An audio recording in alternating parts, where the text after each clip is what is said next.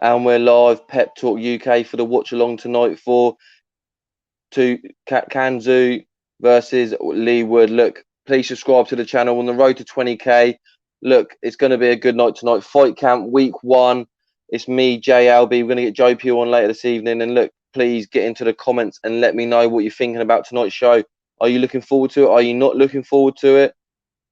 Let me know. Let me know what fights you're looking forward to. Get your predictions in. Fight card predictions. Let me know who you're gonna think is gonna win the fights tonight. Obviously in the main event.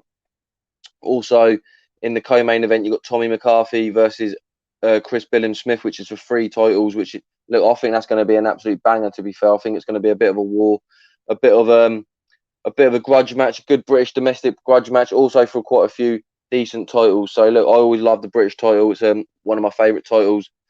And obviously the European title ready for the winner to go on to world honours. We've got Adar Mahmood in the comments. Please let me know what everyone's thinking.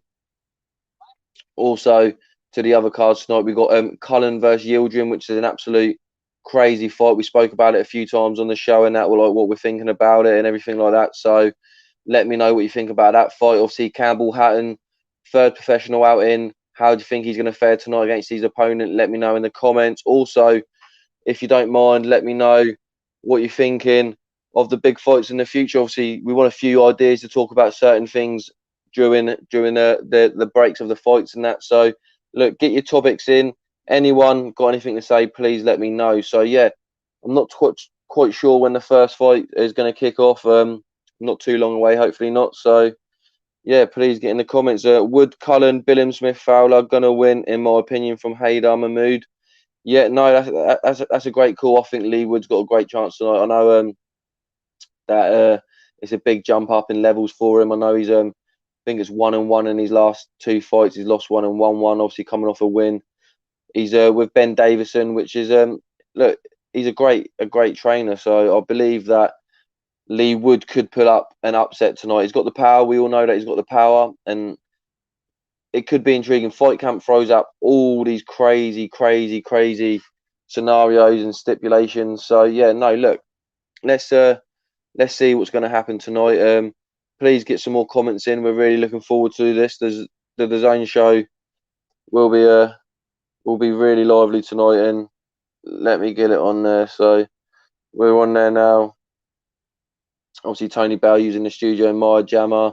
Let me know what you think about the DAZN team tonight. If you got the DAZN app, 199, please go and get it. Please get it. But please, before I go any further, please subscribe to Pep Talk UK. Like the video, and look, we're trying to get to 20,000. So yeah, please get involved. Joe Pugh will be on a little bit later.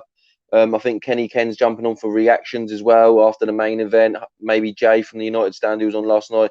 I'm not too sure, but we'll see what happens as the night goes on. Look, we had a great watch along last week. It was fantastic for the Joyce Tacken card. Obviously, there's not really any big fights on this card of that sort of level. So we'll see what happens. And look, the Zone Matchroom UK first show as obviously as a team exclusively. So it looks really good. I'm looking now at the settings. You obviously got the seating arrangement there. That looks great. And also the new team. Look, the garden looks absolutely fantastic. To see what the difference from last year to this year is truly remarkable. And look, they caused some real big upsets. But look, did anyone see the fight on YouTube first? Sandy Ryan. Yeah, it was great. We've got Lunar Star here. Atrocious BS being served up on DAZN. Okay, yeah, no, look, please get your comments in whether you like it or not. But yeah, Sandy Ryan beforehand looked very comfortable in her fight. Her opponent was pretty game, but look, she looks slick, some good skills. I was really impressed with Sandy Ryan tonight. I think she's going to be really good for the future. You got Eddie Hearn on now. I'll see if I can see a little bit of what he's saying. You got he's on there with Laura Woods. So we'll have a little look now. Ryan looked decent, says Haydar Mahmood. Yeah, no, Ryan looked very good. I've got to admit, Ryan did look very good. So look, you've got Yildirim Cullen over 10 rounds. That's going to be the first fight of the evening. Look, I'm going to talk to you guys in the comments, and also go in and out of that fight, calling it as we go along. And that's a crazy fight. I really do think that Cullen's going to get it. Little lever, meat cleaver is definitely going to do. And look, Haydar Mahmood again says the jab was good for Sandy Ryan. The jab was really good for Sandy Ryan. look, I believe Sandy Ryan could go a long way. She's like I don't want to jump the gun and just say it because obviously it's a big statement, but her style was a bit like Billie Joe Saunders, the way that she was able to move out the way of shots, the way that her style was, the drop the shoulder, some of her rolls. Look, she looked really, really good, and the future's bright for Sandy Ryan, 100%. So yeah, please like, comment, and subscribe to the channel. And look, Pep Talk UK, we're looking to grow the numbers. We're looking to give you more content, looking to bring you the best watch-alongs that we can and live shows. So look, please get involved, get into the comments. Look, last week we had a great debate on the comments and that. It was good. I know tonight a lot of people are probably just going to be watching the Zone show because obviously 199. But look, please get involved if you want to listen to the watch-along. Obviously, Joe will be involved a little bit later. And yeah, it'd be fantastic to get you on board. But yeah, please get your comments in. You got Ricky Hatton's son tonight, Campbell Hatton, on another adventure for Campbell Hatton. It's going to be interesting to see how he gets on in his third performance. I ain't really put any pressure on him, to be honest. I think that he's just going to be there to learn the experience, get the rounds in, and look, if he gets a stoppage, he gets a stoppage. I think in his first fight, he was a bit too eager, looking for that early stoppage. Didn't happen. Second fight, he relaxed, eased up a little bit, worked his way around the ring. I saw some good skills, something different from what I saw in the first fight, and hopefully we get the same today in his third fight. So yeah, look, Pep Talk UK, who's looking forward to the fight camp tonight, please get involved. It's going to be one of them evenings where it could throw up some good fights. It could throw up some bangers. And look, I think that Eddie Hearn's kind of delivered in a certain sense. Obviously, for the casual fans, there's not really any big names out there. But for the hardcore boxing fans, there's definitely some good fights involved in there. Obviously, Anthony Fowler, we're hearing rumours that he's going to be fighting Liam Smith. Let me know what fights you'd like to see Liam Smith in the future. Anthony Fowler, it's a big division at 154 domestically and also at the world level. So yeah, let me know what fights you'd like to see there. But it's a big night for Anthony Fowler. We want to see him do really well and get a victory tonight. He's got a late opponent. I think his opponent fought 2 weeks ago, if I'm correct. And I think he's from a lower weight as well. I'm not 100% sure. I think he's fought or campaigned at a lower weight and also at this weight. But I think Anthony Fowler should do the job tonight. I reckon between 6 and 7 rounds he's going to take him out. But please get your predictions in. Let me know what you think. And look, I think maybe we might be starting off. No, I thought that they were going to be going off to Ringside there, but they've gone back to the studio. But yeah, no, this first fight tonight, Yildirim versus Cullen, people, please get involved. Let's see what's going to be happening tonight. Look, I'm just looking at Cullen on the scales here, and Cullen is look, he's a weird campaigner, isn't he? He's a weird. We've seen him at domestic level, seen him against Felix Cash. But look, we've got Ben Adams in the house. Hello, Ben. Hope you're having a good evening. Hope you're going to enjoy the card tonight. Eddie Hearn, not long said everyone is ducking Filip Hrgovic. No, look, Filip Hrgovic can't really get an opponent at the moment. That is correct. Why? Because there's a lure of the IBF mandatory position that could become available. So I don't know why no one would jump at the chance you're in this game to become a world champion. And really, you got to be fighting people like Filip Hrgovic. If you don't want to be a world champion, then you're in the wrong sport. But look, Filip Hrgovic is a great fighter. We've seen with Joe Joyce what he's come through from the amateurs. Hrgovic really kind of a similar fighter in the sense of he's come from the amateur background, really highly rated, an awkward fighter. And look, I would like to see him in some big fights. There's some big fights in the heavyweight division to be made. So yeah, cheers for that, Ben. Let us know if you're going to be watching the fight tonight. Let us know what you think. And please get some more comments in there. You've got Haydar Mahmood again, says Fowler versus Smith going to be announced today if he gets through tonight at the Echo Arena in Liverpool. So yeah, we briefly discussed it. I didn't really hear much about it, but I've done some more research today and also went over some interviews and videos that I didn't manage to catch the last couple of days to just see what was said. And I think Eddie was pretty much saying that the fight with Fowler is going to happen and Liam Smith. So yeah, no, I'm looking forward to that fight. I think that fight will be a good fight if it does happen. Obviously, he's got to get through tonight first, so let's not count his chickens too soon. But no, 100%. Please, yeah, get your comments in. Subscribe to the channel, Pep Talk UK. Please like the video. Let your friends know that I'm on tonight. Joe Pugh will be on in a little bit longer. We're going to get Kenny Kennon for reactions after the main event, so that'd be fantastic. Obviously, the night's still young.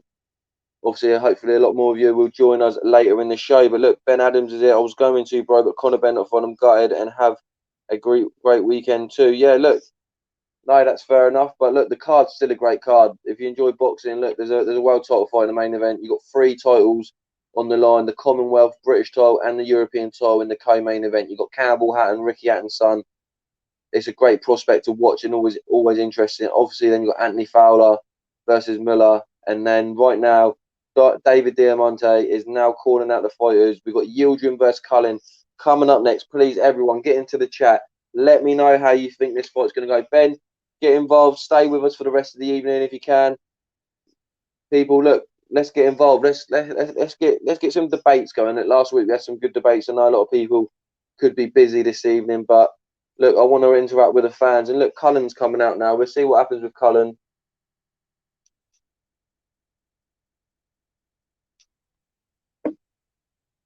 A nice hot chocolate on the go for the watch along. Let me know if you got any nice beverages or snacks on the line tonight for the watch along. Last week we had a good comment. What did you have pre-meal for the watch along? So yeah, I've got a nice hot chocolate, a lemon and lime fizzy drink, and a bottle of juice ready to keep me going for the rest of the evening, people. But look, Cullen coming down to the ring now, and look, fight camp looks absolutely fantastic as usual, like last year. It looks great. Little seating arrangement looks good. Obviously, got a few fans in there tonight. You can see the double decker bus in the background. And look, it's a really nice event. It's something that I would really look forward to watching. It's a great spectacular viewing, shall I say? And look, I think anyone lucky to fight there, it's a great story to say. Look, off for Eddie Hearn's fight camp, and each year it could be a thing now. It could be an annual thing, and it could get bigger and better as the years go on. But look, please get into the comments. Haydar Mahmood's got the ice cream on the go. Fair play, mate. Fair play. I could do with some ice cream right now. That would be lovely. And look, we've got Yildirim coming to the ring very shortly. And look, David Diamante is here to call him out. And look, he fought Canelo in his last fight. Did not look very average at the best. You know what I mean? It wasn't a great performance from Yildirim. We saw him against Chris Eubank Jr. Not very well. I know he's got that. I think it was a close loss, was it, or was it a draw against Durrell? Can't remember, but it wasn't great. It wasn't great, and he's coming down here full of life.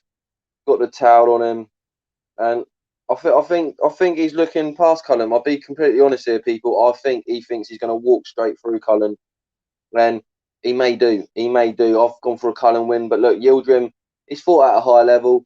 He's got victories on his resume. So look, he could definitely get the job done, and I shouldn't really be overlooking Yildirim as much as I am. But it's one of them things, people. It's one of them things. That's my opinion, and that's the great thing about this channel. Please like and subscribe to the channel. Pep Talk UK, road to 20,000. We want all of you on board tonight. We want you to get involved, get your comments in. Let's have some debates. Throw some questions in there. Throw some predictions. That's what we want. We want predictions. That's what's gonna get things ticking over tonight. And look, this is intriguing. First bell's gonna go in a minute or so, and we would slowly get into the fight. But look, Haydar Mahmood, have you got any fight predictions for this fight card? Let me know. Ben Adams, let me know as well. And anyone else that's going to be in a Lunar Star, if you're still there, throw us in some more comments and we can get talking and get some debates going. Because look, this first fight of tonight, obviously we had Sandy Ryan earlier. If you didn't see it, please check it out. And she got a victory on her pro debut. But this is the first one on the Live the Zone show. Yildirim versus Cullen, a very interesting fight. And is that a North Face tattoo on the back of Cullen? I think I've seen that before. It looks very similar. Let me know, people in there. And is it just you tonight, or is Joe coming on? No, Joe will be on in a little while. Joe will be coming on, people. Don't worry. Joe Pugh will definitely be here, and I'm looking forward to it. It's always good to call the fights with Joe. And look, Cullen round 6 to 10 KO points for Haydar Mahmood. Yeah, no, it's gonna be a tough fight tonight, people, for Cullen. But I feel like he could definitely pull it off, and especially at fight camp. Yeah, it looks good. Look how different round the ring it looks from last year. So, people, let me know what you think of fight camp. If you think it looks great, how do you feel it looks on TV, and what you think of the DAZN team. And let me know. Look, we got another comment here from Ben Adams. I'm not into women's boxing, but I do like Ebony Bridges. She's hot. Look, fair enough. Look, obviously there's some great looking women in the women's boxing, and if that's what it takes for you to get into boxing, I'm sure that's okay. But look, women's boxing's on the up. I'm in it for the boxing, purely for the boxing skills and boxing talent. And look, Ebony Bridges is a good fighter as well. We saw her have a great fight with Shannon Courtney not too long ago, earlier in the year. So look, Yildirim looks full of confidence. You did not see Yildirim looking like this when he fought Canelo, people, did you? Please get in the comments. Please like and subscribe to Pep Talk UK. What are you thinking about Yildirim? He looks like he's not taking it very seriously, in my opinion. Obviously, he suffered 3 losses. And look, he's got like, it's a bit of a mixed record for my liking. You're not really too sure what you're going to get. But what I have seen of Yildirim, I haven't been too impressed. But look, he's been paid for this. It's a great business move. We spoke about it on the show yesterday that obviously he got a 2-fight deal when he got the Canelo deal. And that is great stuff for Yildirim. But look, here we go. The fighters are in the middle of the ring. We're going to get underway very shortly. The gum shields are going in. And round 1 is just about to begin, people. Let me know in the comments how you think this is going to go. Let us know. Please subscribe to Pep Talk UK. And this could get very interesting here. So Yildirim comes out to the centre of the ring. And he's definitely a bit more aggressive than what he was in the Canelo fight. Obviously, the fear factor for Yildirim's not there. But Cullen's got a long jab. You've seen him there pop it out a couple of times. And he could definitely use the reach advantage in this fight. And Cullen, if I was him, I would just pop the jab out as he is at right now, and he's doing very lovely. But yeah, people, please get in the comments. Please let me know what you're thinking about tonight. And look, you've seen the jab already land a few times by Cullen, and the reach is a massive factor tonight. An absolute massive factor is the reach. And look, Yildirim comes in with a sharp left hook there, which Cullen will have to watch out for if he's going to be coming in with these big jabs. But look, people in the comments, let me know how you think this fight's going to go. How do you think the evening's going to go? Haydar Mahmood comes in here with thoughts on Frampton being in McCarthy's corner tonight, and apparently he's going to be watching Shane wrap Chris's hands. Mind games, tactical stuff. Look, it all happens in boxing. I'm not surprised. You see it all the time. But look, Yildirim backing Cullen into a corner here, coming in with some strikes. But look, Yildirim's face is reddening up a little bit, and I think he's already realised this is going to be a harder fight than what he thought. But yeah, no, Haydar Mahmood for them comments is definitely just mind games. But look, we've got some more comments there. Ben Adams, Yildirim seems like he just shows up for payday and don't want to fight. Look, I've seen that in a couple of his fights. He doesn't look like he's really wanted to fight. I think in the Canelo Cup fight, he just didn't even come out of his corner, and look, he was getting beat up anyway. But look, he just doesn't seem like that. He looked confident coming to this fight, because I feel like he's overlooked Cullen. But there's some nice shots there from Yildirim. To the head and to the body, and look, again, some nice shots from Yildirim. So look, Yildirim throwing a few here, but I think Cullen's definitely caught him off guard, definitely with the long jab and the way that Cullen's started this fight. I think, no, it's a good tidy first round here. So yeah, look, we've got some more comments. Haydar Mahmood, big shots by Cullen. Yeah, we know Cullen loves the bang. He loves a tear up. Phone booth type of fighter, Cullen, even though he has a big reach. But look, he's there. He got caught there for being a bit sloppy. And look, with Cullen, he's still, you say learning on the job, but look, he's only fought really at domestic level, and he's going to be getting caught with shots here. Yildirim's obviously campaigned at a high level, even though he maybe not won them fights, but he's still been in the ring with them sort of fighters. So you're going to have to be careful for Cullen. But look, it's a nice first round for Cullen. Yildirim's now backing him up back onto the corner, but please, everyone in the comments, please let me know what you're thinking. Let me know how you think Fight Camp's going to go. If there's any fights you're looking forward to, not just this week, but the following weeks. We've got another 2 weeks after this, which is absolutely fantastic. Prince Teddy, lovely to have you in tonight. Yildirim's best win is still James DeGale's teeth in sparring. Well, yeah, no, I did hear about that. But look, that's not a real registered fight. And how many years ago was that, Prince Teddy? We really appreciate your comments. We appreciate you coming in. It's great to see you this evening, and yeah, let me know what other fights you're looking forward to tonight, Prince Teddy. The first round, how's you lot scoring it? Let me know.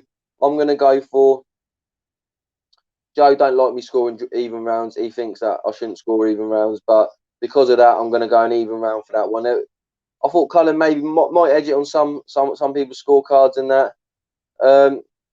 Yeah, yeah, yeah. Go on then. I'll go for a Cullen round that one. I'll go for a Cullen round. I won't sit on the fence. Joe will be happy with me on that one. So yeah, I won't go for a even round. I'll go for Cullen on that one. So the fight is now stepping up for round two. So yeah, the fight after this is Anthony Fowler, if I'm correct. So let me know what you think will be happening in that fight. But look, here we go. Yildirim comes back out to the centre of the ring, and it's just, I feel Cullen can make this an easy night for himself if he just uses the jab, stays at range, look, going to the body, lovely, beautiful stuff, and then just keep it at bay and come in with some big right hands. But the thing with Cullen, when he comes in with a big right hand, he needs to do it at the right distance, because when he's in quite short, the shorter man's going to be able to clip him like Yildirim has done a couple of times, because the distance isn't that far for Yildirim to go. But look, Prince Teddy says good first round for Jack Cullen. No, 100%. I definitely agree with that. I think it was a great first round. And Ben Adams, I'm not too sure, mate. I can't recommend any. Unfortunately, it's only $1.99 on the Zone. It's worth purchasing if you can afford it. If you can't, then stay with me tonight. Joe will be on very soon, and we will get you through the evening, my friend. So yeah, please, people, let me know what you're thinking. And look, Cullen's coming in with some nice shots here. Yildirim, I believe once he gets to round 4 or 5, Yildirim won't want to be in there no more. He's thinking, oh, bitten off more than I can chew, and then maybe quit in his corner. We've seen it before, but I wouldn't be surprised if Yildirim wins still. But look, it's a great fight to start the card tonight. Nice body shot there by Cullen. Nice jab. The ref says keep it up. X Ace 99X says fed up of the rubbish undercards. Yeah, people, let me know. What do you think of the card tonight? Obviously, a lot of people said, look, it doesn't matter that Conor Ben's off the card. They're happy enough with the card as it is. I think it's a good card. As a hardcore fan, it's a good little tear up card. Obviously, if you want the names of like Anthony Joshua, Dillian White, like last time, the chances are we weren't going to get it, because a lot of money is going to be going on the production and the way it looks. But it's a good opportunity for other fighters, and I'm all about opportunities for fighters in that. And look, Cullen's got an opportunity here. Look, this is like a fantasy type fight for Cullen. He never knew that he was going to get an opportunity to fight someone like Yildirim. So look, it's a great opportunity for him. Look, Yildirim's got him backed up onto the ropes here. But look, Ben Adams, I was going to pay, but no, Conor Ben. As I said, there's some great fights still on the card, Ben. Oh, Cullen with some lovely stuff here. Look, people, there's some great stuff by Cullen. That jab, told you, just keep popping it, popping it, popping it.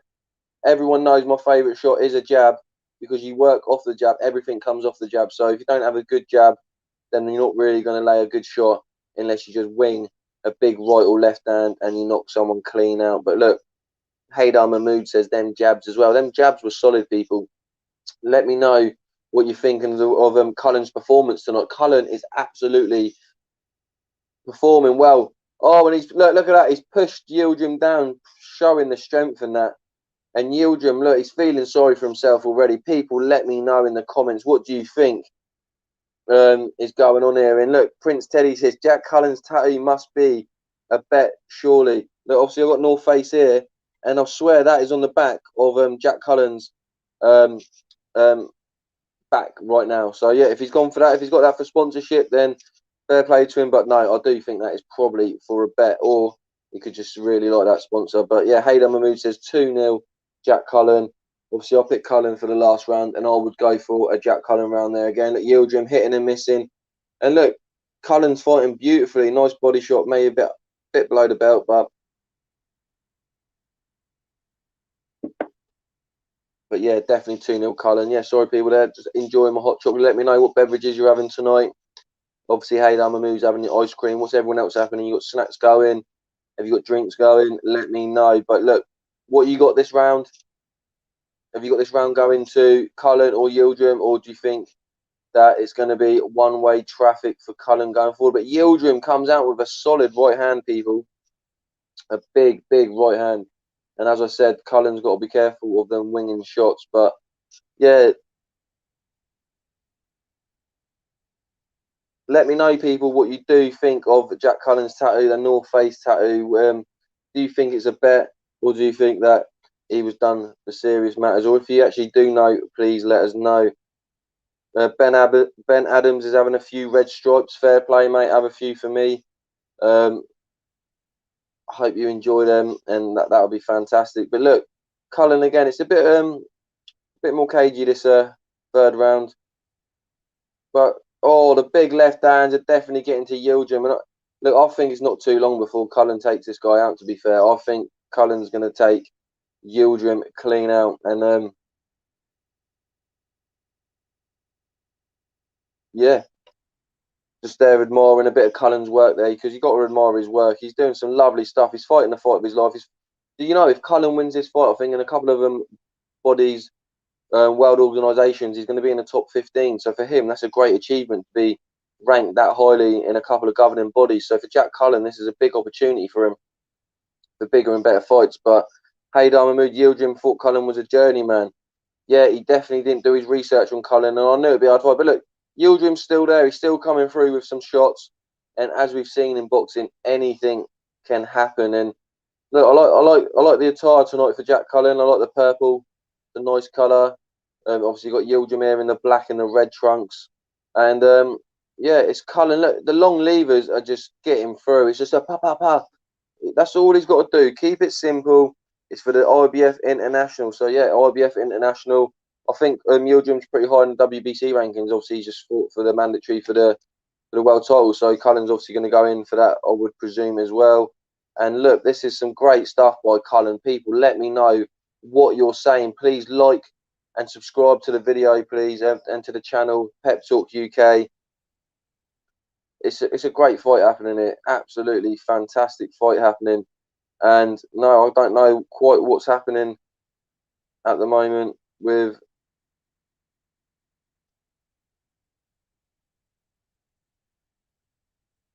Yildirim tonight. Yildirim is definitely struggling. But look, we've got Prince Teddy here saying Jack Cullen is looking good. Decent jab. Such a weapon. And no, look, 100%. It's a great weapon to have. And look, anyone who's got a big jab like that, I always say it, it's my favourite shot. Anyone with a big jab like that, and it's worth its weight in gold, because every shot can come from that pretty much. And if you work it correctly, as we've seen with Canelo and other fighters that use the basics very well, the basics, if you can just use the basics to the very high standards, you've got a great chance in everything coming off that and having a great performance. I feel like sometimes fighters do overcomplicate things, but yeah, no, I'm just gonna be seeing here 3-0 to Cullen for Mahmoud. Yeah, no, I wouldn't disagree with you there. I think he's having a great performance this evening. Yildirim's not really known how to figure him out. The long jabs, the long levers, getting in there. A few times Yildirim's come through with some winging shots, a right hand or a left hook, but nothing too much to scream home about in that. And yeah, no, it's been a good little fight so far, good little tidy fight, and I do think Cullen will take out Yildirim tonight. Yeah, so yeah, it's interesting stuff. But one moment, there's someone at my door. Quickly, just one moment, people.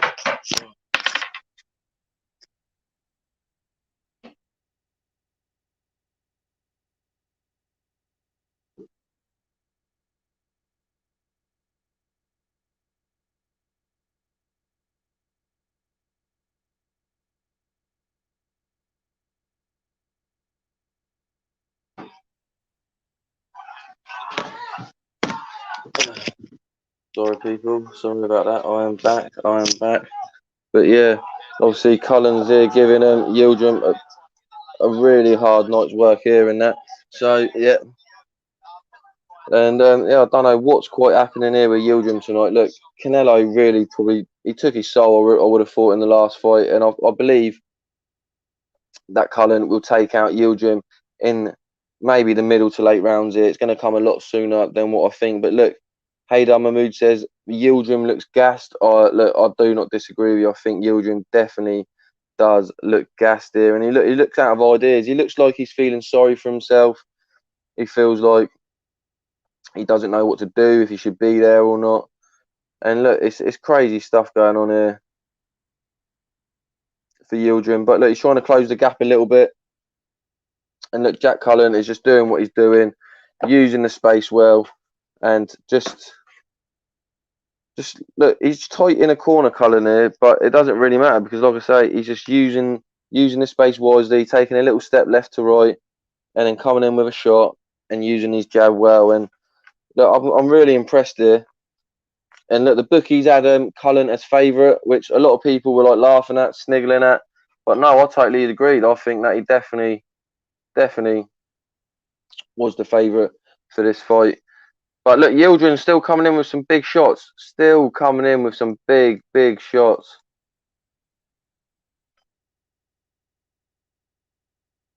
So look, I don't know. Do you think Cullen's tiring a little bit with this work rate that he's been putting out? People, let me know in the comments. And look, we got that guy in the building. Hello, that guy. I went for Cullen, unanimous decision. Don't know if might actually stop Yildirim though. 100%. And that guy, thanks for getting in touch with Pep Talk tonight. Please, everyone, like the video, subscribe to Pep Talk UK, and look, get your comments in. The size of Eddie's garden is the size of Cullen's whole hometown. Yeah, it's a very big garden. Eddie's a very lucky man, and this is his old house. So imagine what his new house looks like. This is his office. So that is ridiculous. But look, it's a great little, tidy little dust up here. And look, Yildirim, look, he's not bouncing around like he was before the fight. He's definitely lost for ideas. And people, please let me know what you think of tonight's card. Billam-Smith versus McCarthy. What's your predictions for that? Campbell Hatton, how do you think he's going to look in his fight?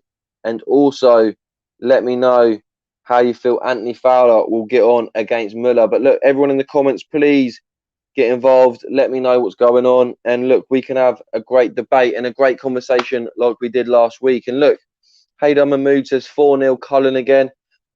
I'm not even going to argue with that, people. I think Cullen is definitely shown that. It sounds crazy. It doesn't sound crazy because I'm not going to destroy him. He is better than Yildirim tonight. He's proven that. I didn't think Yildirim was much cop before this. I'm glad that he's not really showing much. But look, every fight is dangerous. You can never count anyone out. Look, if you watched I was listening to Time Booth earlier, and he said that he got in a real fight the other day, got arrested, and he got punched and kicked on the floor and got back up in there and dropped the guy with a left hook. So look, anything's impossible. So if you can get punched and kicked by 2 or 3 guys and get back up and knock one of them out, there's no reason why Yildirim cannot knock out Cullen. But Cullen, please keep going as you're going. Keep the jab going, and I would love it for Cullen to get a victory here, especially for the UK fighters and for him on a stage like this at Fight Camp. But look, Prince Teddy said Cullen started sharp and looks good, but can he keep it up for another 6 rounds? I don't know. That is the question, and we've got some answers that we're gonna find out. But look, Cullen there using the jab nicely again. I would like Cullen to use the jab and come up with some more uppercuts. I think the uppercuts could come in handy here, and I think if he could maybe work a few of them, he could cause a bit more damage to Yildirim. But yeah, he's going well. Nearly 1 minute up of round 5. But Alan Skills, sorry I'm late to the party. Blessings to everyone. Alan, nice to see you this evening. Glad to have you with us. Hopefully you stay with us for the whole night.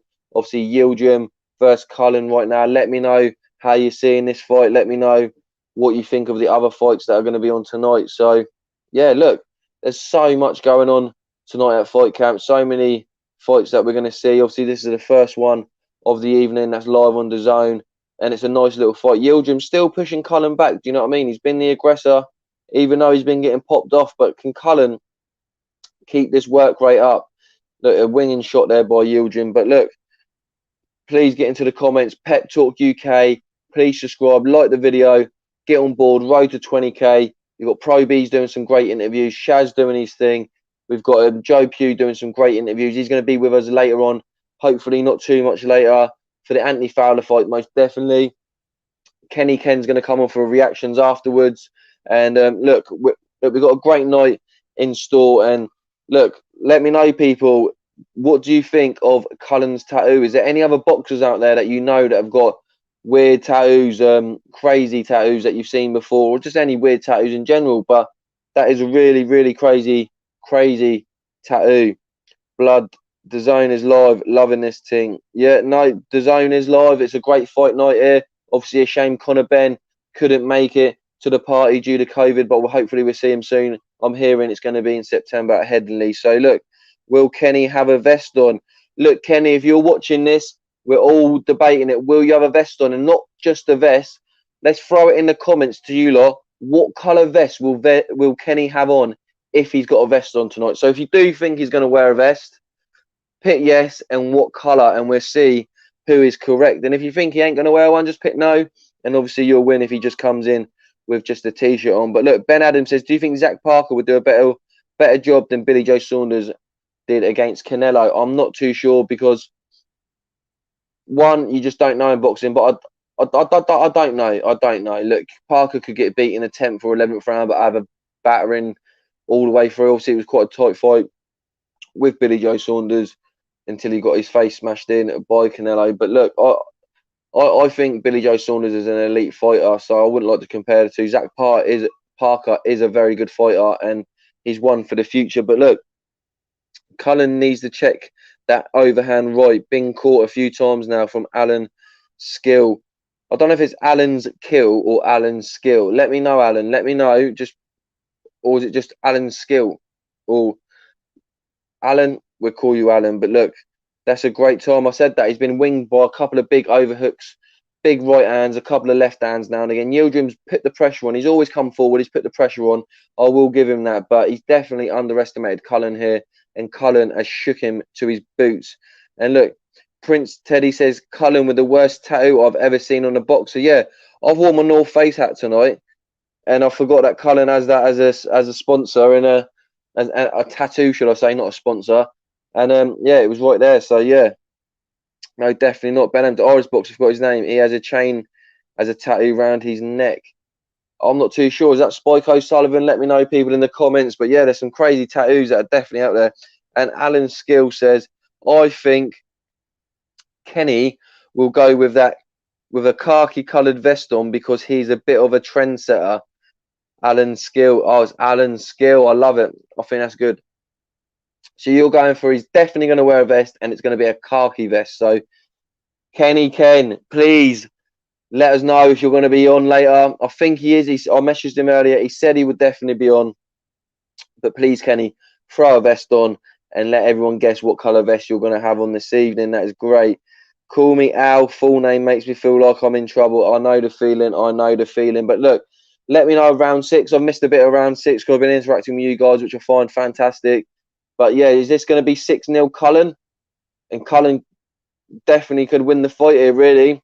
Yildirim would need a knockout win or a stoppage. So look, there's a few nice body shots coming from Yildirim. Look, oh, nice little avoidance of the shot there by Cullen. But look, Yildirim pulling on the pressure, showing everyone what he's still got to give in the fight. And look, a few winging shots still coming through, but Cullen there. And I said, if it comes down to a dogfight, I've got Cullen all day long to win a dogfight. But please, everyone, subscribe to the channel, Pep Talk UK. Joe Pugh's going to be joining me very soon. He's going to be on for the other fights. And yeah, get your comments in and let me know how you think this evening's going and how you think the rest of the fights are going to play out. Get your predictions in. Get your comments in for the future shows for Fight Cam or any other boxing fights that you're looking forward to. If there's any MMA fans out there, let me know. Obviously, I'm an MMA fan as well. You got Bellator tonight, the Grand Prix final. So look, we can find out and talk about some other stuff while we're talking in between fights. But look, there's 47 seconds left of round number 6, and Haydar Mahmood comes in with a comment. It's a dogfight right now, and that is correct. It's a dogfight. It's definitely, the sun's come out. It looks fantastic. Looks absolutely fantastic in Fight Camp. And look, we got Tips McGee comes on, says, do you know Mike Fatboy Slim? No, I do not. But thanks for your comment, Tips McGee. And yeah, please join us for the rest of the evening and get involved with the comments. Just finishing my hot chocolate off, which is very, very nice. But yeah, look, everyone, what you got the results at the moment? We've got here Prince Teddy coming in. That stiff jabber Cullen has pretty much won in this fight so far. Got him 4-1 up at the halfway point. Look, that's a great scorecard there. I find it hard to give Yildirim a round, but you could maybe give him 1 or 2. He has put the pressure on, took the centre of the ring and pushed Cullen back a few times. But I feel like the cleaner work is definitely coming from Cullen. We've got Andy Lee. Let's see what Andy Lee's got to say.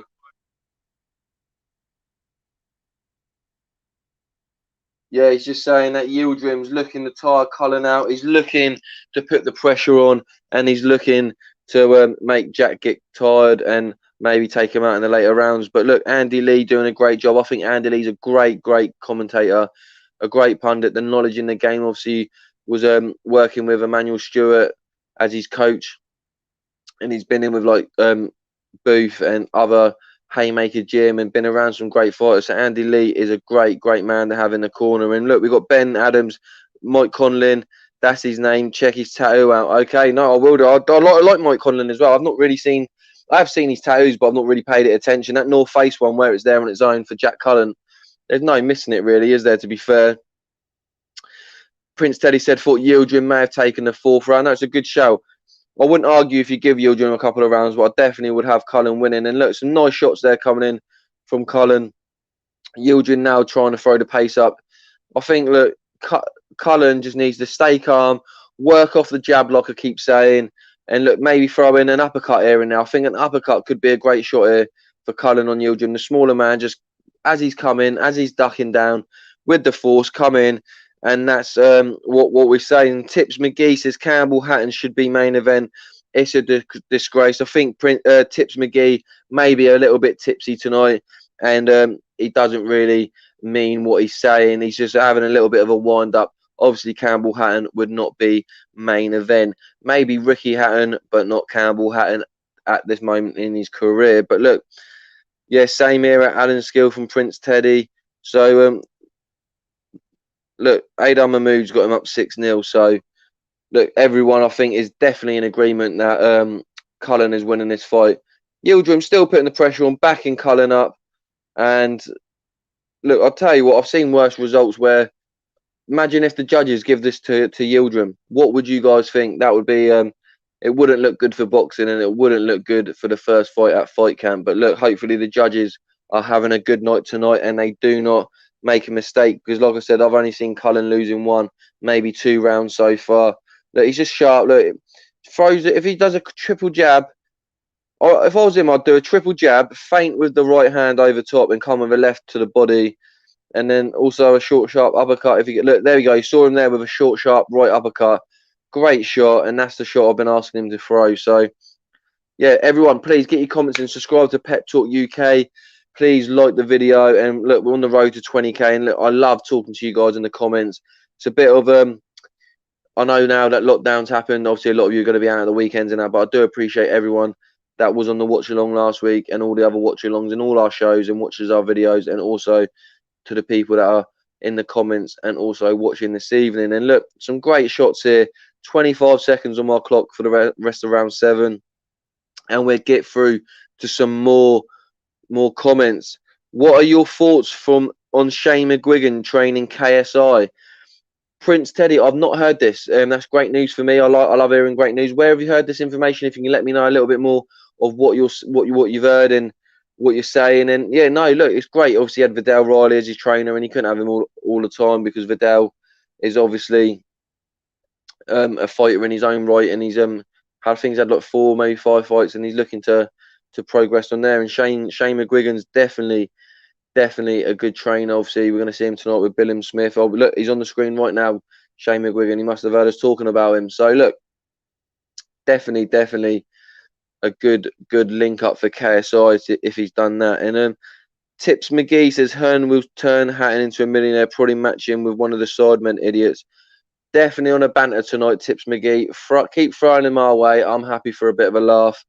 And look, he probably will make him a millionaire, but he's obviously might be a good fighter as well. But look, I'm here to support the fighters and support boxing in general. So look, yeah, no, look, we appreciate everyone's comments. It's a fan channel.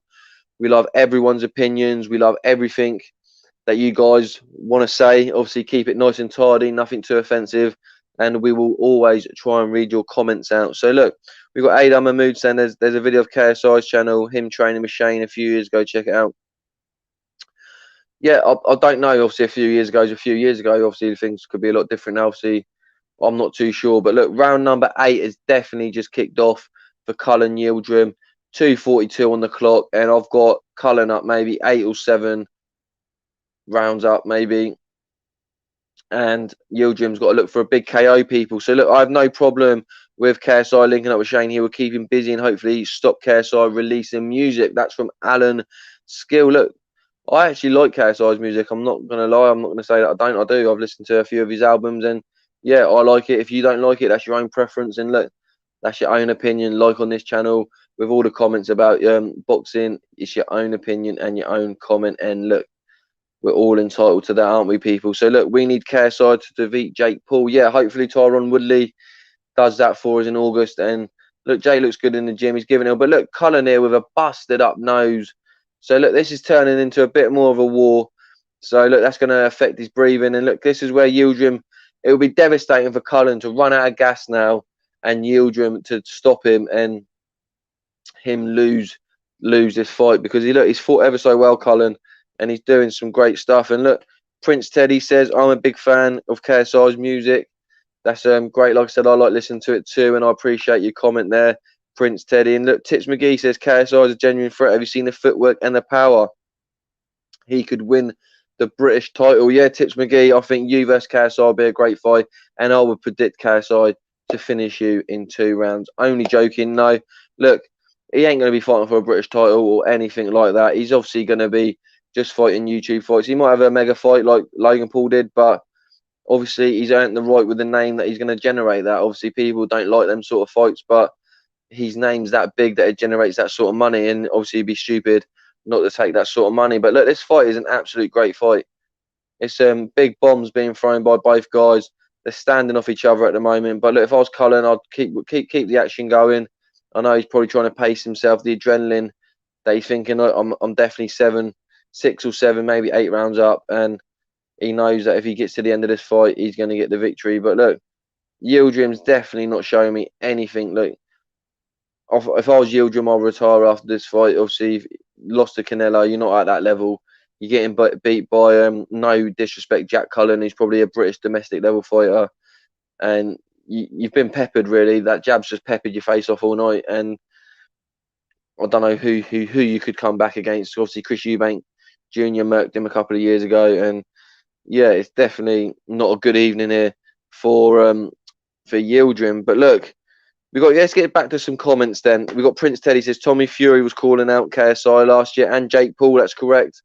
He was looking for that money, them big names. And look, why not? It's all about money game for a lot of these fighters, and they say they're prize fighters. So if the money's there, then they're going to fight. So 100% me. Tips McGee said KSI would put me on my back with the first jab. I wouldn't last 2 rounds, pal. That I was only joking, but look, if it wouldn't go more than 2 jabs, then fair play as well. Look, let's see where Haydar Mahmood saying 8-0 to Jack Cullen. Barry McGuigan there looking pretty stern as McCarthy's getting his hands wrapped. Let me know what you think on that fight tonight, people. Do you have Tommy McCarthy winning that, or do you have Chris Billen-Smith? And look, this fight's going to go to the 9th round. Let me know how you're scoring it. Let me know how you see the rest of these fights going. And please subscribe to Pep Talk UK. It's looking really nice in the garden there. The sun's out. I can see the food trucks in the back garden, in the back view, and it's definitely making me feel hungry there. A couple of burger vans, it looks like, or some kebab vans or something, and I definitely feel a bit peckish seeing that. And Barry and Carl in the same room there, 2 fantastic legends of boxing, and yeah, I'm sure they want to have a bit of a tear up as well. And we see it before, haven't we? They went to court, Barry and Carl, about obviously when they were working together and everything like that. And yeah, it's a bit of a weird setup between Carl and Barry. Obviously, I don't think they get on. I think that's clear for everyone to say that they definitely do not get on with each other. But to be sat there after that court case, it must be a very, very tense atmosphere. And look, let me know what you think about that situation. Do you think it's an awkward situation there? Do you think the mind games are going to be working? Do you think McCarthy's got the edge? Billen-Smith's got the edge? Big co-main event tonight, 3 titles on the line, the Commonwealth, British and the European title. So a big fight there. And look, Alan Skill says Barry and Carl in the same room, 2 fantastic legends of boxing. I've just said that one, silly me, but yeah, we'll go back onto that. Look, Barry Hearn, I think Jay said on the show last night, he lost his world title to a late opponent, and that's a key fact for Anthony Fowler tonight. Anthony Fowler needs to keep his concentration because he's got Muller, and Muller can bang. I know he fought 2 weeks ago. I think he's campaigned at a lower weight. I'm not too sure, but look, it's a very, very, very interesting fight. And look, it's Haydar Mahmoud says, it's sad to hear about Carl and Barry and Shane winning world titles, and Shane was his best man. Look, maybe that's why it hurt so much for Cole Frampton. I don't know, obviously, the ins and outs of what went on, but something obviously happened there, and it cuts deep when obviously you're good friends with someone like that, and being a best man at your wedding, obviously you're going to be really, really good mates. And also, it says here, LB, hi, just got in. LB, please jump in, get involved. We appreciate it. Obviously, a regular on the show. Love speaking to you. Get involved. Like the video. Subscribe to the channel, people, if you're not already subscribed. Pep Talk UK. Let me know your predictions for this fight. A minute left of round number 9. Did someone just get dropped today? I'm not too sure. I may have missed something there. Looking at the comments, I've just quickly gone back. I don't think I did. I don't think I did. No. But yeah, I think Yildirim has definitely struggled. Oh, lovely. He's just peppering him. When he wants Cullen, he's peppering Yildirim. Fantastic stuff. Absolutely fantastic stuff. And look, Alan Skill said it'd be awkward with them in the same way. Hopefully they bury the hatchet. Life is too short. But yeah, like that is. Look, I echo them words. I really do. But whatever dispute they've had, it's between them as men, and hopefully they're just both okay. And Yildirim got told off. That's all. Yeah, Yildirim got told off. Nothing too serious. Yildirim flexing the muscles, but Yildirim, if I was you, mate, I'd sit down, shut up, listen to your corner, and actually go for a knockout in the last round, because, mate, you've lost this fight. But please, everyone, 9-0. Haydar Mahmoud's got that going into this. He says, Cullen, you have absolutely destroyed Yildirim tonight. Every round is yours. And he thinks that Cullen is up 9-0. And look, I wouldn't disagree. I wouldn't argue with that if someone told me that they've got him 9-0 up. Prince Teddy says 8-1. That's a good one. I'm going to go 6-2, and maybe an even one thrown in there, just because I do like a couple of even rounds now and again. Because look, they're there for a reason, and sometimes some rounds are close. But look, I'll go 6-2 with an even round. Obviously, Cullen comfortably ahead on the scorecards. Look, he's got his fans there, and it's a great opportunity. He can now say, I'll beat Yildirim at fight camp. I've got a couple of world rankings. His last fight, he fought Canelo for the world title. It's his biggest victory of his career. So, look, let's see what happens here in round number 10. But IB says LB or IB. I think it's LB. But he says, how did Canelo get away with fighting this guy? Well, he's mandatory. That's what happened. He was mandatory. He sat there for 2 years, I believe, Yildirim, and he didn't give up his mandatory spot or fight someone for his, like, to keep his mandatory. He just said, look, I'm not fighting for 2 years. I'll wait for Canelo or the big payday. And that's why that happened. So, yeah, no, that's why that happened. Business move from Yildirim. I think he knows he's not going to be a proper world title contender. And he got the big payday, and he got another deal with Eddie Hearn with this fight. So look, it's great stuff there by Yildirim. But look, Cullen's won this fight. I think the jab's won in this fight. A couple of big hooks, and with that reach, that's all Cullen had to do. It's all he had to do was use the jab. But let everyone get in the comments. Let me know what you think. And it says, is Bilham Smith promoted by Rigged Fights Hearn? Well, yeah, Bilham Smith is a part of Matchroom. I think he's been on quite a few shows. Yeah, so yeah, he does promote him. So Bilham Smith's a great fighter from Bournemouth. The gentleman, first 4 to 5 rounds, he's very dangerous, very strong. I feel like sometimes the fights get away from him if his concentration goes a little bit, and it becomes a bit of a dogged fight for Bilham Smith. So he's a good fighter. So yeah, I'm not going to say any bad words about Bilham Smith. Obviously fighting Tommy McCarthy tonight for the British, Commonwealth and European title. So everyone, let me know what you're thinking about fight camp. Let me know what you're thinking about the fights that we've got later this evening. Let me know what you're thinking about this fight. And also, week 2 and week 3 of fight camp, and also what other big fights are happening in the summer. But look, Yildirim now, look, he's trying to throw some punches. He's got to go for it. If I was him, I'd just throw the haymakers. If you take a couple on the way, and even if you get dropped or stopped, you're losing the fight anyway, and it's just go for it. But I'd think with 44 seconds on the clock, Cullen has definitely got this fight won. And look, Tips McGee says Billam Smith wins the fight then. Look, that's not necessarily the way. We've seen some fights before with Eddie Hearns where he kicks off. I don't think Eddie Hearn wants judges to favour fighters for him if that isn't the correct result. So, look, I don't believe that's correct. And if Tommy McCarthy's good enough, Tommy McCarthy will beat Billam Smith tonight. But it's a fight that we've got to look forward to. And look, last 15 seconds here of this fight. And look, definitely a good fight. And it'd be great to get Joe on after this fight, ready for the Anthony Fowler fight. And look, we got Alby here. Looking forward to seeing Joshua Buatsi. Should be a great fight in a few weeks. Yeah, he's got a great fight against Bennett. Who's he fighting again? Bennett Nix or something like that. Obviously, Black Nix or something. We see him in the golden contract. So he's a much higher level opponent that Buatsi's fought against before. And look, Cullen's fans are going crazy, and Buatsi's definitely one to look forward. Look, Haydar Mahmood says 10-0 to Jack Cullen for that fight. With that tattoo as well, you've got to have some nuts to go out and fight someone with that tattoo on your back. Fair play. Look, I wear it on my hat, but not on my back. And it's a good victory here for Little Lever, Meat Cleaver, Jack Cullen. The biggest victory of his career. And Bolotniks, that's it. Bolotniks, I do apologise. We've seen it before. My pronunciations of certain surnames is absolutely terrible. But we'll get there. I've got you in the comments. You will help me get along. And yeah, Bolotniks is definitely a good fighter for Joshua Buatsi to fight in his next fight. But look, Yildirim, I think he knows lost that fight. And I think Cullen definitely knows that he's won that fight. Yes, the guy from Latvia, that is correct.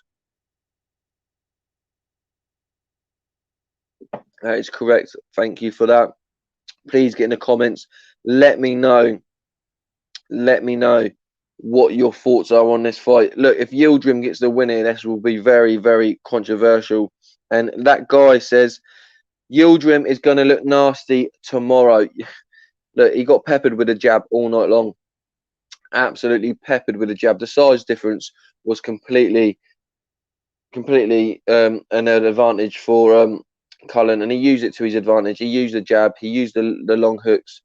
Sometimes he threw him some body work, and just a great performance, the biggest performance of his career. And we've got some other comments here. Hi, Tommy Edward here. 50 grand to take the L against Billen. All right, well, we'll see. We'll see Tips McGee. Tips McGee throwing the tips in tonight. We appreciate your tips. Keep them rolling in. Keep them rolling in. And LB says Yildirim is one of Chris Eubank's best wins. Says a lot. Yeah, that's true. But look, I want to listen to the results here. That tells you it could be close. I think it's close.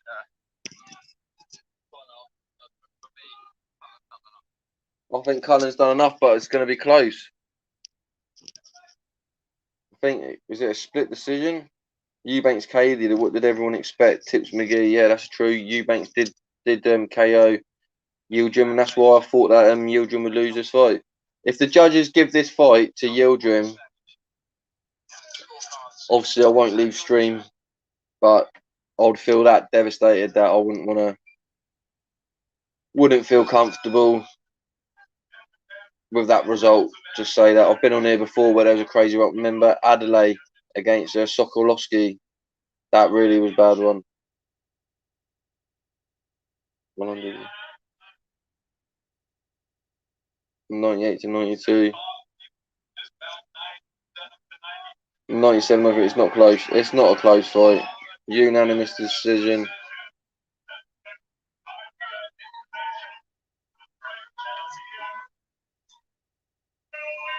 Little Lever, Meat Cleaver gets the victory as we thought. I'm glad he didn't get robbed or anything. I'm glad that he got the victory. It was truly deserved.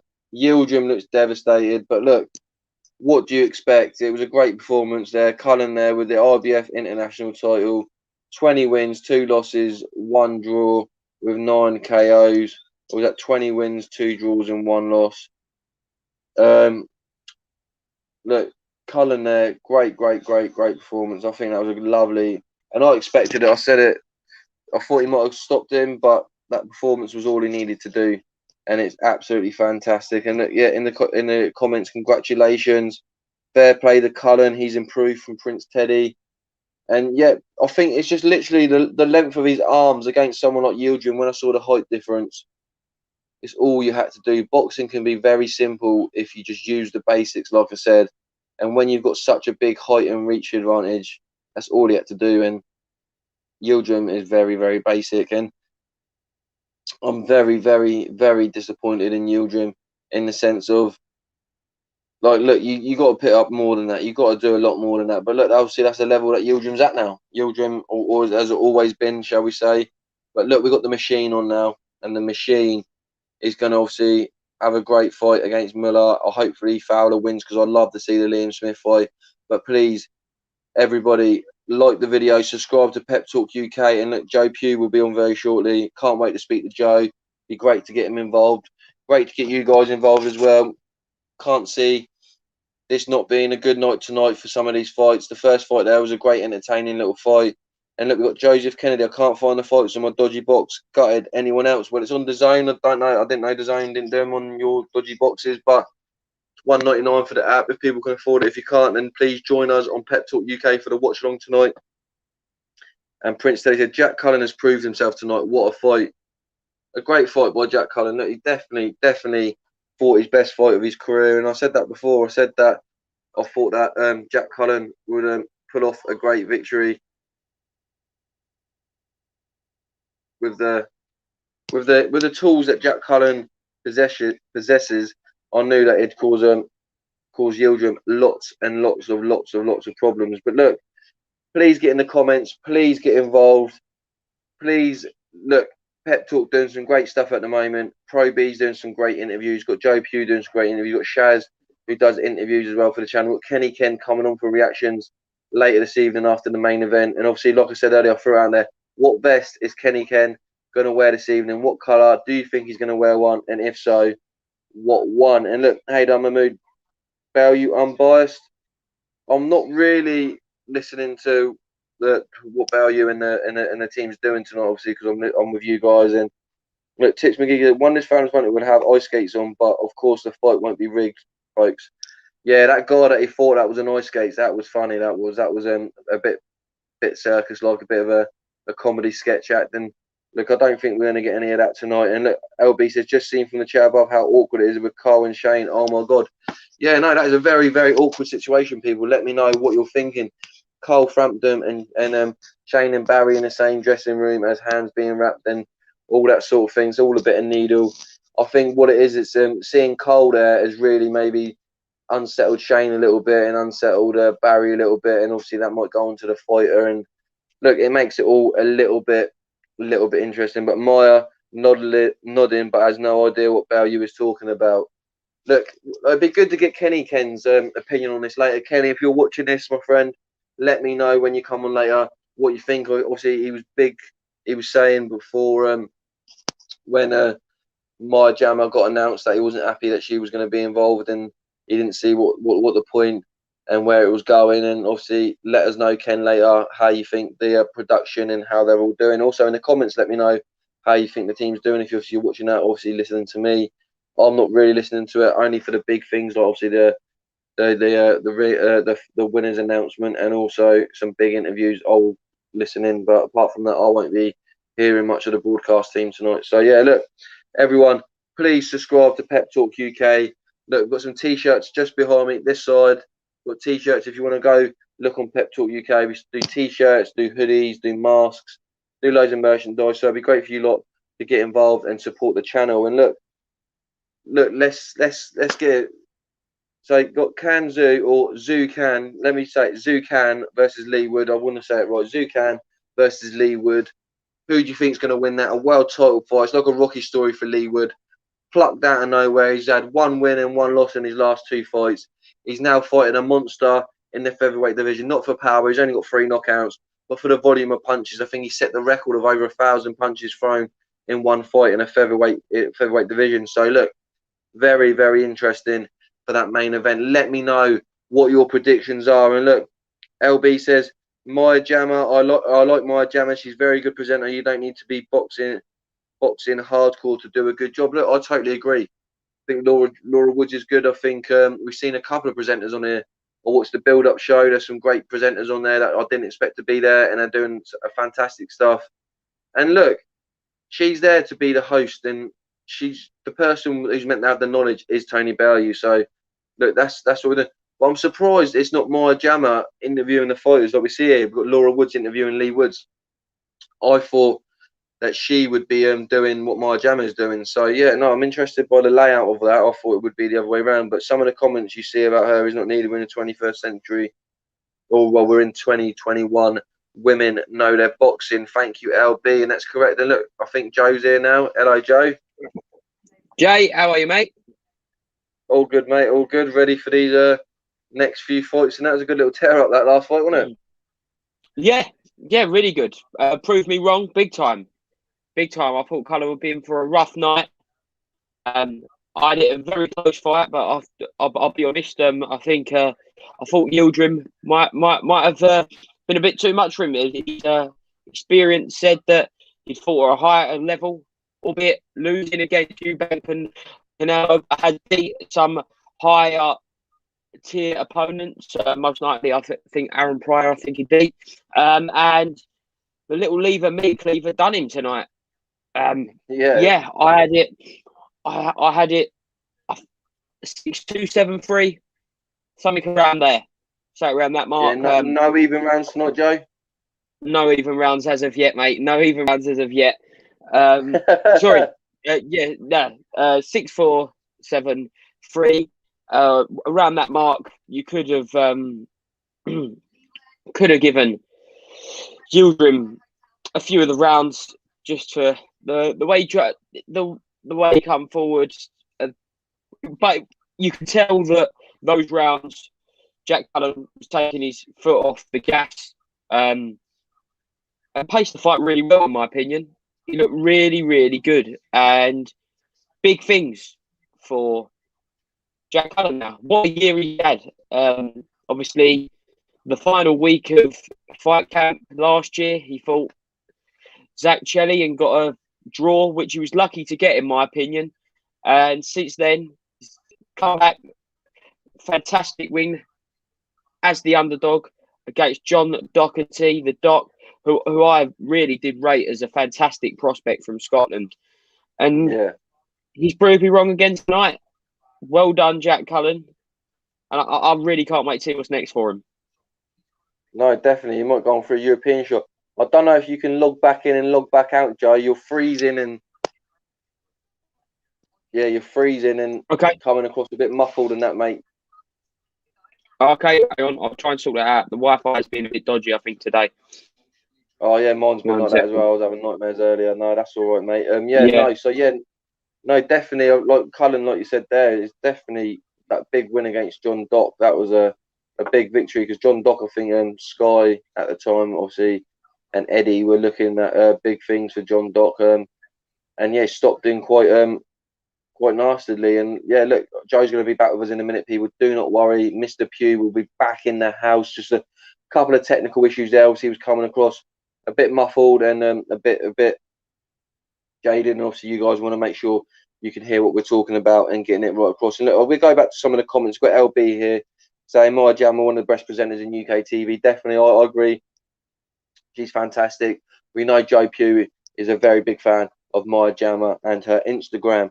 So, yeah, let's have a look. I've got LB again. Richard Riakporhe is the most dangerous man at Cruiser.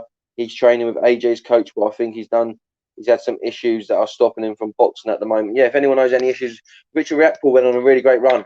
His style wasn't very attractive, but yeah, if anyone can let me know what is currently happening with Richard Riakporhe, that would be fantastic. And like you say, he's training with AJ's coach. That's great, but he needs to start getting on a bit of momentum, a bit more of a roll.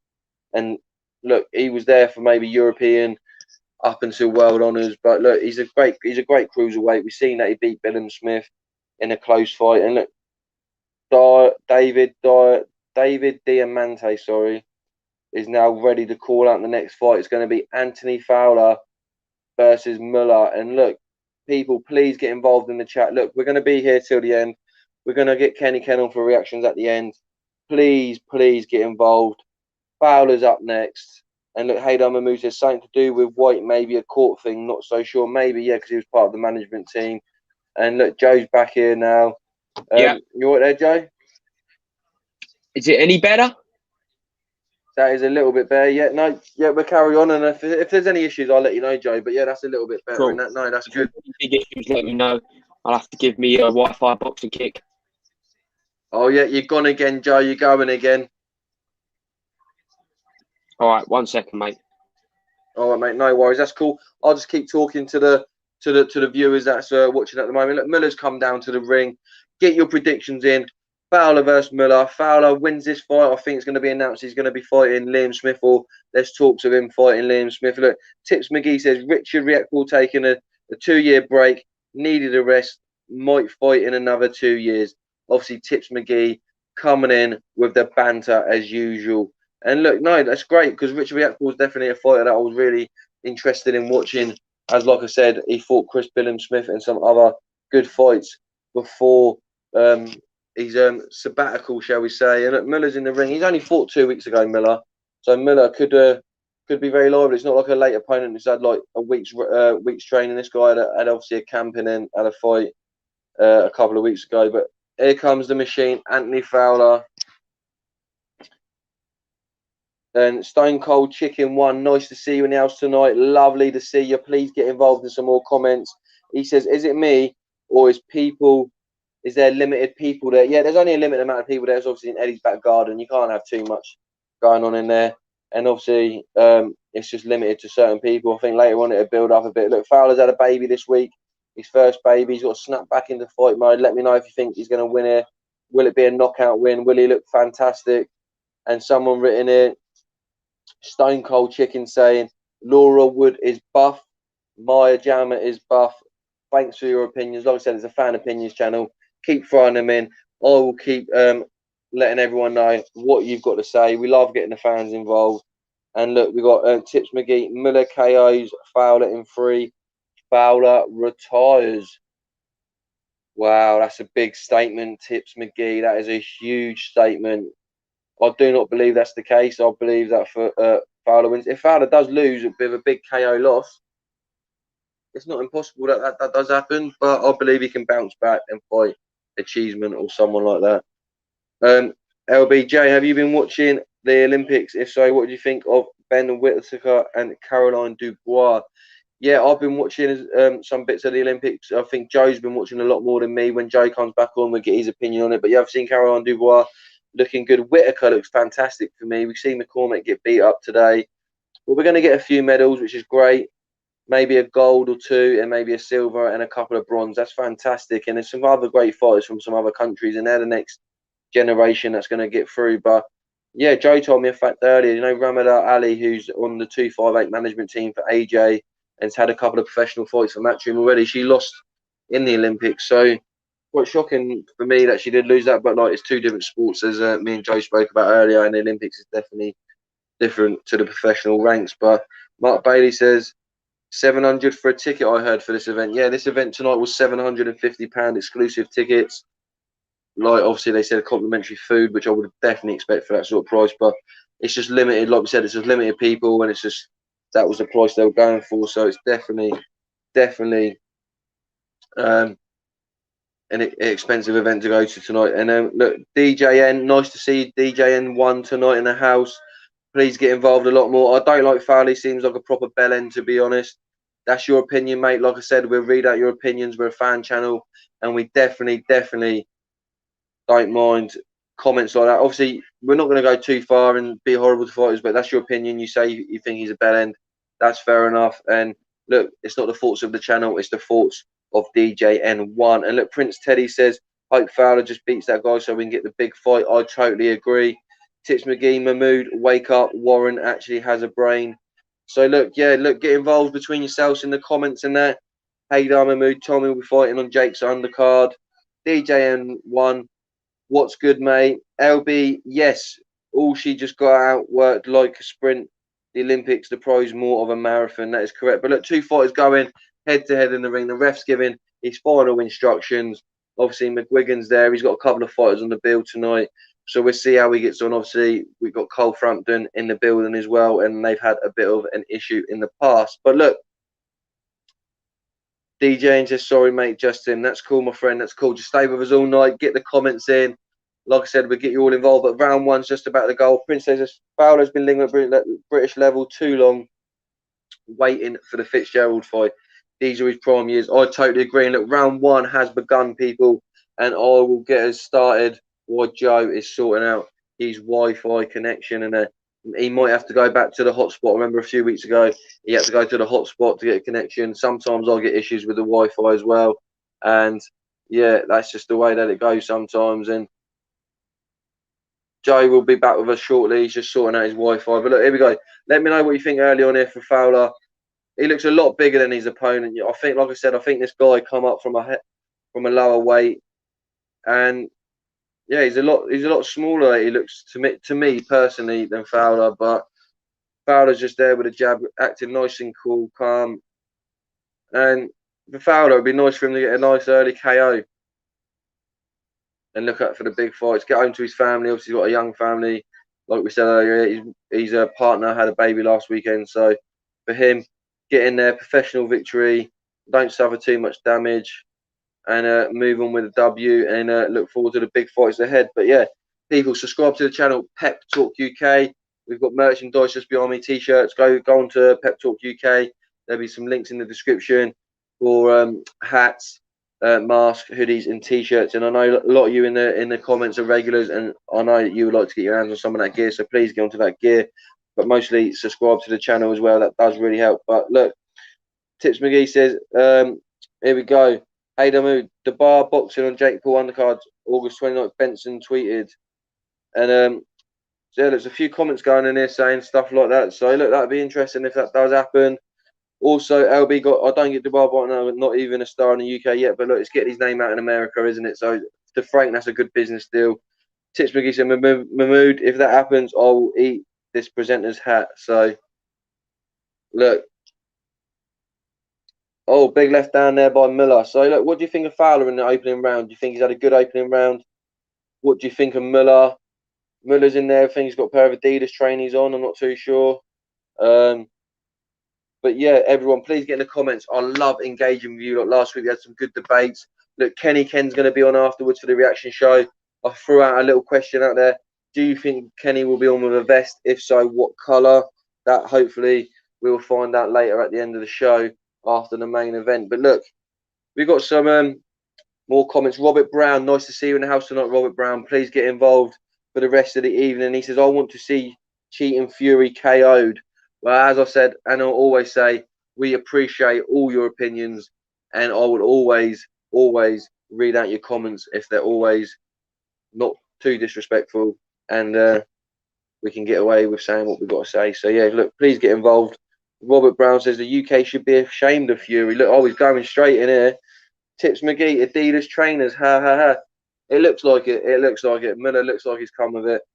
And look, I've got a pun for you right now. Catchphrase: say what you see, and I see Miller corner. You know the yogurt's the Miller corner.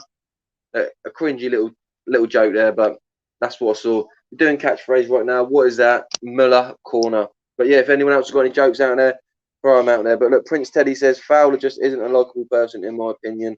That is crazy. And look, LB, last live chat I was on, crazy. You were talking about a Tesco Fight Club. Yeah, Tesco Iceland. His name was Nelson. Nelson, if you're out there, Nelson, get involved tonight. We'd love to see you back on the channel.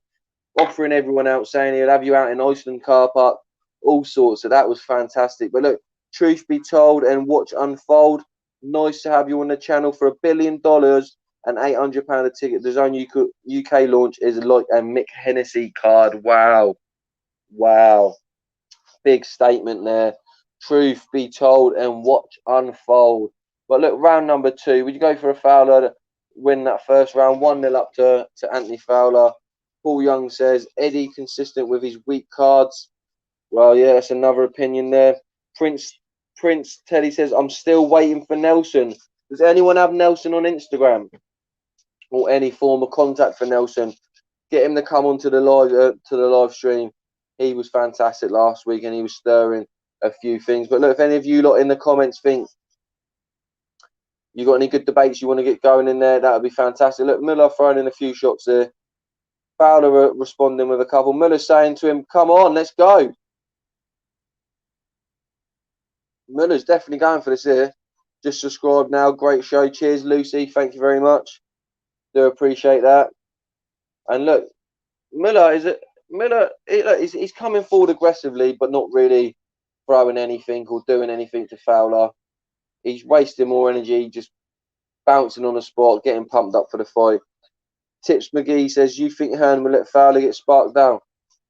Look, it's a late opponent, Tips McGee. You've obviously got a bone on your shoulder and that, mate. And but look, just enjoy what's happening here. Do you know what I mean? Like, there's a fight happening, and just enjoy the fight.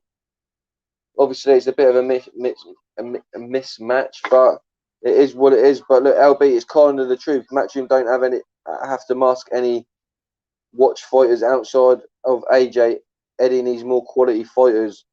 Yeah, and look, that's your opinion. Totally respect that, LB. Look, Prince Teddy comes in. Don't forget Heinz Beans too. Yeah, Heinz Beans, where are you? Come onto the stream. You were here last week.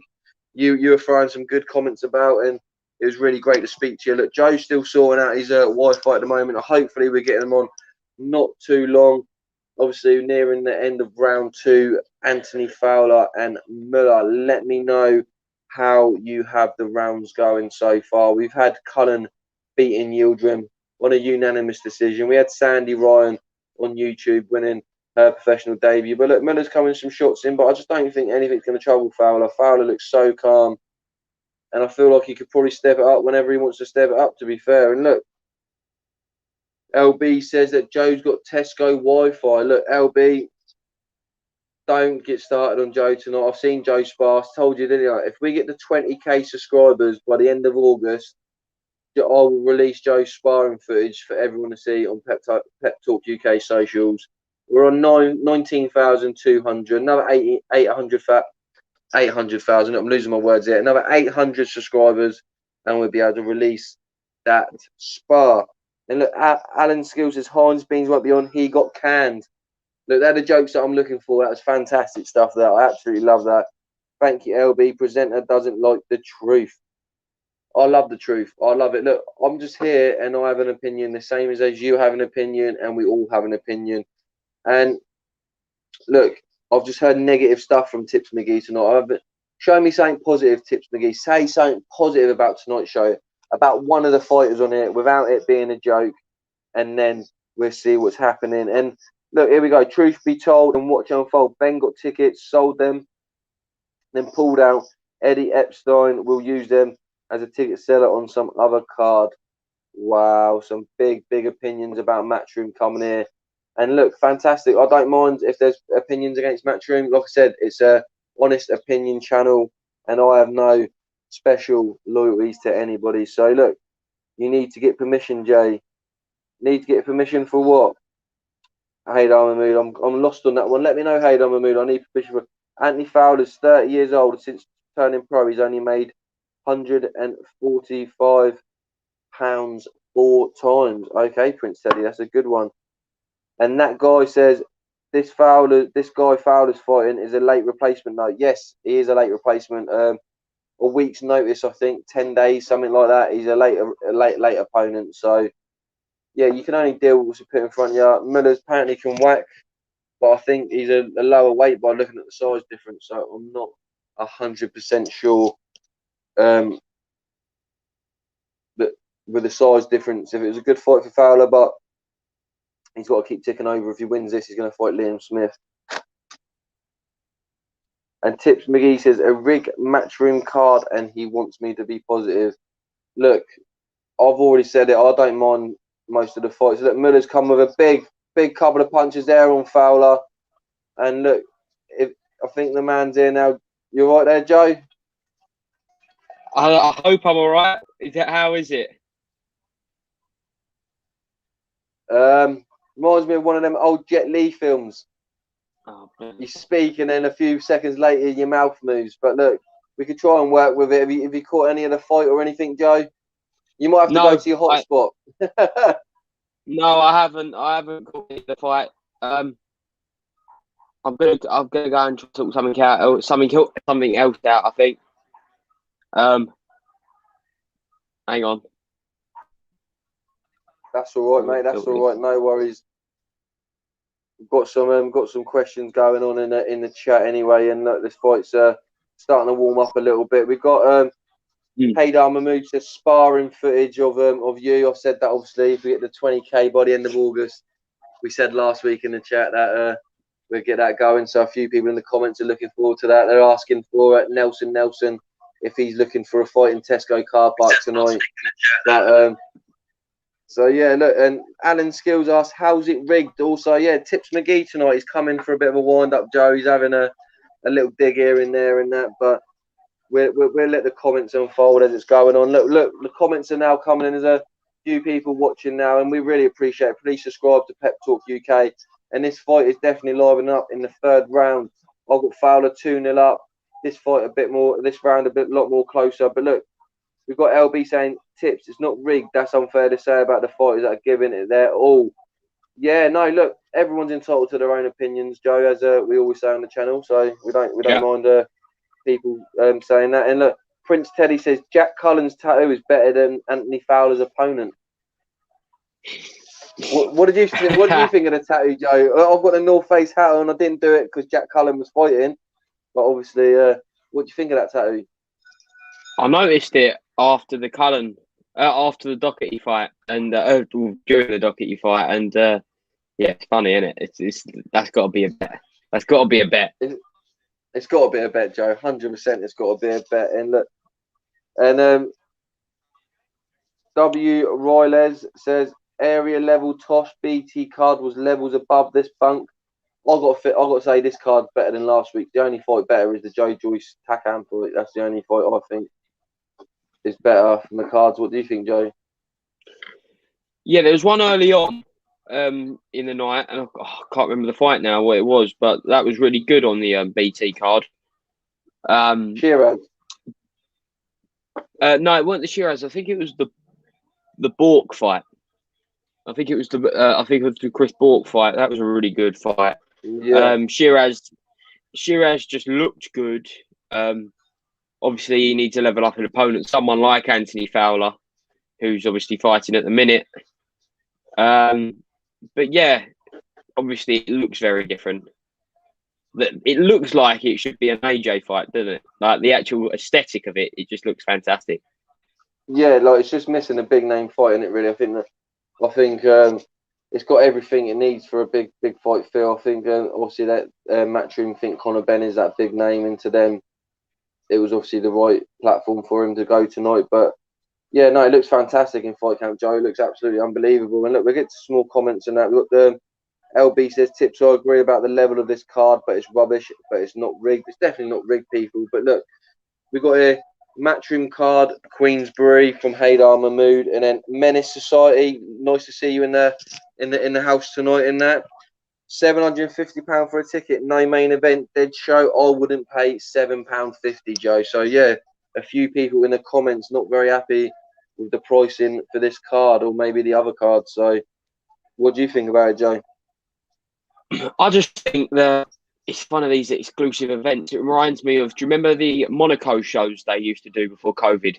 Once a year, they used to do the Monaco exclusive shows, and they was never the biggest and best cards. So it's just like one of these, but instead of Monaco, it happens to be Brentwood, about 10 minutes away from me. Yeah, you might be able to see out your windows behind you, Joe. I reckon angled in the right position and high enough, I probably could, Jay. But yeah, it's strange, and I think I weren't down on it, but I just weren't very enthusiastic today. But I think the DAZN build up, what was that? That was got to be a 2-hour show, and it was. I absolutely really did enjoy that. They've got that bus where they do all the coverage. Adi Odalupa and Tony Bellew. Then you got Ali Drew going round, always great value. So it's like you've got the pre-DAZN team. So you've got the Adi Odalupa Ali Drew's like your zone team, and then your Maya Jarmas, your Laura Woods, and your Chris Lloyd, your Darren Barkers. Then they begin to come in. Oh no, 100%. And yeah, no, I think the production was good for the pre-show. I thought that was great, Joe. I thought couldn't argue with it. No, I think it was great, and there's some big shots coming in from Fowler. But no, I'm really impressed with it. But you got to look, Joe, 199. The fight zone's 5.99 in it, and I think these cards are better than Fight Zone's cards, and I really like Fight Zone. There's obviously a lot of what Fight Zone are doing for the fighters that are lower down that need to get on the cards, and for value for money, this card's definitely worth 199, Joe. Oh yeah, definitely. I don't know about 750 quid, but No. 199 definitely. It's not just 199 for this either. It's 199 for this. Another world title fight next week between Kid Galahad and Jazza Dickies, and a great fight between Joshua Buatsi, who takes on the MTK light heavyweight golden contract winner in Richard Bolotnick. Great fight, which I'm really looking forward to. No, I think it's going to be a great fight, Joe. I think it's a good step up for Buatsi at this time in his career and that. And look, I'm really looking forward to it. Look, everyone, please subscribe to the video. I'm going to throw out some more comments quickly because there's a few going in there. You got Prince Teddy says Shiraz beats Fowler easily in his opinion. You've got LB Conor Benn is a 200,000 pay-per-view fighter. He would never be a crossover star though. Alan Skill says I'm more than happy paying 199. Look on the bright side, folks, which is definitely a good comment to have there. Not long till they scrap the 199, Joe. I think we would agree with that. I think maybe after the summer, truth be told, and watch unfold. You're correct there. What do you think? How much do you think, Jay? I reckon 9.99. I reckon maybe 7.99. I'd say maybe. Yeah, I'd say 12.99. I'd say around about that mark, around about the £15 mark. I think. Yeah, no. Yeah, I'm not sure. It could be. I wouldn't argue with you if it was going to be that, but I think they should keep it at a low budget because Fight Zone, obviously, I know is not as good, but that's $5.99. So I think a tenner would be fair enough. But if you put it into promotion though, if Fight Zone's $5.99, then obviously there are going to be like considerably better shows. Look, we got Haydar saying $5.99. Prince Teddy saying $14.99. I can see it being at $14.99. At the end of the day, that's less than a pay-per-view. That is less than a pay-per-view in the UK. Yeah, but I think that at some point the Zone will go pay-per-view. I think when Anthony Joshua's contract runs out with Scar, I think he'll go with the Zone, and I think you'll start seeing Canelo on pay-per-view and AJ on pay-per-view, and then sort of fighters will be on pay-per-view. You'll get your Conor Benns and that'll be on the big Saturday night shows until they become pay-per-view stars. You probably see Dillian White on there at some point. And look, people saying, truth be told, and watch unfold, 250 plums paying 800 quid should go to charity. So yeah, look, it's obviously a limited amount of people that have gone there to this event, Joe, tonight, and it is a lot of money for people, but for everyone at home, look, 199 is not to be sniffed at, and I'm happy to pay 199 for this. But look, this fight here, round number 5. Let me know, people, how you got the scorecard so far. I scored the first 3 rounds to Fowler. Let me know what's gone on the next 2 rounds. I missed the round number 5. But, yeah, let us know, people, in the comments and that. So, W. Royles says, Joshua ain't going to the Zone, mate. He knows it will flop. What do you think about that, Joe? I think that he'll become a free agent, really. I think that he'll move about like Canelo does. He'll just be AJ Boxing, 258 management. And from there, that he'll do what's best for him. If Eddie Hearn says, look, come and fight on the Zone next for this huge amount of money fight, I don't know, let's say Dillian White, or Sky might say, or even BT might say, look, we've got Tyson Fury, come with us and we'll do the Tyson Fury fight. We'll be the sole UK broadcaster, and that'd be absolutely huge for BT Sports. Yeah, no, 100%. And look, I think he's definitely going to become a free agent, Joe. I think when I say he'll be on DAZN pay-per-view, I think he will be a free agent, but DAZN will obviously do some fights on pay-per-view. And Tips McGee says, Paul Young, you're the bigger Egypt for paying £2. Look, I think £2 well worth it. And yeah, no, definitely think that no one's in Egypt for paying for DAZN tonight. But look, there's Can getting his hands wrapped, Joe.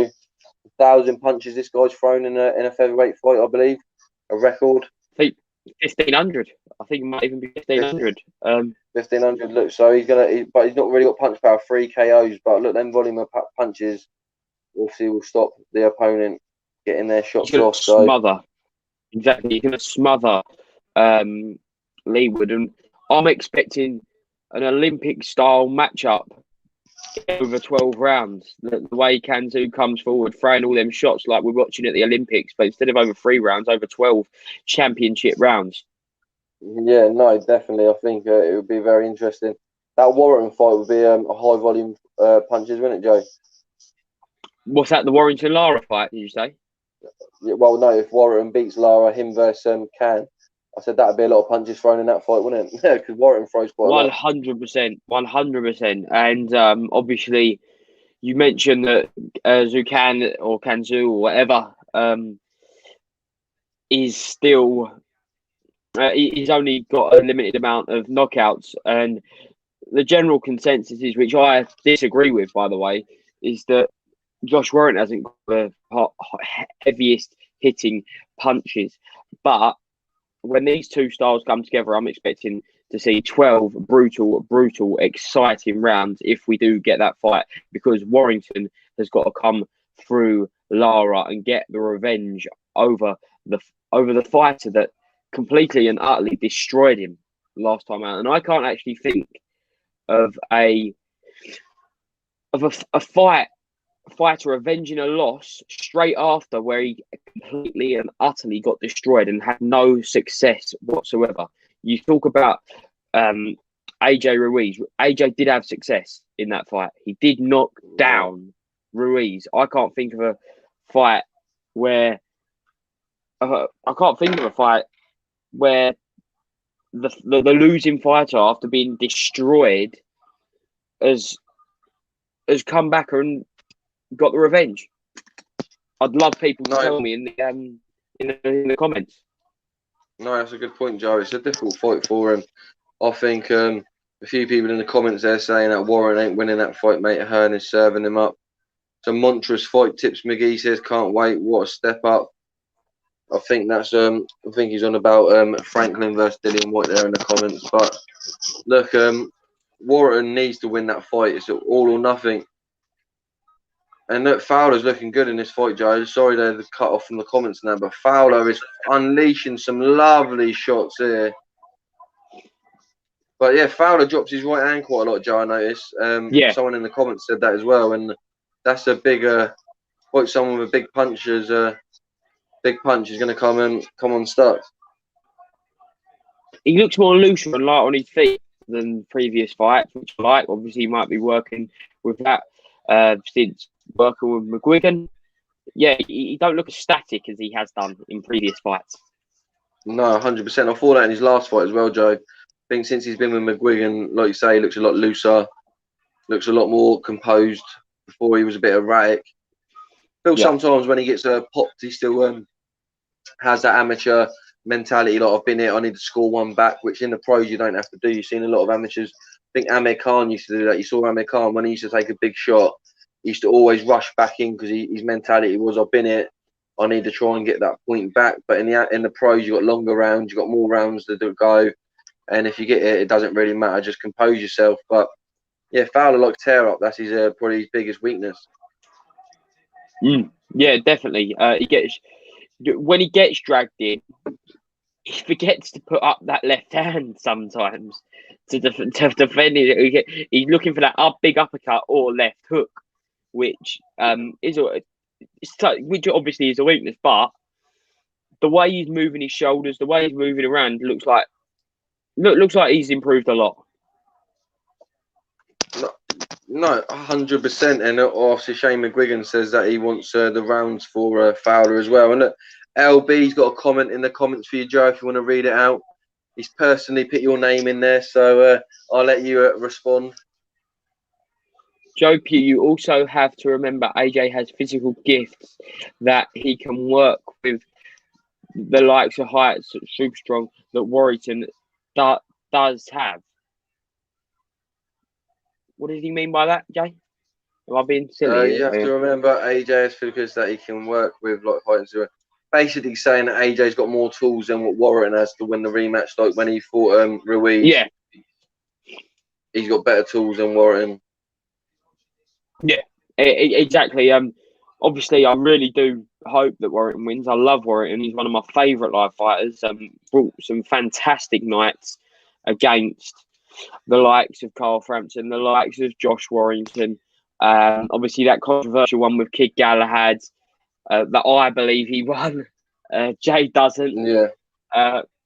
So yeah, that's controversial. It was a close fight. Kid Galahad definitely won that fight. People in the comments, let us know who won, Warrington or Galahad. I had Galahad winning clearly. I need to re-watch it, that fight. I've only watched it once live, and I do remember looking at it and think Warrington's nicked it. But yeah, I think because after the fight there wasn't that much uproar. You know what I mean? Like it weren't like a massive like robbery. I think there should have been no robbery. But I think as time's gone on, it started like to kind of progress. DJ won. Neither of them deserved to win, but Galahad was better. Galahad defo won it for me. Yeah, I'm gonna have to rewatch this fight. I will definitely rewatch it. And McGee's on your side, though. I'll admit I was wrong. If I'm wrong, Galahad hugging all night, and he won the fight. ? Yeah, but if he's holding the hugging and bringing in the cleaner work, then Fowler's going to stop him here. I think Joe Miller's taking some big shots here. But it looks, I don't know if he's recovered. But yeah, no, that Galahad fight was a very close fight, Joe. And look, I'm probably going to have to rewatch it again. And look, some jokes coming in here. Truth be told and watch unfold. Breaking news: Warrington signs with Hennessy Promotion. That's if he gets destroyed again. So I'm saying people saying that he's going to get released by Eddie if he loses his next fight. So. What whereabouts are you in the fight, Jay? I'm in the corner. Anthony Fowler's in the corner. Whereabouts are you, Joe? After what minute are you? They're not in the rounds. They're in between rounds. Oh, in between what rounds, Jay? I think it's the 6th round. Whereabouts are you, Joe? I'm at 1 minute 36 in round 7. After this fight, I'm gonna go and have another sort out of the Wi-Fi. Try and really sort it out for the big fight tonight. Yeah, no, that's cool, mate. That's cool. No, I'm actually in round 8, Joe. You're in round 8. Okay, yeah. Cool. Let me try and reboot that. I do apologise tonight. Usually in this location, I never have any Wi-Fi problems whatsoever. I don't know. I don't know what is going on. Give me 1 tonight. second. I'm just going to grab a pillow quickly before you go. Just hold the fort quickly for 1 second. No problem. Cheers, guys, make sure you like, share, and subscribe. Pet Talk UK. Big night tonight. The start of a new journey for British boxing. The Zone and Matchroom UK. What are they going to bring to the table? There's been 4 UK fight nights announced so far, and we're in the first one. The first one being Lee Wood versus Zucan for the WBA regular featherweight title. Then we go to the next card next week, which is Kid Galahad versus Jazza Dickens. And then we finish up Fight Camp with Boatsy versus Bolotniks, and then we go to September where we see the rematch between Warrington and Lara. And then I'm hoping we'll get to see some more DAZN shows announced very soon, maybe after tonight, the fight between Anthony Fowler and Liam Beefy Smith. I'm back, Joe. I'm back. So yeah, no, I Brilliant. can take over if you're going to sort out your Wi-Fi. Cheers for that, mate. I appreciate it. And Fowler's definitely piling on the pressure here. He could get a stoppage here in the late of round 8, and some great stuff from Anthony Fowler. Let me know in the comments what you're saying here. Oh, I think the ref might jump in here. Some big shots. Really? Yeah, some big shots, Joe. Oh, he's took a big one. The ref is definitely looking at this. Although, yeah, it's definitely a beatdown. Oh, he's taking some big shots. He's gone down, and the ref stops it. He didn't go completely down. He dropped a little bit, and Good the ref's stoppage, got him in Jay. his arms. Yeah, look, it's different from last week. Look, the guy's in the ref's arms, and he's accepting that he got beat in that fight. Obviously, last week we saw Takam with a big push, and I think that was definitely, you saw then Muller knew that it was end. We're going to get some of the jokes in there that he got mullered and all that, and yeah, but like that definitely a good performance there by Fowler. And look, someone in the comments here, I think it was Prince Teddy, saying that he's got the same barber as Amir Khan. A fun fact, Joe. So well, Nice. fair play to you. Fair play. We're Nice. having the same barber, and that's a good little fun fact there. And there's a bit of a debate going in there. If Amir Khan had a glass chin, why didn't Madonna or Peterson knock him out?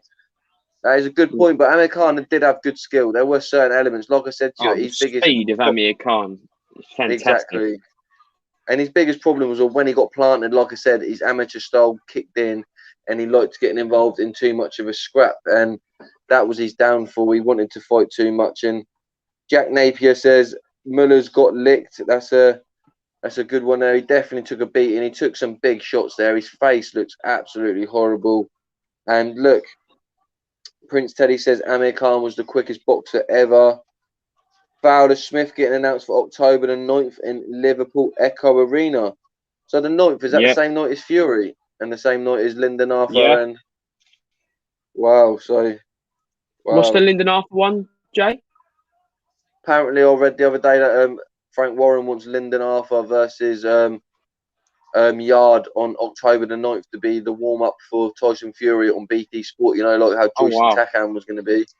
So yeah, that's what he's aiming to do. So yeah, look, there's loads of comments going in there about Amir Khan and whether he's chinny or not. So I like that. I love that the comments are getting involved in that. But look, it's just about to get announced there that Anthony Fowler has beat Muller, and it was a great performance by Fowler. Yeah, definitely, Jay. I'm gonna go and try and sort this Wi-Fi out so I can get to the so I can call the bigger fights later. I do apologise, everyone watching, and I apologise to you, Jay. But no, that's all right. That's cool. Want to try and sort this out. Obviously, technical issues, it can't be helped. No, definitely. And we'll see you soon, Joe. Hopefully, you get sorted. Yeah, very, very soon. Yeah. So, fingers crossed, mate. See you in a little while, mate. See you in a little while. Yeah, look, hello guys, you're back with me. Then Joe's going to sort out his Wi-Fi. Few technical issues there. Look, Anthony Fowler, 15-1, and look, he's looking fantastic. Let me know what your thoughts are on Anthony Fowler's there. And look, let's go back to some of the comments that we got here. DJN1, Khan has a glass hip against Bud. Prince Teddy, all punches Amir Khan has been TKO'd and KO'd with would stop 90% of boxers. That's true. He took some big shots, and look, Amir Khan was a very, very good fighter. A very good fighter. He had very good hand speed, and he's definitely a world-class fighter. But he was vulnerable to a big shot. And look, every fighter has a weakness, and it is what it was. We kind of see it with Ricky Hatton when he fought Mayweather and Pacquiao, didn't we? The way that he got stopped in both of them fights were very, very brutal. But obviously, Hatton. Put it out there. Who would you say would have won, Ricky Hatton or Amir Khan? So let's have a look. We've got some more comments here. Truth be told, and watch unfold. Even Samuel Vargas floored him, who Ben dismantled. About Amir Khan, that's a good point. And Jack Napier says, yes, KT, they're heavies, Ben even. And you got Tips McGee, LB, Cowboy, and be fighting Pacquiao next year. Just needs a few fights. Another bit of banter there from Tips McGee. And LB says, Tips, no way. So people, look, please subscribe to the channel, Pep Talk UK. Watch along tonight for Zucan versus Woods for the WBA regular title, featherweight title, and also we've got Tommy McCarthy versus Chris Billen Smith for the Commonwealth, British, and European titles, and also Campbell Hatton making his third ring walk and seeing how he gets on tonight. And look, we just had Miller get mullered by Anthony Fowler. Anthony Fowler moves on to bigger and better things. Looked fantastic. His opponent, short notice, looked the smaller man, looked like he just took an absolute beat down. Come back with a few good shots, but look, it was one-way traffic all the way. And look, truth be told, and watch unfold, Kell vs. Khan 2027, a Legends fight. I wouldn't be surprised. But look, Alan Skill said Khan had unreal speed, but his problem is when he gets tagged, he tried to war when he wasn't a warrior. Ricky Hatton takes his ribs and his soul. That's a great, great comment, Alan Skill. And let's get some more comments in there. Campbell Hatton fighting another donut. Well, you're going to fight donuts for your first 10 fights. Well, let's see what Fowler's got to say here then.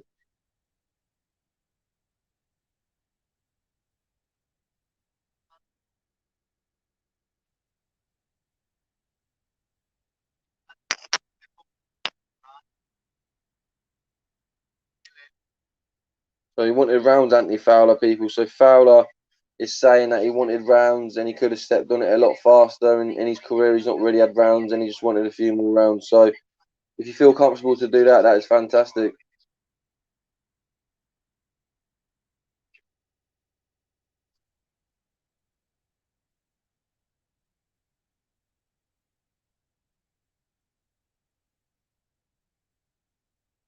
Yeah, so it looks like it could be a fight announced there. You got Eddie Hearn talking.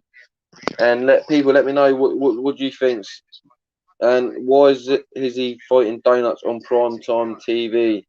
Well, look, they're building him up. He's going to be the next Conor Benn. I feel like Matchroom. That's what they're doing.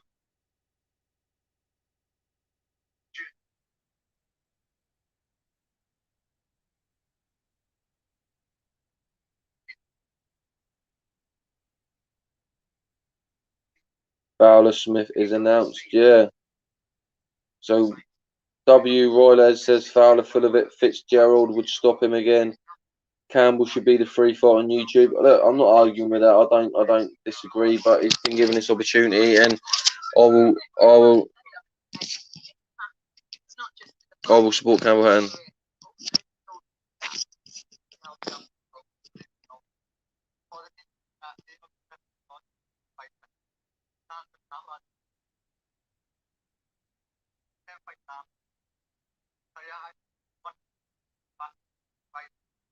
So Fowler saying that he's ready for the fight against Liam Smith, and look, should be a good fight. Please, and Tips McGee says, I would say that a Neeson Gibb or whatever the thing is called would stop Hatton. Wow, statements being thrown all over the place tonight on Pep Talk UK. Please subscribe to the channel. It's me, J Alby. Joe Pugh will be back with us. He's having a few technical issues with his Wi-Fi. Hopefully he gets that sorted very soon. Kenny Ken will be jumping on for reactions of what he thinks of the first week of fight camp and the fights tonight. Also, we're going to find out, people, what vest will Kenny be wearing tonight? Will he be wearing a vest, and what colour vest? Throw it in the comments. We'll see who's right, and we'll go with it. And look, the comments are flying in again.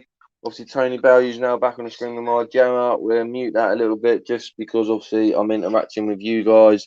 And look, and Neeson Gibb got the footwork of a crab. No chance. So people saying a Neeson Gibb would not have a chance against Campbell Hatton. And look, Prince Teddy says Liam Smith destroys Fowler. It's a very intriguing fight. I think Liam Smith's a very, very good fighter, a former world champion, very good at the basics. Should have won in Russia in his last outings, and it's a great fight. It's a big fight. Obviously, Eddie wants to go back up to Liverpool, and he needed a big fight. And look, hot videos coming straight in with the predictions here. A hot string red vest.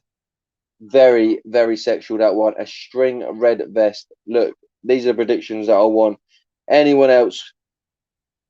Tell me, will Kenny Ken be wearing a vest tonight? And if so, what colour and style? Hot video. Thanks for putting a comment.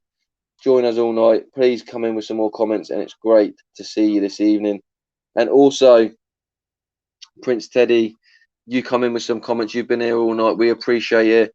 And look, Prince Teddy says, I want Shiraz to smoke Fowler before he retires. Well, they might have an opportunity in the future. If he carries on winning, the Fowler keeps winning, then definitely so.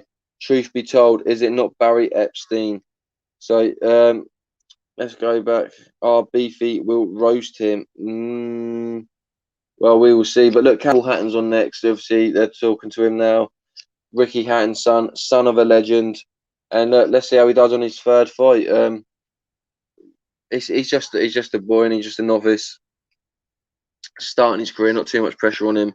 But everyone, please like this video. Subscribe to Pep Talk UK. It's me, J Alby. Joe Pugh is definitely going to be joining us again soon. He was on earlier for a little bit for the Fowler fight, but technical issues. And yeah, look, we had Jay from the United Stand on yesterday. It was fantastic to get him on if he wants to jump on later for the reactions. He's welcome to jump straight back on as well. It was great to get his opinion. He's got great boxing knowledge. He loves all types of sports, and it was great to get his opinion. And also Kenny Ken with the vest will be on as well for the reaction show after the main event this evening. And look, what are you thinking of my Jammer's presenting skills? Laura Woods as well. What do you think the team at the Zone's doing? Tony Bell, you know, a lot of people, it divides a lot of opinions, and I think it looks fantastic in the garden. Tell me what you think about the visuals, what you think about the seating, what do you think about the ring walk, everything about Fight Camp. Let me know in the comments. And look, it's definitely Hot Video says, who's replacing Conor Ben's spot on the card? It's Zucan versus Lee Wood for the WBA regular world featherweight title. So look, it's a world title fight for the main event. The co-main event is also a free title fight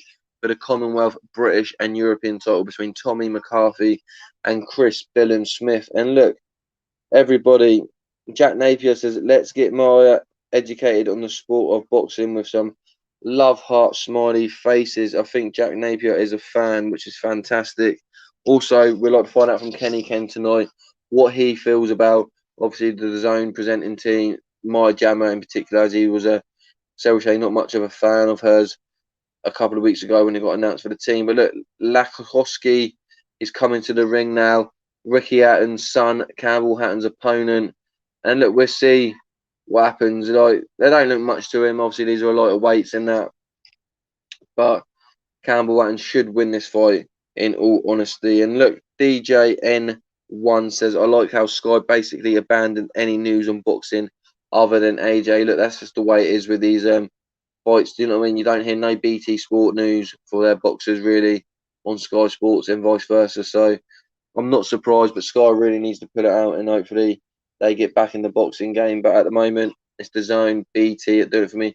Channel 5, Hennessy's got Sam Egerton on there, which I don't mind them little dust-ups on them little cards. I think there should be more fighting on free TV. And look, Alan Skills says she's a TV presenter. Bellew is a boxing brain. She's there to help bring in the neutrals and help Joe feel funny feelings when he's watching boxing. Yeah, Joe Pugh, when you come back on, mate, we will go back to that comment. Alan, when Joe comes on, please remind us about that comment, because we all know Joe likes a cheeky look at my Jammer's Instagram. So look, Prince Teddy says, I want to believe in Campbell Hatton, but it just doesn't seem there. Well, maybe it's not there yet. Sometimes with fighters like with Conor Ben, you need that fight to break out. Because I believe at the beginning with Conor Ben, a few people felt the same.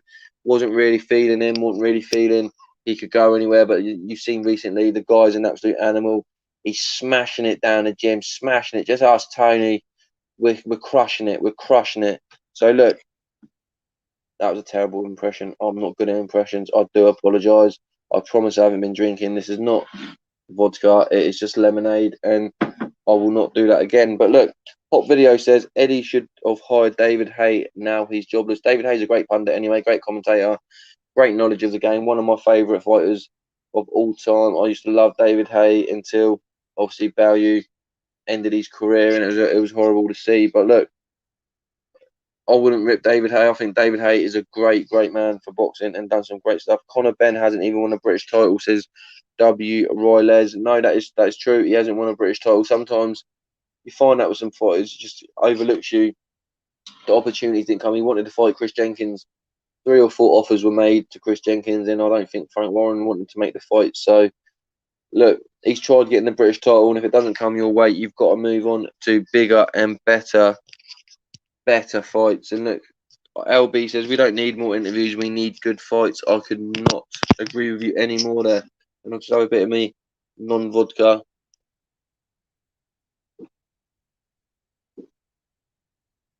Oh, I promise you, it's just lemonade. It's just got a good fizz to it. And DJN1 says, wasn't Connor brought up in Australia? How'd he end up sounding more West Ham than his dad? That's a good one. That's a good one. But we all love Conor Benn. There was a good we saw earlier from KG, and I think it was the Undefeated podcast, doing a great impression of Conor Benn, and I found that very, very amusing. And Conor Benn with his pube beard. Yeah, he had a beard transplant. I thought it looked quite good. I don't know what you guys think about it and that, but yeah, I thought it was quite interesting. But everyone, please like the video, subscribe to Pep Talk UK. Obviously, that side, I'm going to get it wrong every time, but that side, look, there's a Pep Talk UK t-shirt. Go to the link in the descriptions and that for Pep Talk UK, and look, you can get yourself some t-shirts, some hoodies, some masks, hats. Support the channel, and we would really appreciate it. And look, Jack Napier says, let's watch young Hatton swing for the heels and get gassed after a round again. That's true, but sometimes I like novice fights. Only when it's not a novice versus journeyman. I like two novices, because it's like two people that can't fight, and it turns into a barnstorm. So let's see here. We got W. Riles again says, David Avanesian would beat the brakes of Conor Benn. Do you agree in the comments? Do you agree with that comment from W. Riles? And look, Tips McGee says Hearn will get Ben a well title shot without him even taking a decent right hand. Just watch. Well, that's a good promoter, some will say. But look, I think Conor Benn's had some great fights, and shown in the last fight against Vargas that he's definitely on the right track.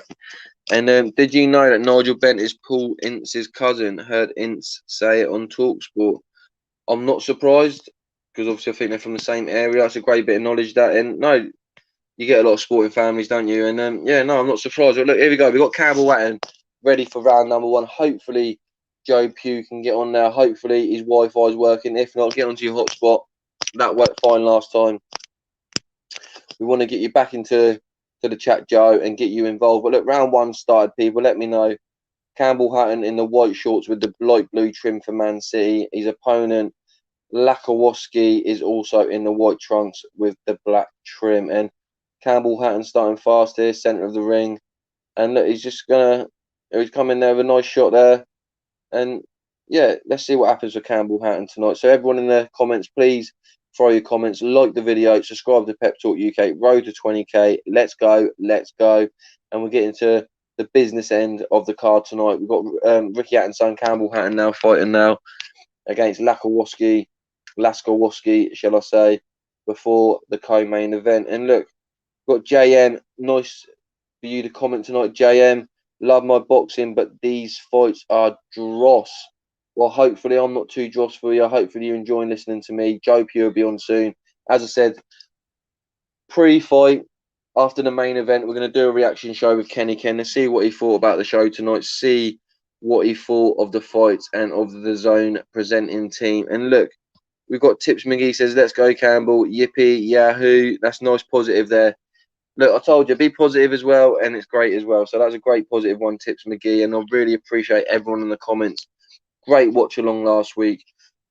It's been a great watch along tonight as well, talking to you. I know a lot of you are busy. A lot of people that wasn't on last week ain't on tonight. But look, it's that time now. COVID's ended. People are socialising, going to the pub, going out and doing things. But all the guys that are with me tonight, I really appreciate it. And look, stay with me.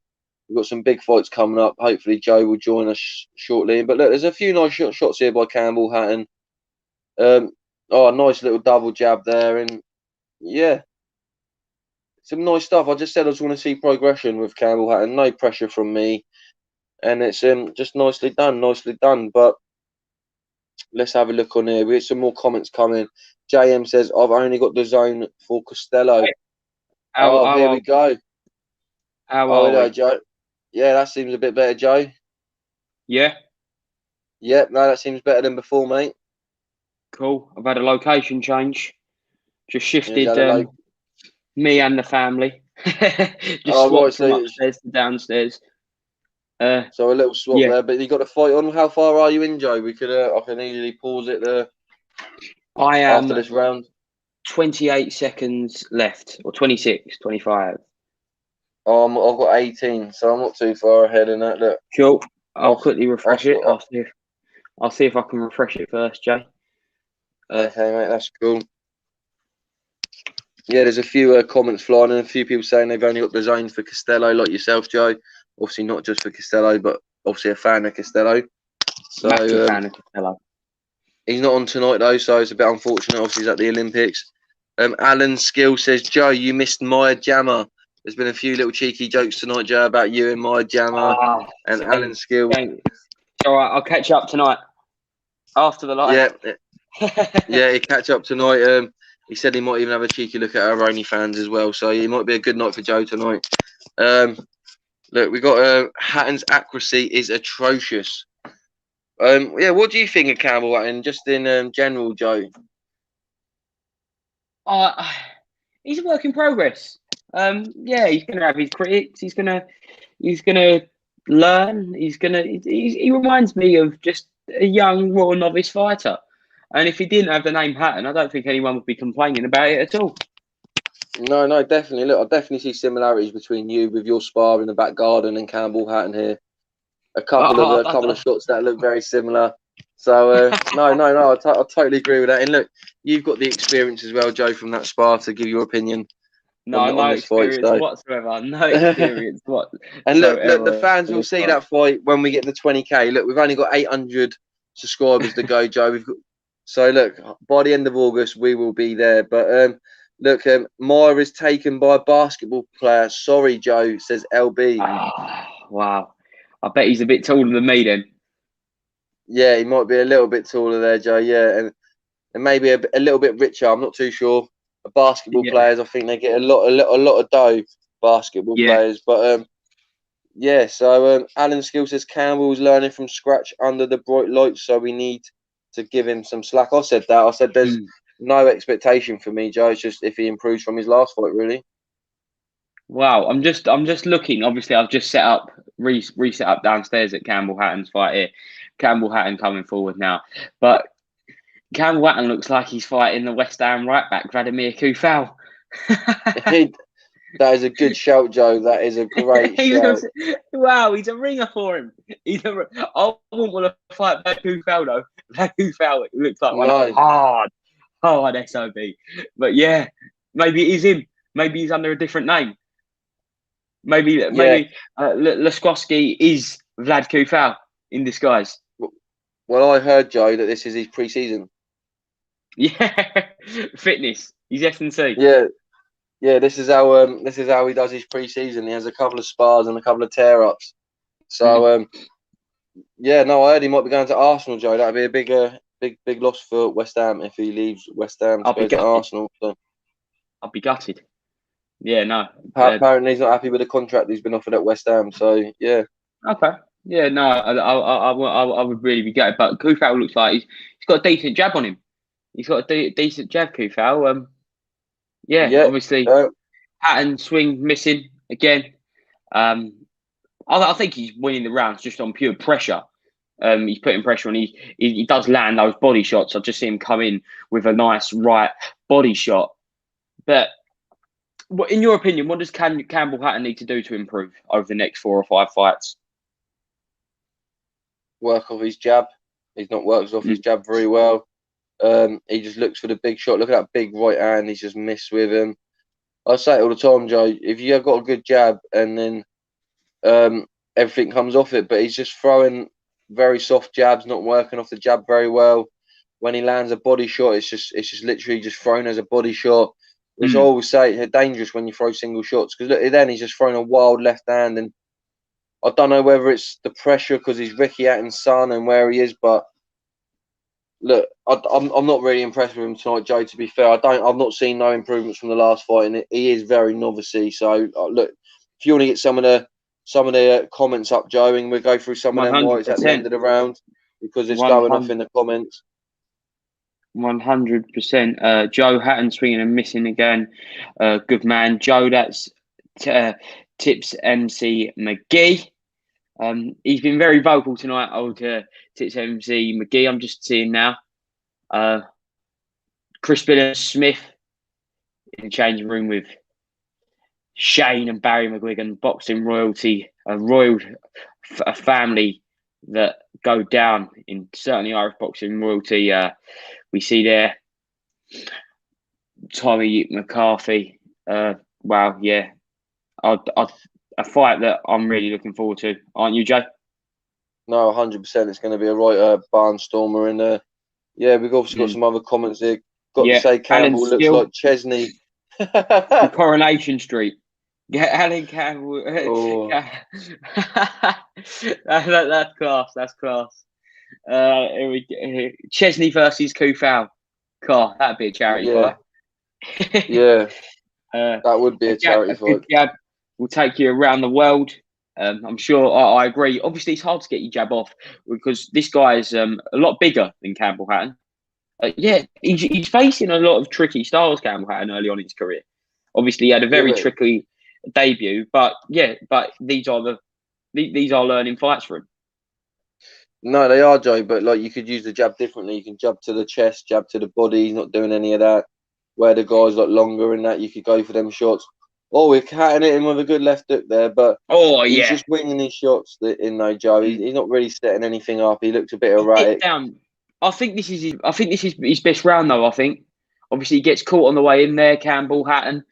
I think what's that? A gum shield fell out of Lukowski's mouth. But yeah, I think round 3 or 4 could be Campbell Hatton's best round so far. He slowed down a bit, taking his time now, and yeah, he did catch him with a good left hook. No, that's true, but I think he needs to go down a weight, Joe. I think maybe a weight down would benefit him power-wise, and yeah.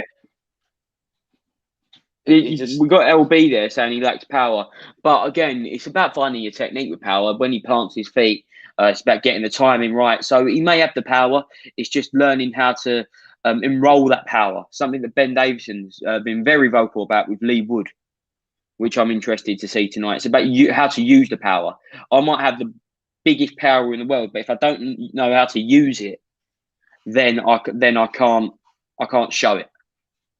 No, 100%, Joe, and I think that's what we're saying. With his jab, and if he uses his jab right, and like you say, lines his shots up correctly with the timing, that could be the power. Do you know what I mean? Sometimes the timing is more than the power. We've seen it with certain fighters. Maybe like Usyk's a great example. He doesn't have the best KO power, but he does stop fighters because he's got great timing. And yeah, look, it says it. Even Chesney would iron him out. So someone's even saying in the comments that Chesney would iron out Campbell Hatton. Prince Teddy people there. Around Campbell, including his father and uncle, are realistic and compassionate with their ambitions for him. Yeah, we don't know his ambitions. We don't know what ceiling he's going to reach, but people had the same kind of expectations for Conor Benn at the start. And Conor Benn, it was like first 2 fights, maybe everyone had the biggest ambitions for him because he was coming and striking everyone out. And then it kind of dropped as the levels moved up. And then you thought, hang on, let's take a step back. Let's get back to building and progressing Conor's career nice and slowly, with getting some momentum, which is what he's done over the past 18 months. And with the right footsteps, and obviously, yeah, there needs to be talent and there needs to be hard work. I believe Campbell could do the same. No, Joe, I totally agree. I think the thing is, I don't think he's had much of an amateur. I've seen a couple of his amateur fights which he didn't win, and what has he learned? You know what I mean? You've got some of these fighters. Like, was he proper training as a youngster, or was he just now and again hitting the bag and that because his dad was a boxer? Like, we really don't know. We don't know what sort of experience Campbell Hatton's got, but I do feel he's definitely Ricky looking there. Sorry, Jay, just to interrupt you. Yeah. Ricky looking very tearful in the crowd. Yeah, I reckon it might help putting him on a few lesser shows, Joe. Not so much publicity, not so much big, because he's been on big cards. Do you know what I mean? Every fight he's been on. The first fight he had a massive media. Like, that week on his debut was just ridiculous for someone on their debut. Yeah, he Had a was on whole another card for documentary the about 17th. him. Exactly. So I believe that maybe put him on a lesser card. And Yeah. look, LB says that's true. I thought Ben was rubbish at first, but he's come on leaps and bounds. Let's give him a chance. Same as what you said, Joe. So he's agreeing with what you're saying there. And Prince Teddy says, as a fellow Mancunian, I hope he goes all the way. Well, me too. But it's just at the moment, I don't know. I don't know what he's doing in sparring, or because some fighters are good in the gym, aren't they, Joe? And then comes to fight night, and it just doesn't work for him. But it's just I'm not seeing anything from Campbell where I'm going, oh, that looks nice. That No, looks nice. It's just rushed. yeah. Yeah. It's a hard one. It's a. Would anyone say Campbell's losing in the comments? Would you say he's lost this, Joe? Like, how would the judges see this? Well, Draw? I didn't really watch the first round and a half because I was setting it up the live down here, so I'm not really in a position to score it if I'm being honest. I think Yeah. the start of the third round he started well and then was kind of slipped after a while, but this round. Again, it's close. You don't like to say it, but it's close. Obviously, Campbell the aggressor, but Lukowski's landed some nice jabs. No, I agree, Joe. It's hard to score because the other guy's getting some shots off as well, Joe. Like the West Ham right back is definitely hitting Chesney with a couple of good shots, and yeah, no, look, Campbell's struggling here a little bit. Look, I'm only joking, but the other guy's definitely fighting back, Joe. I wouldn't like the score this, and being honest. Look, people in the comments, get your scores in. Prince Teddy says Josh Kelly looks better in the gym than fight night, so he's throwing out a fighter out there who he believes is one of them gym fighters. It's like then there was a perfect example when the opponent there missed Hatton, and Hatton seemed too slow to react. I think another fighter would have come off with a combination in that scenario. So look, I've got to be honest. I said that with not Conor Ben, sorry, with Campbell Hatton. No expectations, but I want to see improvement from these last fight, and I've not seen any improvement. I'm not just going to say it because we're doing the live now. I haven't really seen much for anything to rave about. And also, Prince Teddy says Campbell Hatton's nowhere near for live television fights. So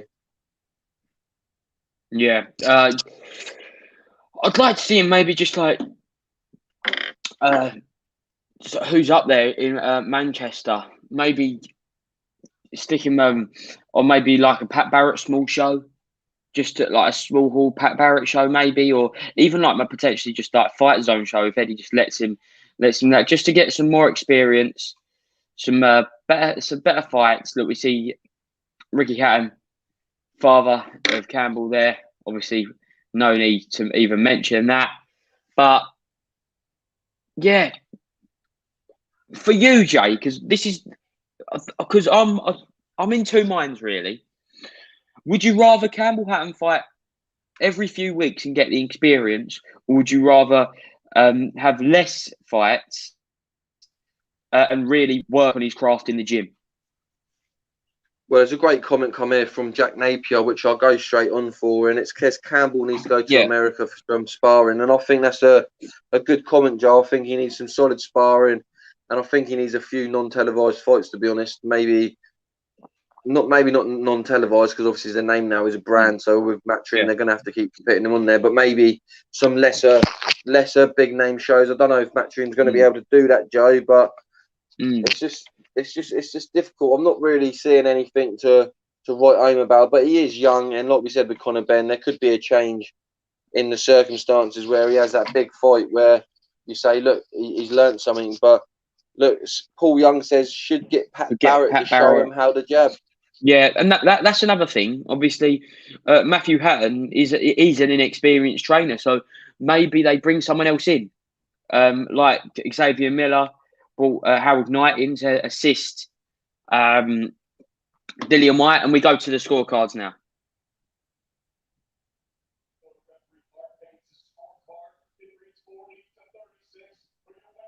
Well, he got it, won every round. 40-36, Campbell had him. Yeah. A little smirk there from Ricky Hatton. It'll be interesting to see what the pundits and Ricky himself has to say, and see how Campbell has self-assessed his performance. Well, yeah, I think they looked worried before. They looked relieved when they saw how comfortable it was. And look, look, as DJN1 says, they're too eager to land a big shot. Joe needs to work behind the jab, and it's just so simple. Like I say, a lot of fighters overcomplicate the boxing, and when I mean that is that they look for shots. Look, Campbell Watton then just made that so difficult for himself, winging shots in from all different scenarios, getting peppered with shots back. Look, Jack Cullen, prime example today. He knew he had the height and the reach, and he kept it simple. It was just peppering him with the jab. Didn't really try anything that was going to put him in too much danger, and basically just done what he needed to do. I personally think Campbell should go down a weight because it doesn't look good.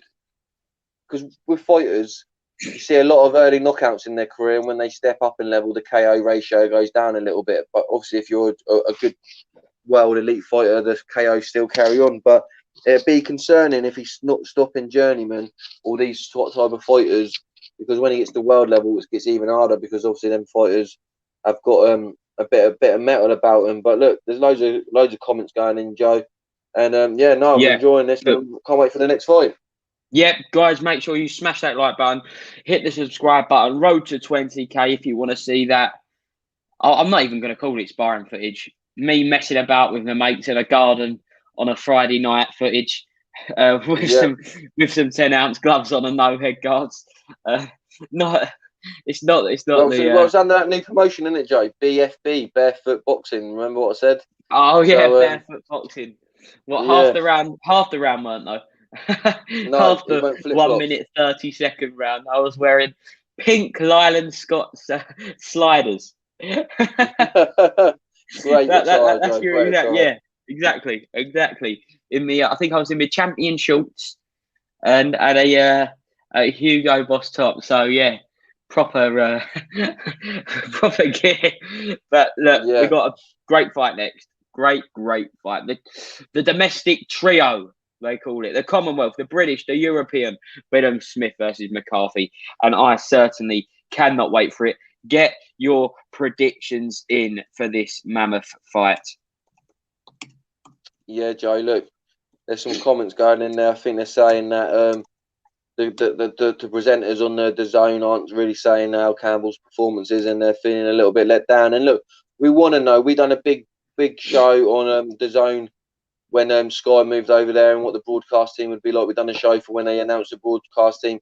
Let us know what you think of the broadcast team tonight. What you think of the fight camp in general. Later on, obviously, Kenny Ken's going to come on. We're going to find out if he thinks My Jammer's done a good job, whether he thinks fight camp's been a success, and if it's not Hugo Boss, you know it's getting the toss, Joe, from Tips McGee. Coming at you big and strong here. So yeah, look, I think he likes it though. I think no. If it's not Hugo Boss, so I think he likes it. Tips, are you a Hugo Boss advocate? Do you like a bit of Boss? I like a bit of Boss. I like a bit of Boss. LB, my drama, will be bored of watching these fights. These celebs are used to turning up for the big AJ events. This is such a letdown. But the thing is, my drama probably won't be being bored because she's probably being paid quite a lot of money to be bored. So I don't think she'll mind. No, definitely not. And look, Joe, don't sell yourself short having a mess about. Do some boxing in the back garden. Eddie's making a mint of doing that over the next few weeks. Look. Oh, that's brilliant. That's brilliant, Alan Skill. You come out with some corkers tonight. That's fantastic. Was it Alan who said I look like Rose? What was it? Juniors. Yeah, was it Alan who come out with that on Monday? It might have been, but look, if you think that Joe looks like Rose Namajunas, people, let us know in the comments. We had that the other day. Oh, I look like that now because I had a hat on Monday. So let's do that. Let's go for that. Look like Rose. What was it? Namajunas? Yeah, Namajunas, yes. So yeah, no, that was a great one. And Kenny thinking that she was a bloke, although he said he was Yeah. joking, but no, it was Oh, great. he weren't It was joking. great laugh. He was not joking. If No, it's not he Armani, wasn't. don't even start me. Oh, here we go. Tips MC Gee. I think he's impersonating Del Boy tonight. No, 100%. I think he's a bit tipsy as well, Already Joe. earned. And look, yeah, all Eddie Hearn. But Joe, I've got a question for you. What colour vest is Kenny going to come on tonight on? Oh, I saw the debate on the when I was doing the admin earlier. I saw the debate. I'm saying he's not going to come on. He's going to let us down. He ain't going to come on in a vest. He's coming on your plain bog standard white t-shirt tonight. Oh, that's a good shout. That's a good shout. I'm going to go for either a black or grey vest. I think that he's going to have on. Although he could come on and surprise us all with maybe a proper nice shirt with a collar. Maybe coming that he might proper surprise us, Joe. So yeah, we'll see. But it'd be interesting. Everyone, get ready for Kenny Ken after the main event to get his reaction on the fights. Look at these changing rooms or wherever this is. Yeah, the changing rooms where Laura Wood's at. There's some branding on that. There's some branding on that. Wow. Joe, I think they've gone definitely full whack on, like you say, the branding and got wallpaper in it of quotes. But Laura Woods, I thought she'd be doing the My Jammer role. I'm surprised Laura Woods is backstage. I thought that My Jammer would have been doing that. And yeah, look, I don't know. I'm surprised there's only two. I'm surprised it's just Maya Jama and Tony Bellew as well. I thought there'd be obviously a presenter and two pundits instead of a presenter and just Tony. Yeah, no, I'm shocked by that. Like, especially with Tony doing the before show as well. Tony's like sort of John O'Shea, isn't he? The John O'Shea of Matchroom. He does a few different positions. The Phil Neville of the team. Yeah, he's the James Milner. Yeah, the James Milner. Yeah, 100%. And look, there's a few comments in here, Joe. Jack Napier's coming for you with a really harsh comment. I don't think that's a great comment there. Maybe he wants to see the sparring footage in a go one-on-one with you. So, Jack Napier also says, damn, Laura Woods doesn't see Brush up well. You know what? You read my mind. I've got to say, Jack Napier, she does brush up well. The Zone obviously paying for that wardrobe. They're paying big for that wardrobe day off. Yeah, no, definitely. And I've seen her on Instagram. She's a bit of a party animal as well, Joe. So is she? Yeah. She likes a booze up. Yeah, a girl of my own heart. Yes. Oh, match made in heaven, Joe. Match made in heaven. we've got a deal there. But look, Alan Skill says, no, that wasn't me, mate. I thought you looked more like Zola, bud. All love though. So Gianfranco Zola. Oh, what? Zola Zola Bud. Okay. Who's Zola? Zola Bud. Was you think he was a rapper or something? You thought he was a normal person, Zola Bud. I thought Zola Bud. No, Gianfranco Zola. I don't see that. I don't see Gianfranco Zola. I'm a big West Ham fan, and he weren't a great manager for West Ham. No, so that was true. What player, though? Not very good manager. Exactly. Look at this now. Tommy McCarthy versus Chris Billam-Smith. Both 30 years old. They've a big difference in rounds boxed. 116 from McCarthy and 59 from Billam-Smith. 45% knockout ratio for McCarthy and 77 from Billam-Smith. 18-2-0 from McCarthy. 12-1 for Billam-Smith. They've both lost to Richard Riakporhe. Billam-Smith in a close, I think, split decision fight, and McCarthy did get knocked out by Riakporhe. I remember that night. I think Riakporhe even went in as an underdog that night. And we see David Diamante. This night has gone very quick. I don't know. Well, it's probably because I've been running around my house trying to sort out my Wi-Fi. But the Joe's still on the dial-up, people. If you want to set a GoFundMe page, we can set a GoFundMe page. Joe is still on the 2005 dial-up internet. Let's try and get him the Wi-Fi and help him out. But look, Joe. Apparently, Zola Bud is a real person. Zola Bud was an Olympic runner, barefoot. Is that a joke? Well, that's got to be a joke, surely. Yeah. Yeah, you. That's your fighting name, I guess. I guess that's what he's meaning. That's you in the Right. back garden when you get the gloves on. You're Zola Bud, which could be a good name. I Zola actually Bud. do like that now. It rolls off the tongue. No, So Zola Bud was a runner. Zola Bud is a runner. he Just actually is Googled it. a runner. Just Googled it. I knew I'd heard that name. Zola Bud. What? He's actually a real person. Yeah, I knew I'd heard the name. Here we go. Oh, wow. I don't think I look like Zola Bud. It's another woman. It's another woman. Oh well. Oh well. I'll have to have a look at that in a minute, Joe. But Tips McGee says if it's not Louis Vuitton, I wouldn't put it on. Oh, he's got them all tonight. He's got it all tonight. British runner that didn't wear shoes. Let's have a look. Wow. Okay, yeah, British I see this now. scum. There you go.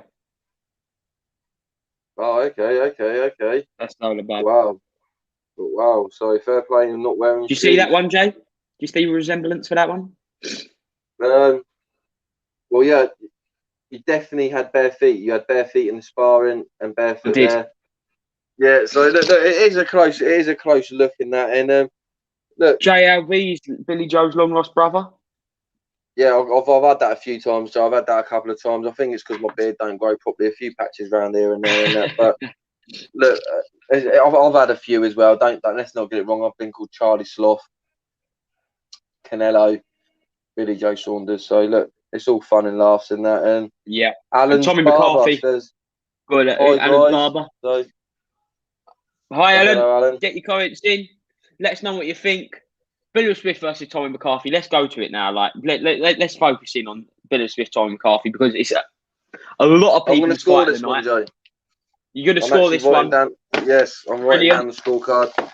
You go Brilliant. lead commentator. Yep. We'll align the times. And yeah. What's your prediction going into this one, though, Jay? My prediction for this one, Joe, is literally first 4 rounds, Billy Smith for the power. I think he's definitely favourite, but if it gets past the 5th and 6th round, I think McCarthy could maybe outbox it. But look, I'll either go for Billy Smith early or a McCarthy points victory. What about yourself? Yeah, I follow similar thought patterns. I think there's a possibility if it goes late that Ben Smith will get a second wind.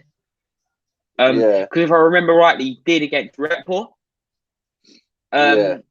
He got a second win, and it's how McCarthy copes when Billy Smith gets on the front foot. Yeah. So, No, I totally but again, agree. I'm really, really interested in it. Just seeing now. Look at that, Carl Frampton in the corner. Oh, I love the bit of beef there. The McGuigan Frampton beef. I hate to see it because it is a very, very sad situation that obviously ended up in court. But the mind games, there's some serious needle in this fight, and I love it. No, Joe, I totally agree. I'm really, really excited for this fight. I think the needle brings that little bit of an edge to the fight that we needed. And look, there's some definitely some bad blood there. Look, Shane McGuigan looked a bit rattled yesterday. I'm sure there's going to bring some emotions there. They're a really close one now, I believe. I think he was best man at his wedding and stuff. And yeah.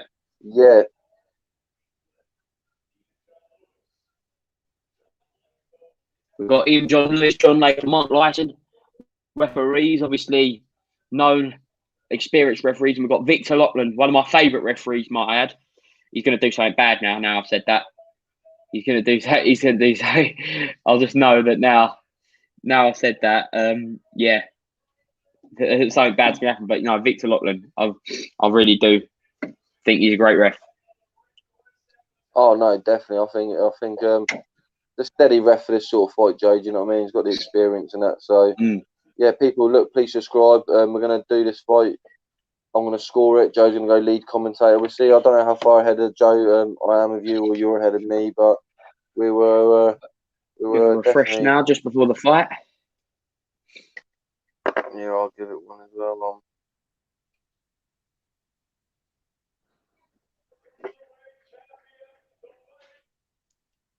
So Prince Teddy says, cracking fight on paper. It's definitely a good fight. This is one of my favourite fights. Yeah. I thought it might have gone main event, to be fair.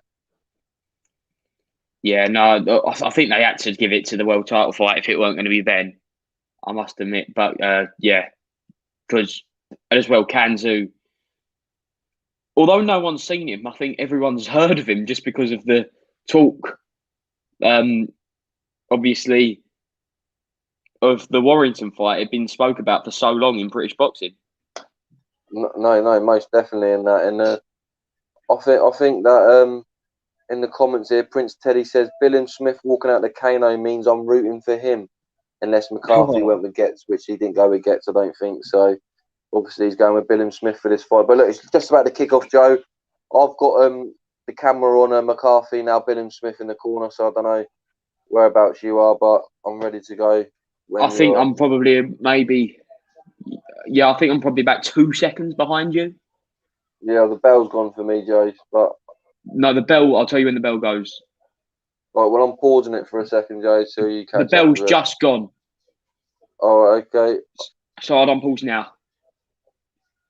Yeah, I'm on 2:52, so. Yep, same. That's perfect. Brilliant. Both come out. You see that long, wiry range from Bilham Smith that we've become accustomed to over his past 4 or 5 fights that have been shown on Matchroom, Sky Sports, then and now DAZN. Tommy McCarthy, always been quite an elusive fighter.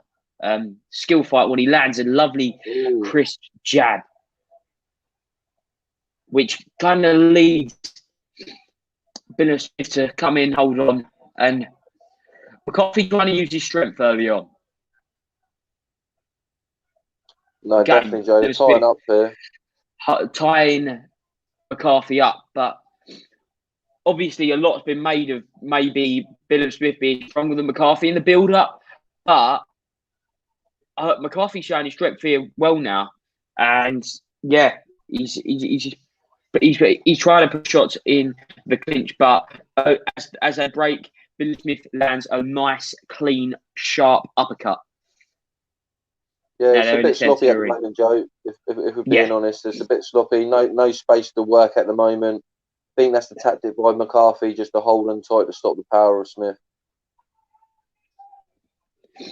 Bilham Smith's been instigating some of the holds as well. I think it's been working both ways early on. Nice jab from Bilham Smith that he steps into.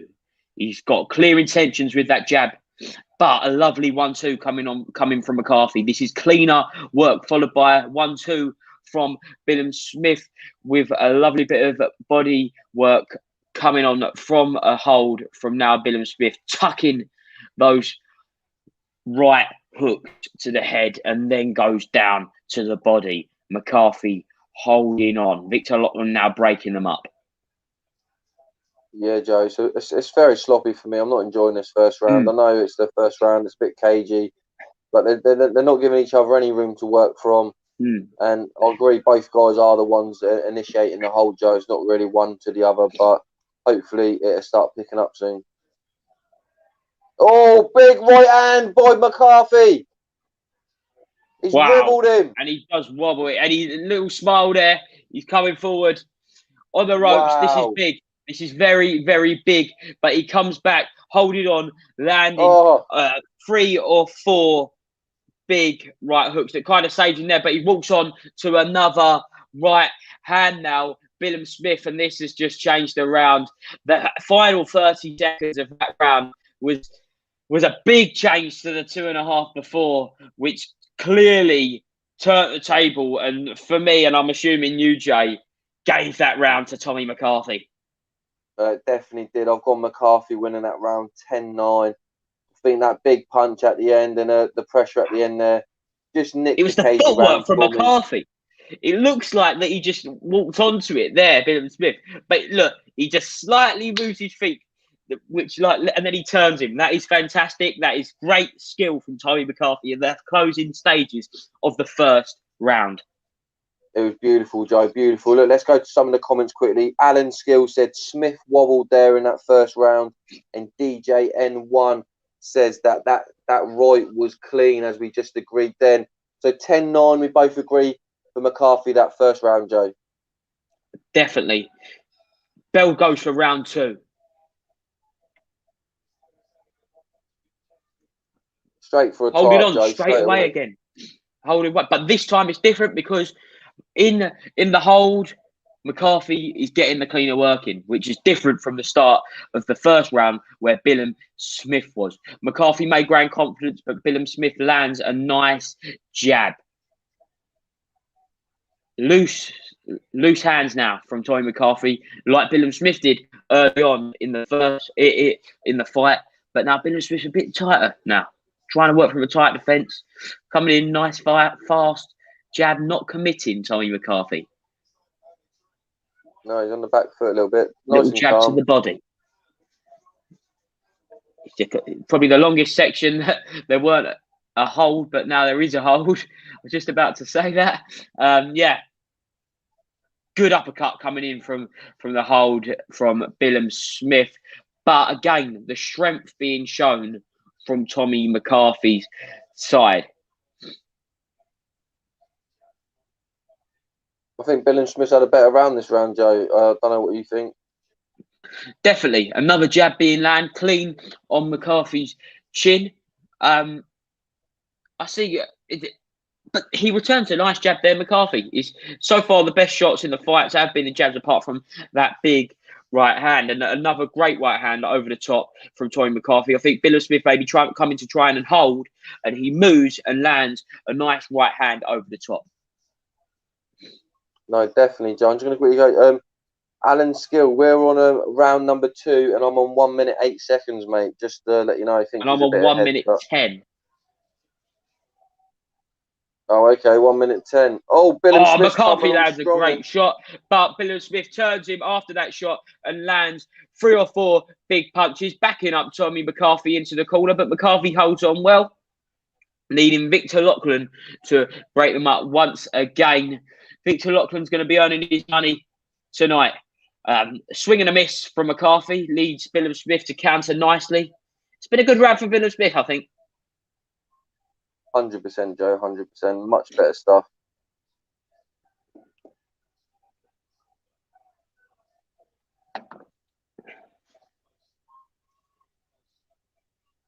I feel McCarthy missed a trick that last round. Should have had a bit more of a killer instinct to pounce on Billum Smith.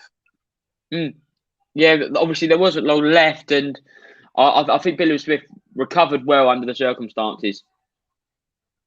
Yeah, it was a big shot, and he recovered well, as he has done this second round, which I'll probably give him this second round as well. Nice jab at the end of the second round here. Yeah, I'll give Billum Smith that one, Joe. Definitely 100%. Yeah, and not a reassurance from Billum Smith there. Maybe good, that he would have got a lot of confidence from that round after being wobbled in the first. Yeah, no, definitely, Joe.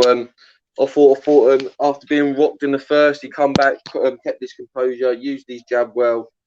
Wasn't really erratic. I think that's where he got caught in the first round. He was really erratic, coming with a big shot, got caught himself. And Prince Teddy's gone 1-1 so far, and also Thunder Road. Great to see you tonight. Is McCarthy Republican or Unisys?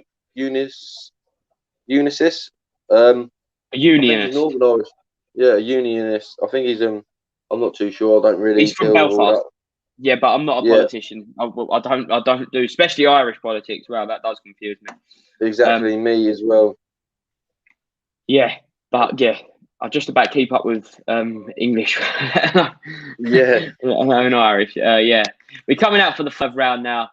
This fight for the British, European, and Commonwealth titles, and a nice double jab from Billum Smith early on in the first round.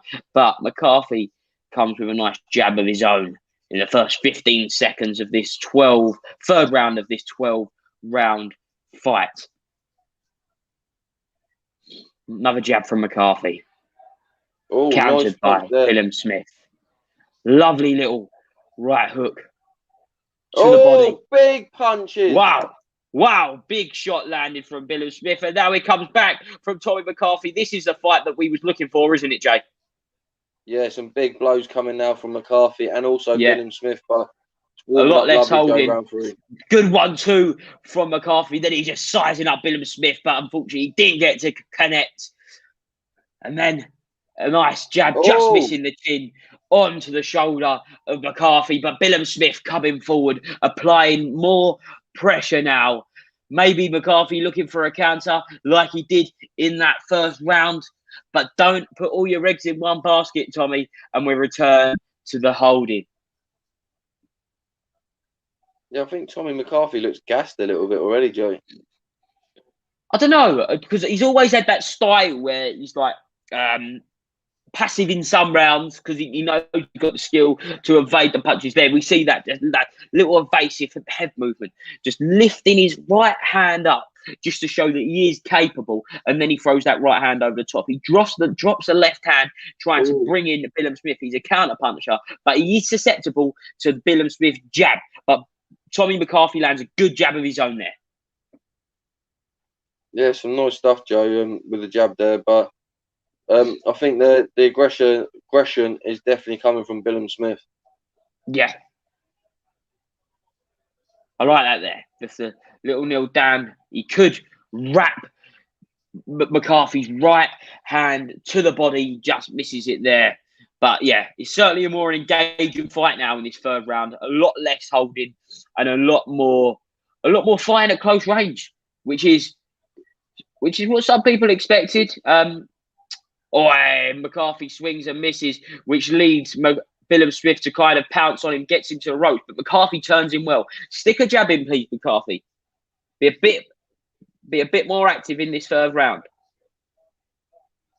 Yeah, definitely. It's another bit of cagey round, Joe. There's been a couple of times where it looks like it's going to light up, but very cagey still. And yeah, I'll probably give this one to Bilham Smith again this round. Big left hand landed by McCarthy, Bilham Smith in the closing stages of the third round, and another left hand. That's the end of the round for me, Joe. Yeah, that was the best round of the fight so far, Joe. Yeah, it was a good round, but it's like it'd be cagey for a minute and a half, and then there'd be about a minute and a half of entertainment. So it's a bit difficult. But I'm going to go for Chris Bilham Smith for the round, that one, Joe. Yeah, so 2 rounds in a row for Bilham Smith for me. Yeah, look, see Laura Woods again in the changing rooms. Wow, again, just see Matthew Patton there. We're now going into the changing room of Lee Wood, attempting greatness tonight for the WBA regular featherweight title. A fight that I'm looking forward to after this. Yeah, definitely. Massive And domestic Alan clash. Skills saying Smith throwing that jab with venom through McCarthy is feeling it. So a few people in the comments think that Smith's power and aggression is definitely looking stronger at the moment, Joe. But yeah, round 4's just kicked off. I'm 249. Where are you, Joe? I'm 251. Oh wait there, let me I don't know why we keep moving. Let me know when you're coming up to 239. Now. Okay, yeah, I'm on 238, so we should be pretty level now. So yeah, you go with the lead then, Joe. Yeah. Okay, so McCarthy throwing a few more punches in the first 40 seconds of this round. Oh, a fantastic 1-2 from McCarthy, but a head-snapping jab from Bilham Smith, which leads to a big looping right hand from Bilham Smith. But McCarthy comes back. He looks composed.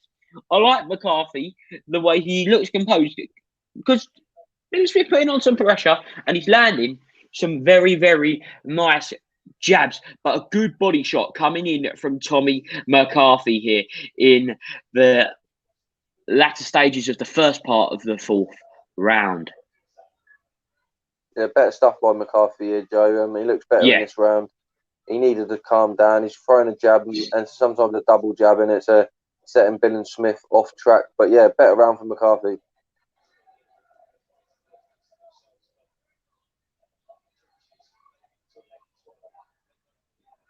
Oh, great jab from Billum Smith. Fantastic upper body movement, counter jab there. McCarthy lands a scrappy left hand. Great bit of movement to evade the jab there from McCarthy. Maybe he needs to just be a bit light on his feet. Misses a 1-2 there, McCarthy. But I do think this is better work from McCarthy in this round. But great defence from Billum Smith showing here. Yeah, more aggression from McCarthy, more output, a lot better from him, and I've got him edging the round so far. Billum Smith, I don't know if he's taken a round off, but he's not looking as strong as he has in the other rounds, and the output's not been as much, Joe. It's still there for the taking though this round, I believe, because it has been close. Because although the output has increased, the accuracy hasn't. But a good 1-2 to the body from Tommy McCarthy. But Billum Smith comes back with that lovely jab from Billum Smith tonight. Yeah, beautiful stuff at times for Billum Smith. Good work to the body. Maybe that might be a game plan from McCarthy here. Working to the body. Trying to ease him in. Oh, he's looking for that counter right hand. McCarthy narrowly misses it. But he comes in with a 1-2 that misses, but it does push Billum Smith back onto the ropes at the end of that fourth round rather.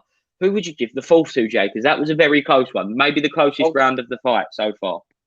Yeah, I've gone for McCarthy in that one just because I thought he'd done well with doubling up the jab. He looked a little bit more assertive in that round, and I liked his work there, Joe. I'm not going to lie, I liked his work. Billum Smith didn't do anything really bad. He was just, his output wasn't as much as the round before, and I just thought the more eye-catching stuff was by McCarthy. But look, Billum Smith still looks dangerous, and yeah, everyone in the comments, let us know how you're scoring this fight. And yeah, no, I've gone McCarthy, Joe. I don't know who you'd go for that round. Who would you go for? I'm not sure, you know. I'm not sure. Obviously, I'm not viewing it with a judge's eye, so I'm not going to wear those close ones. I don't really want to say, obviously, because I'm not trying to judge it. I'm obviously more focused on the commentary aspect of it. But yeah, maybe I'd edge it to Billum Smith, but obviously you're the one judging it, Jay, and I have no problems whatsoever with McCarthy. Yeah, no, Haydar Mahmood's got it 2-2 as well, and we'll go back to it on 240 into round 5, Joe. I'm just I think I'm about a second behind you, but that's fine. That is fine. We can work with that. Oh, good. Oh, good counter from Billum Smith, which leads to some big shots from Billum Smith. McCarthy holding on. He looks quite hurt now in the opening stages of round 5. Nice double jab coming in from Billum Smith. We need something from McCarthy. Wow, put your hands up, Tommy McCarthy, because he's getting a lot of punishment. He's now on the ropes. A little onslaught from Billum Smith to show he's there. He's sizing up him. He's loading up. Good right hand coming back from Tommy McCarthy. Going to the body. McCarthy could be in trouble here. That tongue out. Wow. This is Rock'em Sock'em Robots here. This is great. McCarthy's hurt, Joe. Great stuff. I think he's hurt. I do think he's hurt. He's holding on. But what Billum Smith needs to get him out there. 5 or 6 close range shots punishing Tommy McCarthy. McCarthy's weathered it well, Joe. Spun off from Billum Smith. Wow.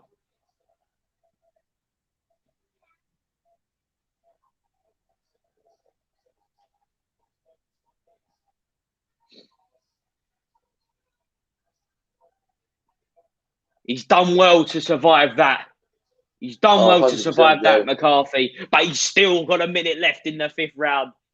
Wow, nice jab. He needs to get some defence in. But he puts a good left hand in, McCarthy. But please defend this jab, because there's probably been around about 30 jabs landed from Billum Smith. But a nice jab from Tommy McCarthy answering the onslaught of jabs that Billum Smith's landed. A nice 1-2 from McCarthy. He's recovered well, as did Billum Smith, from that heavy right hand in the first. Yeah, and Smith's done well this round, Joe, but Smith is getting caught by a few shots as well. His defence isn't that great, so Smith has got to watch out still.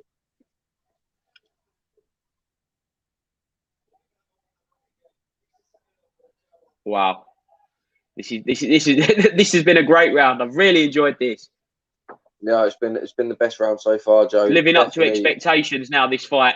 It's slow start, but now a little build of action in rounds 3, 4, and 5. Oh, coming in for the 1-2 to the body to finish that round. Well done, Tommy McCarthy, for surviving that onslaught. But surely a Billum Smith round.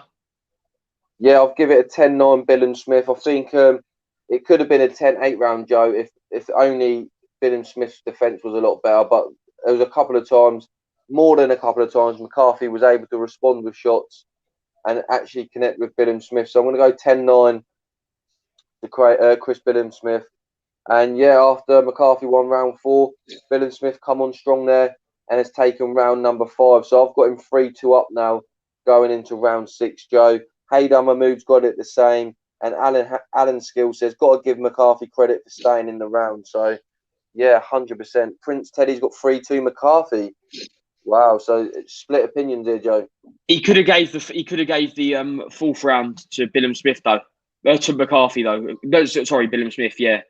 Because oh yeah, actually no, sorry. Then that would have been the other way round. But yeah. 6th round now. McCarthy donning the black and green shorts with his Jamaican heritage. The all black from CBS. The gentleman. Billum Smith. Slower start to this 6th round with an action-packed 5th.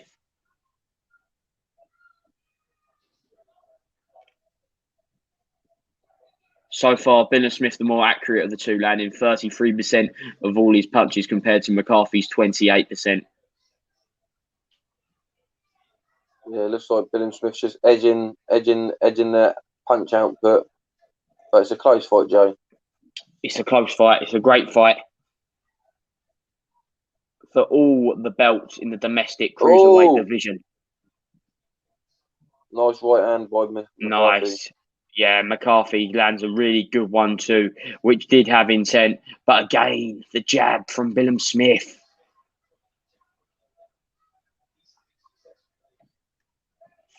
Throwing it from the lower part of his body, which he's obviously doing the trick and constantly landing, hitting the chin of Tommy McCarthy.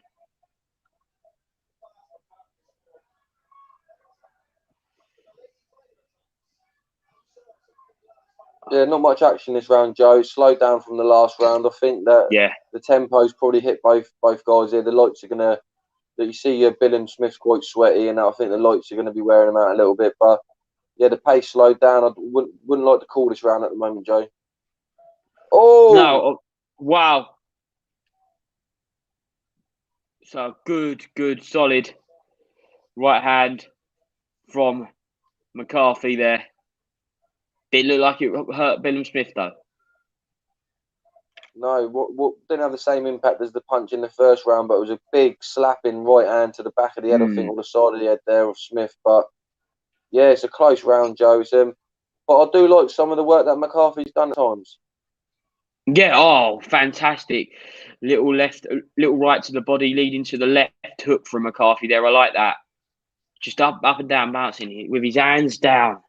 It's a risky game from Tommy McCarthy. Right. Wow. Big right hand from Tommy McCarthy, leads into the left. But now Billum Smith lands a nice little body shot and now holding on. But from long range, for the smaller guy, McCarthy doing well in this 6th round. Yeah, he's just been cut open, Joe. Big right hand, I think, by Billum Smith. Wow, yeah. And McCarthy's gone down. But it's a swing and miss. Yeah, no, ruled no knockdown. Looks like a bad cut as well, Joe. I'm going to really annoy you here, mate, but I've gone for a 10-10 round that one. I couldn't really separate them.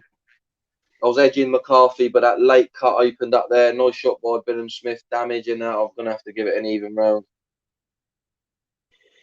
Yeah, for me, again, an extremely close round. Now we go to the WBO Cruiserweight Champion, Lawrence Okoli. Laura would speak to him, good to have him in the building as ever. But yeah, it's interesting because that last exchange was great from Billum Smith, but I think throughout the round, I think McCarthy had the better work there. I must admit.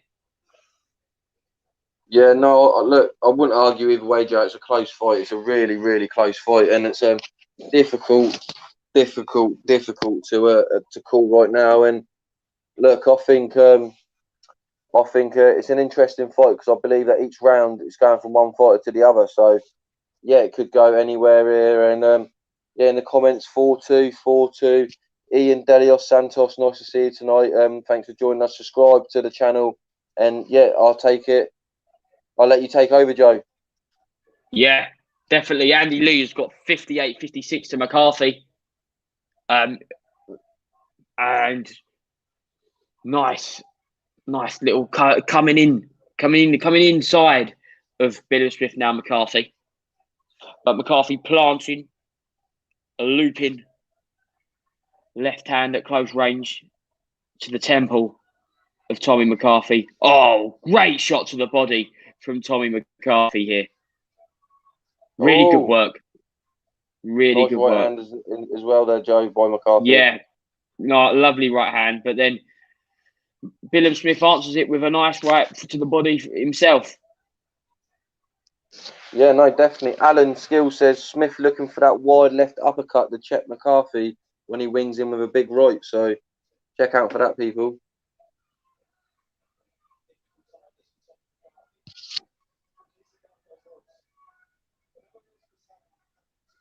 Holding on now.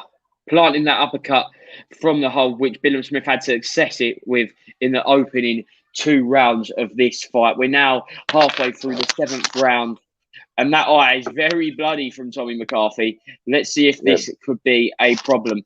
He just has to blink there, probably to regain vision, get the blood out of his eye. He's rubbing it as well, Joe. Yeah, he's putting that right hand up, probably to just probably defend it. I think his shorts need to be pulled up soon. Old Tommy McCarthy there. Well, yeah, good body shots there from the hole, but Victor Lockton didn't like it and split them up. Oh, good inside work. 2 uppercuts there from Tommy McCarthy. That's great work.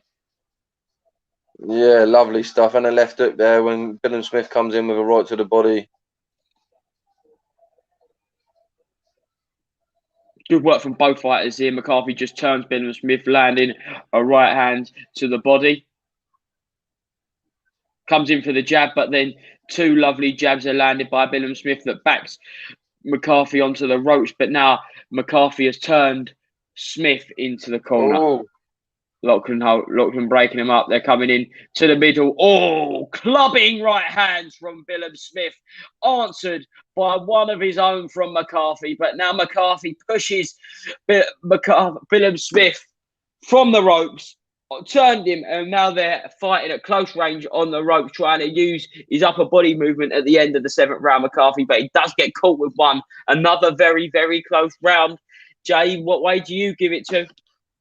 I'm going to give it to McCarthy, Joe. I preferred his work rate in that round, and also I thought he'd done some of his shots were more cuter. We saw a couple of nice shots going in there when Billum Smith was coming in fast. You see it there. Look, he's coming a couple of nice shots, and I think Billum Smith was a bit more reckless that round. I think he might have thought with the cut opening up, McCarthy struggling to see, and he started overloading with a few shots, and I thought McCarthy had the cleaner work, but no, you've seen the cut open up there. Haydar Mahmood says 4-3, Chris Billum Smith. Ian Delios Santos says McCarthy to win by knockout still. So yeah, look, the fans are still getting involved, Joe. They're still throwing in how they're scoring it, which we really appreciate. And here we go for the next round. The 8th round of this 12-round contest. Again, for all the belts in the domestic cruiserweight division, the British, the Commonwealth, and the European. We've got Tommy McCarthy in the black and green shorts against Chris Billum Smith. This fight's had much need of it. It's been beef between both camps. Friends of the fighter in Carl Frampton. Great domestic fight. Yeah, definitely. And yeah, I'd like to see it now. Just a little bit more action from both fighters. Obviously, being a bit greedy, they've put a lot into it, but like to see a bit more input now. But yeah, they look tired. But yeah, McCarthy shorts are definitely struggling there, Jay. Yeah, Good jab to the body now. Mixing it up, McCarthy. Billum Smith. No, 100%. He saw there. He's had a great shot to the body there, McCarthy, and Billum Smith there throwing the left hand out, Joe. But yeah, close round again. Yeah, he's just putting it out now. He's just piping out that jab. Maybe because he knows. Oh, and now he goes in for the 1-2. McCarthy lands a counter, but then Billum Smith comes in for the overhand, over the top left hand, which leads them to come into a hole once again. Similar to the early stages of the fight. Billum Smith looks tired to me. Yeah, he's doing a lot of holding, Joe. Yeah, maybe taking a round off. Maybe it's obviously difficult in a close fight, but yeah, he does look tired. Smith. Good jab though from Billum. But you see where Billum Smith used to jab, then move. He's jabbing now, coming forward, trying to fight at close range with his hands up, leaning on McCarthy, which is signs of him being tired. But Billum Smith lands big shots on McCarthy, straight on the chin, clubbing hook, swinging in. Now uppercut from McCarthy. Great action here in the second third of the 8th round. Backing up Tommy McCarthy, but McCarthy is answering well. There's been questions over McCarthy's chin. Surely he's put them to bed tonight, Jay. No, definitely. Obviously, he might get knocked out still, but he's took a lot of punishment and he stayed strong. And he's still throwing here. Billum Smith's had a better round, landed some big bombs on McCarthy, but McCarthy's still throwing. Both a bit tired, Joe, but look, it's a great good fight. Left hook from McCarthy landing, but then he steps into that jab. That's been the best shot all night. Billum Smith stepping into that jab, and he's found a lot of success with it. But the body work from McCarthy's also been very, very good. Oh, fantastic. Looping left hand into a brilliant right uppercut from Tommy McCarthy. Fantastic scoring punches. Yeah, definitely. It's hard to score this round, Joe. I think the earlier work of the round suggests that it's got to go to Billum Smith for me. But again, great work from Tommy McCarthy, and he survived a major onslaught. The second major onslaught of the fight. 100%, Joe. And obviously, Prince Teddy says, what a good scrap this is. Haydar Mahmood says 5-3, Chris Billum Smith. Alan Skill says Smith spent himself a bit in the last round going for the KO, Joe. I'm going to go for Billum Smith winning that round. I thought McCarthy done some great stuff still.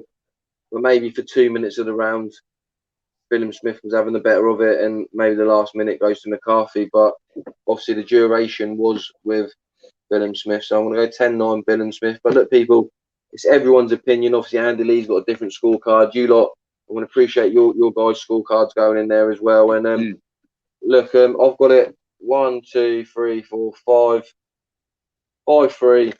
The comments have got it 5-3 as well. So look, we're all pretty much on the same wavelength. What have you got? It 5-3 CBS or 5-3 McCarthy, Jay?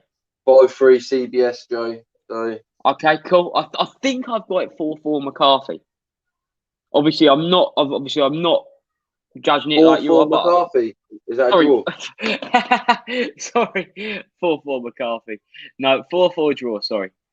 So yeah, 4-4 draw. Yeah, Prince Teddy's got 5-3 McCarthy, Joe. So it's pretty split.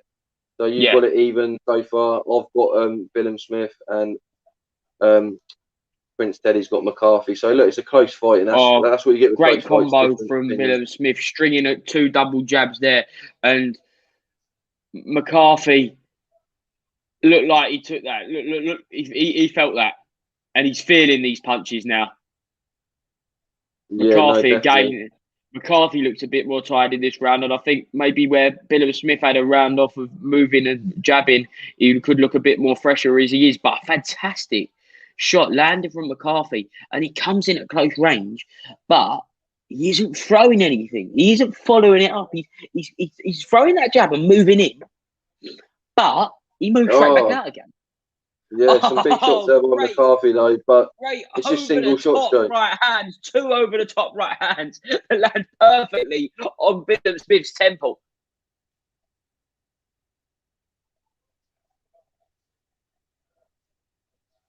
This is a great fight, and I'm really enjoying this.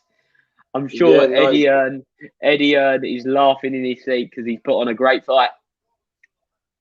100%, Joe. Good fight, close.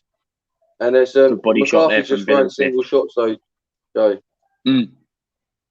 Swinging and Big missing right there. hand. Wow, yeah. Oh, wow. And Billum Smith falls back onto the ropes. I would have thought McCarthy would have had that killer instinct about him and jump on him, but he didn't. And it allows Billum Smith to come back with a nice triple jab that lands perfectly on McCarthy. This it shows maybe what is in McCarthy's tank. And it don't look to be much at the minute because his defence is very, very leaky. Yeah, you got to call the plumber, Joe, because he's leaking at the moment. His hands are down. He's not really, like I said, his volume of punches isn't great at McCarthy at the moment. It's just single shots, but he's got that puncher's chance. Billum Smith's defence isn't great either, Joe. So it's just Billum Smith throwing the more volume, I believe. Oh, good close range left-handed landed from McCarthy, but another great jab from Billum Smith, which has been a heavy theme of this fight. Good single shots landed from McCarthy, but a consistent jab from Billum Smith. 100%, Joe. 100%. It's definitely a close round, and I'm going to go for Billum Smith again, Joe, for that round. I felt like. Yeah, I think I agree. Just a bit more output, really. I think McCarthy looks really tired now. I think he's more accurate, which Alan Skill says, but Smith's punching is more damaging, and that's a good point. Ben Davison wrapping himself up there, looks like he's getting ready for a wrestling fight. Really messed up. I think Ben Davison's got a fight afterwards. Maybe he's a floater at the end, taping himself up. Just keep it in them wrists. Keep it in them wrists, nice and tight for the pads. I think that is, Joe. Yeah, no, 100%. And look, Joker 22's in the house, Joe, and he says Joe Pugh fights the winner, cruiserweight dust up for all 3 titles. Wow, I think that's a big fight. To be fair, I think I am probably walking around at the cruiserweight limit now. I think probably walking around at the cruiserweight limit. So yeah, but I think his name suggests the nature of that comment, Joker. Yeah, Joker, 100%, Joe. And Prince said he's got 5-4 McCarthy. McCarthy's cut looks big on his eye, but the corner's done well to stop the bleeding, Joe. Yeah, good cut, man. Good cut, man.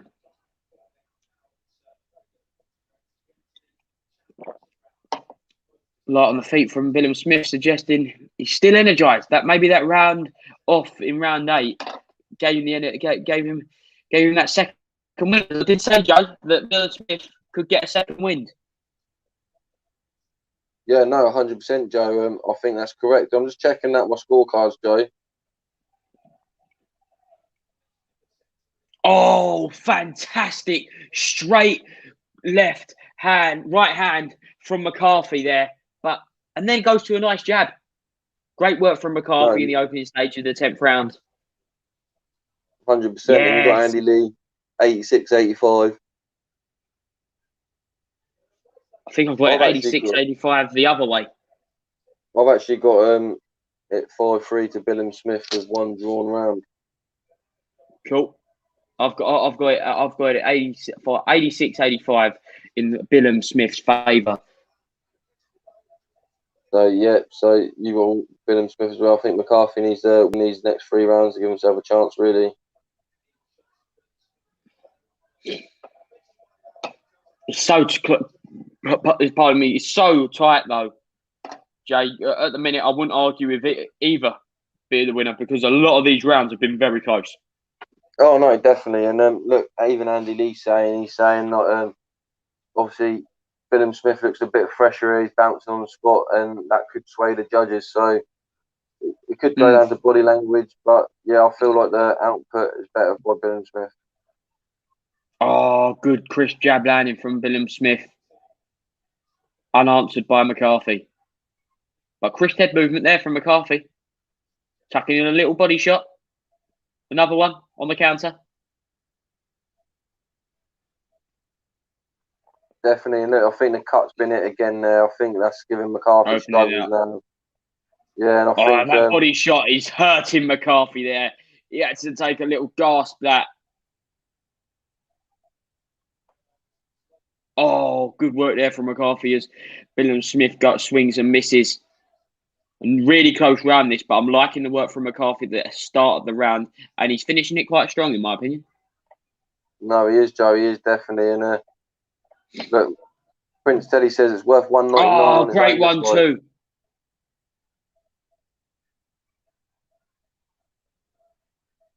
Holding here in the final 10 seconds of the 10th round, heading into the championship round. Victor Lachlan, busy man this night.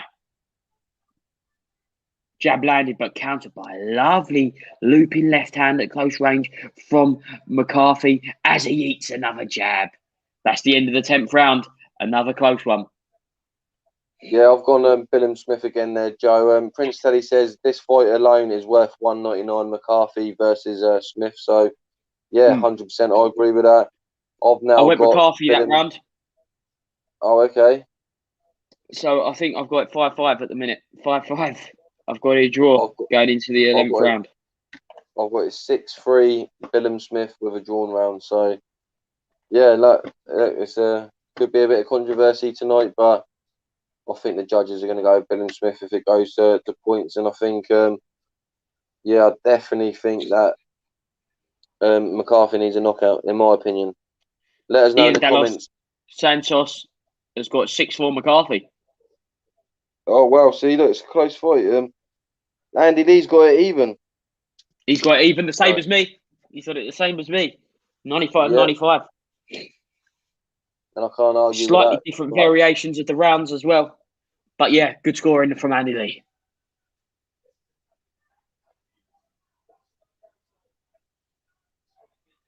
Hands down, coming out, Tommy McCarthy in the championship rounds of this great fight. An intriguing fight. A fight that's changed. It changed in pace multiple times.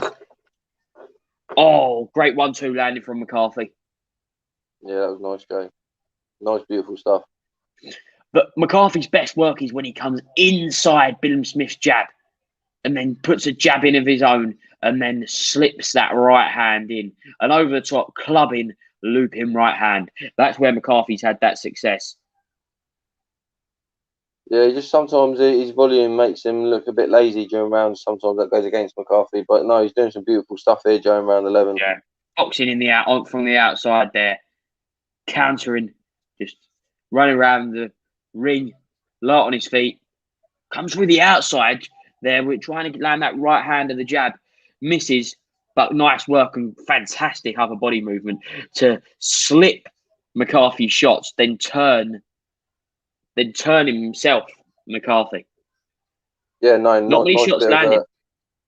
No, not many shots landed, but good footwork there by McCarthy to spin Billum Smith out there. And yeah, it's a bit slower this round, but McCarthy maybe needed this. Oh, good 1-2 from McCarthy. Another jab. Just about landed. Oh, that's beautiful. Just a lovely screw shot as Billum Smith comes in, landed by McCarthy. Oh, big bombs getting thrown here, Joe. Here we go. Bombs away in the 11th round from both parties. Turning on the ropes. That is what McCarthy's done so well in this fight. Turning at close proximity, Billum Smith. Is it just me, Jay, or that ring looks small? Yeah, it doesn't look that big tonight, Joe. It does look like maybe because it's Eddie's Garden, they haven't gone full. But that's probably about an 18-footer, probably, Joe, maybe closer to 18 to 20. Maybe not even 20 even there. 16. Yeah. It's a small ring, but good for us fans. And yeah, I think McCarthy's had a better round this round, Joe. Yeah, great round from McCarthy, I believe. Obviously, Billum Smith still having success, which both fighters have had success in pretty much every round. That's why it's been so close and so intriguing. But yeah, I like McCarthy's work in this round. Yeah, I've gone McCarthy 10-9 that round. I felt like then he felt a bit more controlled, a bit more better volume of punches. Still, I'd like to see more work coming off the jab and more doubles and triples in the shots instead of single shots. But in this round, look at that nice right hand as Billum Smith come in there by Tommy McCarthy. I'll go to some of the comments. Ian Delios Santos says unanimous decision McCarthy. Also, Ian Delios Santos says not so close. Tips McGee says Tom Saunders wouldn't like that ring. Yeah, So, that's certainly right. That's certainly right. He wouldn't want his son fighting in that ring. No, definitely not. And Prince Teddy says 6'5" to McCarthy. So Yeah, that's how I've got it. That is how I've got it. I've got it 6'4" with a drawn round. So I can't see McCarthy winning this on my scorecard, to be fair, Joe. So Wow. yeah, Wow. it's a close fight. I don't know. I think McCarthy's a lot of the round he may have just nicked him, but I don't think anyone could scream robbery whatever way it goes. No, definitely not. It's too close.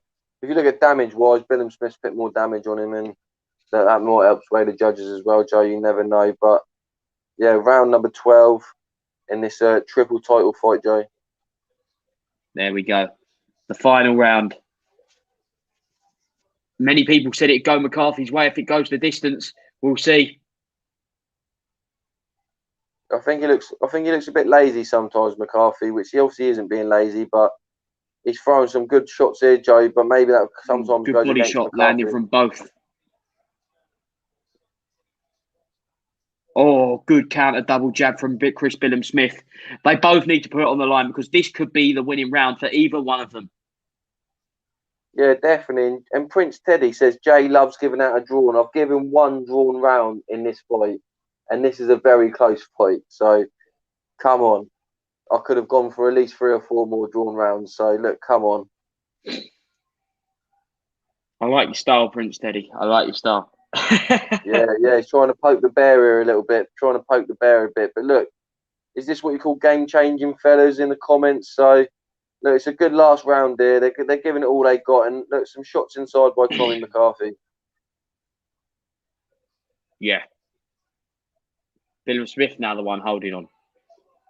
Victor Loughlin's done a really good job. No nonsense, breaking them up regularly, trying to make them fight.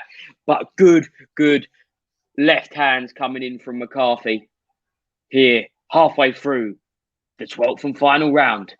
2 body shots being planted in from McCarthy, but answered by 3 or 4 shots, leading by a great right hook from Chris Billum Smith.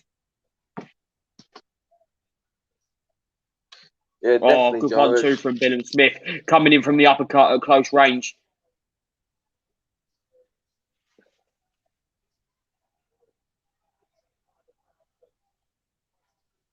Oh, sharp little left inside there by McCarthy, though. Yeah, really good. Final 30 seconds of what's been a fascinating watch here at Brentwood's fight camp. Oh, lovely left hand from McCarthy, but that's answered by 3 or 4 shots from Billum Smith. Oh, Billum Smith sticks his tongue out. Is that a sign of arrogance, maybe? Does he think he's got this? Oh, McCarthy jumps in with a great left hand. What a great end to a great fight. Big right hand coming in from McCarthy as well. Ending in a jab from Billum Smith. Look, ending in a jab, Joe. That's a clap, boys. They embrace each other after all that needle. They've just did a great fight. Oh, both fighters are being lifted up. This is brilliant. This is what we love to see. Yeah, well, if you look in the comments, Joe, why Riles says Joker 32, this ain't top, it's the gutter club fight. So people in the comments, a few people not liking it, maybe because it's the zone and that. But I've got, let me count it up: 1, 2, 3, 4, 5, 6 rounds to 1, 2, 3, 4, 6 rounds to 4 with 2 drawn rounds, Joe. Wow, I've got it 114, 6 rounds apiece. Wow. I've got it a draw. Yeah, Haydar Mahmood says Billum Smith. Prince Teddy says I've got 7-5 McCarthy, but I can see a draw and the same scorecard for CBS. Yeah, it was a close fight, and I think no one can argue with the result, like you said, Joe. When it's this close and you're getting opinions, No, it could go either draws way, or wins for both guys. It's down to what I don't really like the saying, but whatever you like, the style that the judges pick, because That's all you can go with, really. But damage-wise, obviously, McCarthy looks worse off than Bilham Smith, so sometimes that is a factor. But it says Prince Teddy says rematch is needed. I wouldn't mind seeing that, Joe. I think that'd be quite a good rematch. So it'd be a great rematch. I don't think it'll happen though. No, me neither. Wow, look at that. 154 landed from McCarthy, 155. One punch between them. That's amazing. That is amazing. And McCarthy's got the better accuracy because he threw less, Joe. So it's better for McCarthy, really, although it is impressive there's only one punch in it. Yeah, look at that percentage-wise there. Jabs. Look at that. Look at the jabs, though. McCarthy, proper outlanded. That shocks me. I thought Bilham Smith would have landed way more than that because I thought the jab was very good all night. 100%, Joe. 100%. Bilham Smith landed the power punches 4% higher, Joe. So, I don't take away much from all these statistics, though. It's what you see. It's not statistical. I'm not against it like some people are, but yeah, it's not. It's all about how you see a fight, not the punches landed. It's not amateur boxing. Oh no, definitely. No, Alan Skill says a good 3 or 4 swing rounds there, though, fellas. So anyone's fight, which is definitely good. Look, we want all the comments in. Both fighters have got their hands up. Dave, if you want to lead this, I think you're 1 or 2 seconds in front of me. Yeah, look, they're giving him a bit of a clap in that. So just giving him a clap now. Look. What do you think of David Diamante's hairdo tonight? It looks pretty cool, doesn't it? Oh, it's wrapped up. I like it. Here we go. Oh, 115, 114 McCarthy, first judge. Oh. 115, 114 Smith. Oh, this is what we love to see. No dodgy scorecards as of yet. 116, 112. Tommy. Oh no, Bilham Smith wins it. Wow. He's got it. Chris Bilham Smith has got it. 116, 112. Is that questionable? Yeah. But if they're 3 or 4 swing rounds and they've swung them all to Bilham Smith, then that's what it says. But unlucky, commiserations to Tommy McCarthy. Absolutely fantastic job he done. Look, McCarthy straight out the ring is absolutely gutted. He's walking up that ramp. He's genuinely gutted. I feel for him. But congratulations to Bilham Smith. You now move on. You're now the British, Commonwealth and European champion. Brilliant. Oh, McCarthy's back. Hug there. We see McGuigan and Bilham Smith embrace. Yeah, such a shame for Tommy McCarthy. But yeah, let us know what you think, guys. Let us know what you think in the comments. Did he deserve to win it? How close was it? And where do both fighters go from here? Trying to pick the British title around Bilham Smith, it don't even fit around there. Yeah, no, it was a great fight, Joe. Look, get in the comments. Obviously, Tips McGee's a bit tipsy tonight, people in the comments. He's coming in with some stuff. Reckons it was a fix, and Bilham Smith was always going to win that if it went to the scorecards. And did Tips say Bilham Smith would win? I can't remember. But look, it was a close fight. We can't argue what's going on there. Oh, Joe Pugh's off. He's gone. He's been knocked down there. The ref might have to step in and stop it for Joe Pugh tonight. But look, Prince, this is, round or 2 each way I can handle, but 8-4 to Bilham Smith. Yeah, that's a bit of a landslide. 8-4 to Bilham Smith for that last scorecard. But it was a close fight, Joe, wasn't it? You can't really argue. It was a split decision.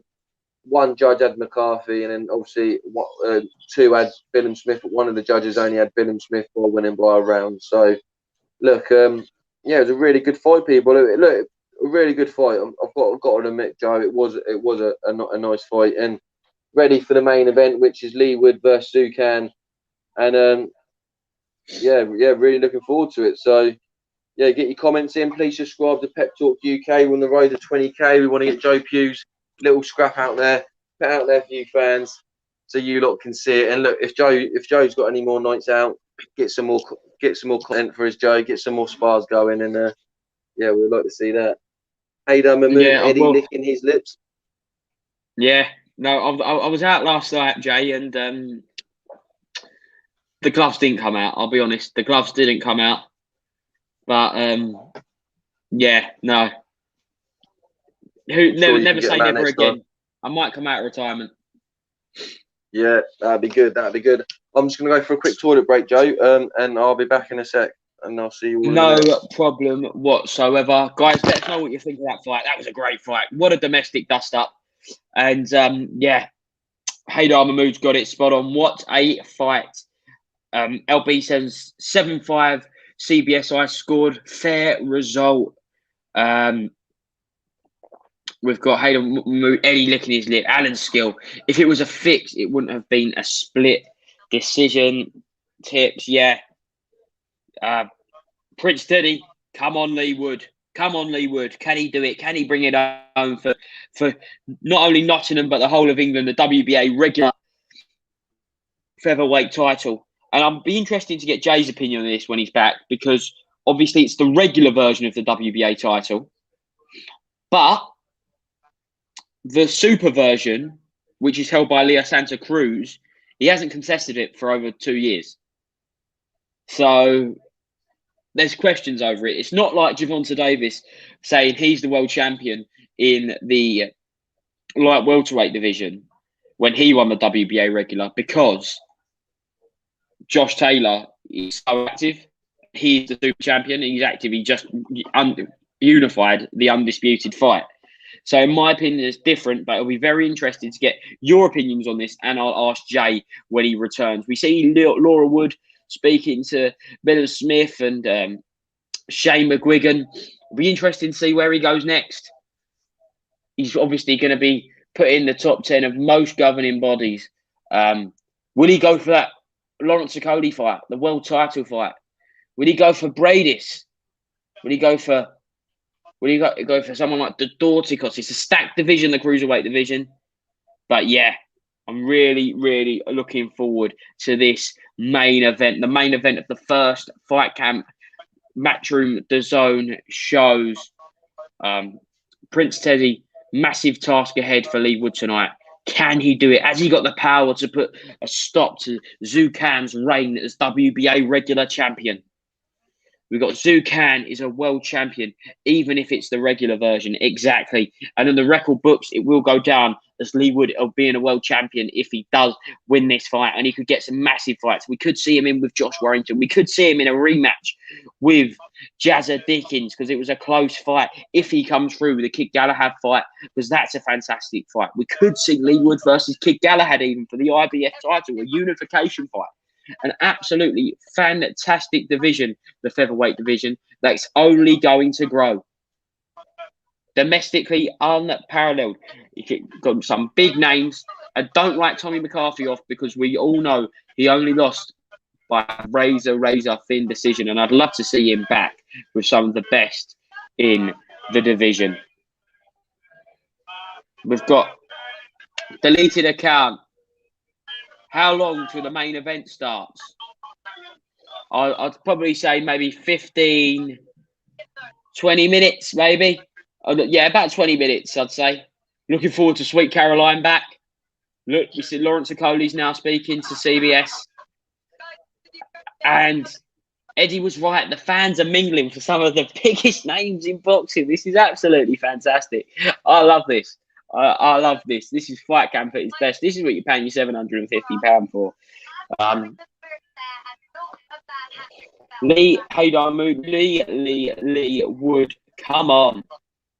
Absolutely brilliant. Guys, make sure you smash that subscribe button. Pet Talk UK. Share with your friends. Massive night tonight. Tell them to jump on. Tell them to get their opinions on Lee Wood versus Zhu Khan for the WBA regular featherweight title.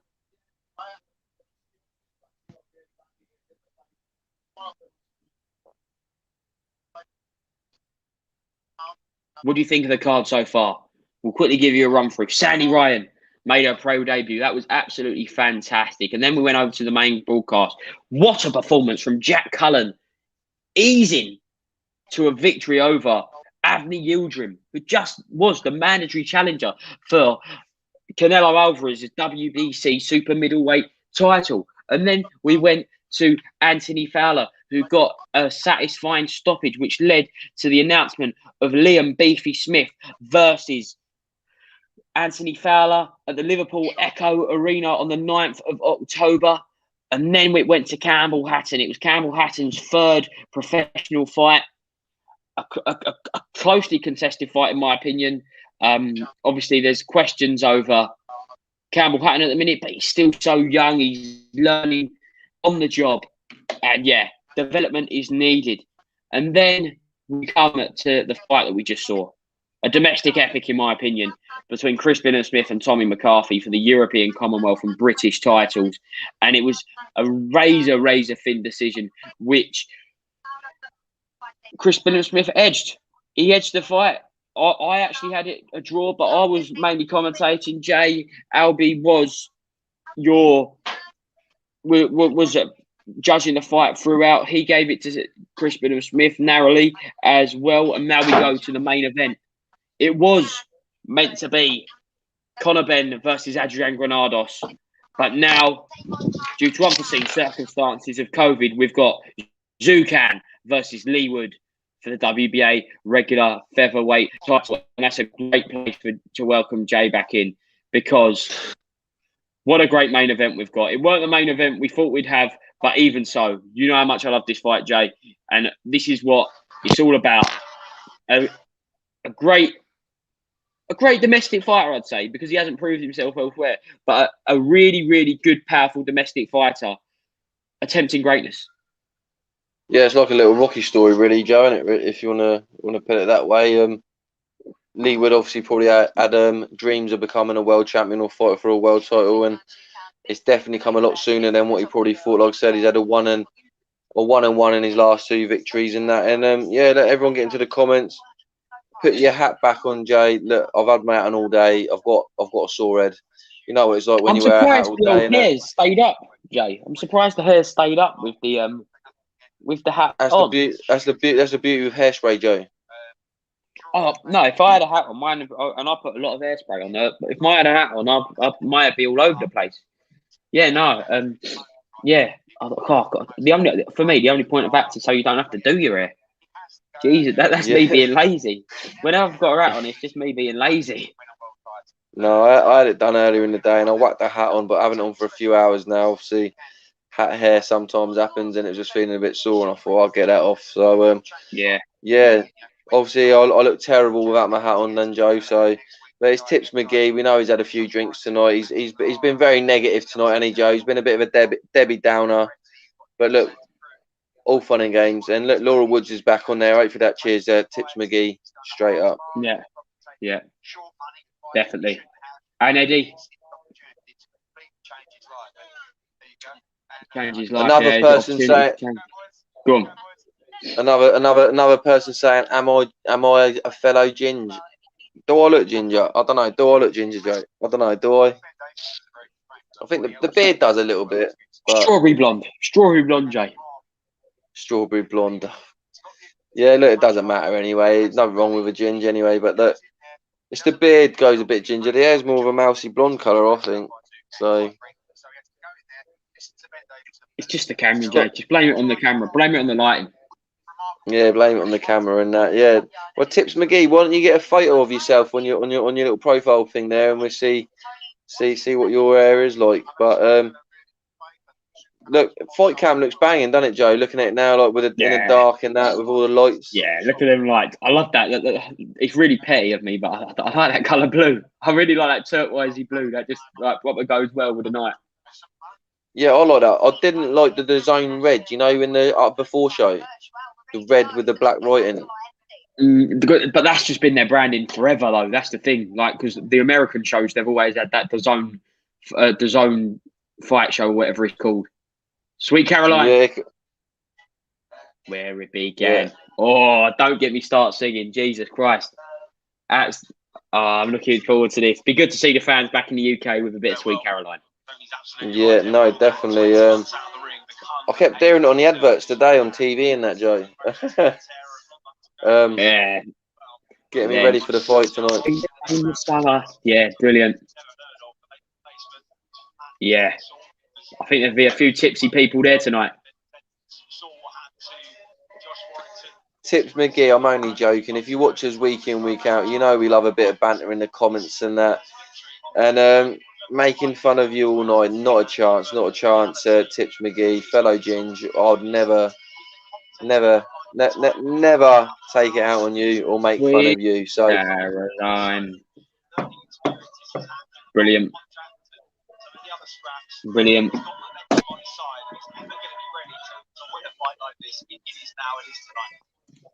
Eddie did say he was going to try and get Neil Barry Diamond. Manilow to sing. Oh, Neil Diamond, is it Neil Diamond? Yeah, oh Neil yeah, Diamond. Neil Diamond, Barry Manilow. I think he'll struggle. Like a right twat. I think he will struggle because a few years ago Neil Diamond stopped touring because he got diagnosed with Parkinson's disease. Yeah, no.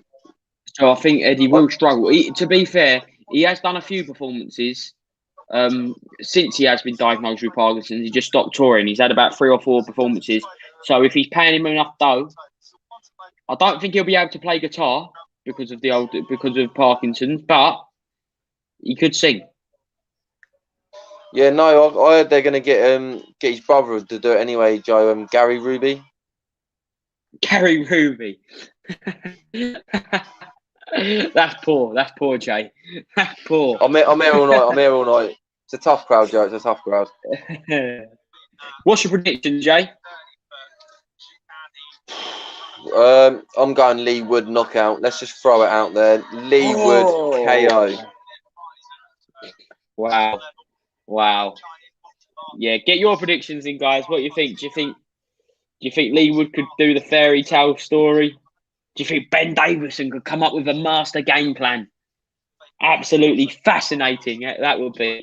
Because Ben Davison could be his first big high-profile loss as a professional trainer. Am I right in thinking? Say that again, Joe. It'd be Ben Davison's big first professional training loss. If as a trainer, being in the losing corner, it was quite big. It was quite big in that corner, wasn't it? I know he wasn't the head coach though. Yeah, as the head coach, I'm trying to think. Ghetto Genius in the corner says Wood's going to get stopped or win on points. I've got in there. LB says J Alby, the UFC champ. I'm more like the KFC champ. That's the way it is. But no, appreciate you noticing that over there. Sweet Caroline gets everyone going, Joe. And it's nice to get Ghetto Genius in the house. Get your comments in. And Tips McGee, never heard of these two in the main event. Why are they super duper bantamweights? Oh, I'll let you answer that one, Joe. What's that? Sorry? So why are they super duper bantamweights? Yeah, well, Tips McGee says he's never heard of these two in the main event. Why are they super duper bantamweights? Featherweights, isn't it? Yeah, they're featherweights. It's for the WBA Revenue featherweight title. But Lee Wood, he's been mixing at a domestic level. Just had a big win over Reece Mould, trained by Ben Davison and Zucan. Obviously, he's been spoken about a lot. He was meant to have that unification fight with Josh Warrington before Zoo pulled out, and then which led to the Lara fight with Josh Warrington. Ultimately lost. Great focused ring walk from Lee Wood here. Nice song. Here we go. That's a really big improvement for the walk to the ring compared to last year's fight camp, isn't it? Yeah, you saw him last time coming out of the changing rooms from the side and that, and it's a lot better seeing him now come out from the house and that. And look, I think it's great. I think they should do this every year. I think it's a big event now. It could become something great. I love it. And hopefully in years to come, bigger fights will come from it. I think it would be good to see. Obviously, people like AJ is not going to fight there because of the amount of money that he generates. But it'd be good to see some big fights maybe on this, some bigger world title fights. I'm looking forward to the Dickens Galahad fight next week. Obviously, the uncrowned king Kid Galahad should be the IBF champion already. We discussed that earlier. We all know he beat Warrington when they fought. I think it was 2 or 3 years ago. But look, LB says good interview with Queen Clarissa Shields. By the way, yeah, Pro B's done a great interview big there. Up Pro B for that. 100%. Yeah, get your comments in. Subscribe to Pep Talk UK. I've got my score sheet ready to go for this next fight. Zucan's coming out now, and yeah, let's see if he's got an emotional tune as well, Joe.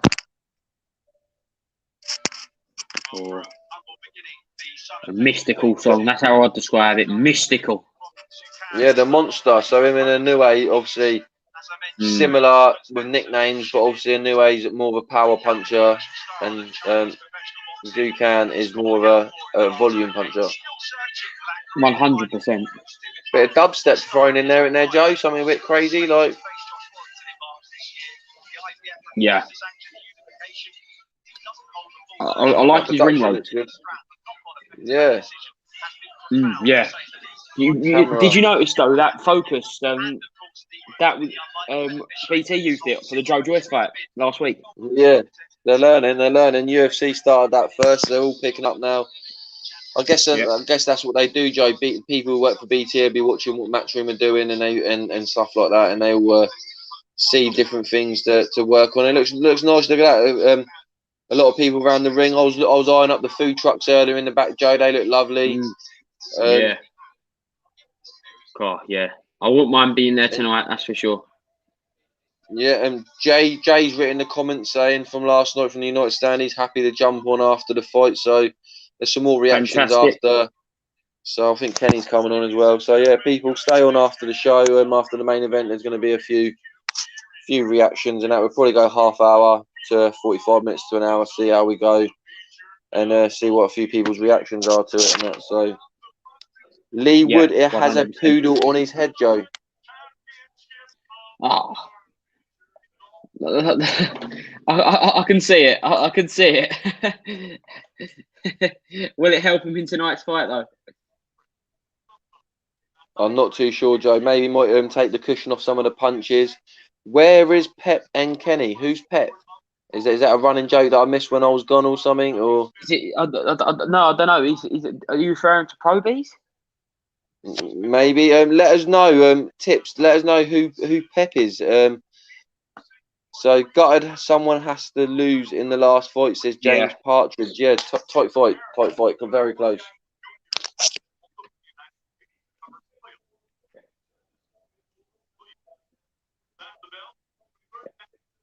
David Diamante introducing both fighters now. They're both in the ring for the main event of the first week of Fight Camp. Make sure you like, share, and subscribe to the video for all your boxing-related news, coverage, interviews, and watch-alongs coming to you for all 3 fight camps. Unfortunately, Pep, aka Pro B's. So yeah, he is in Manchester. We got the fight starts now from David Diamante. Yeah, nice. We love that. Down your spine, fantastic.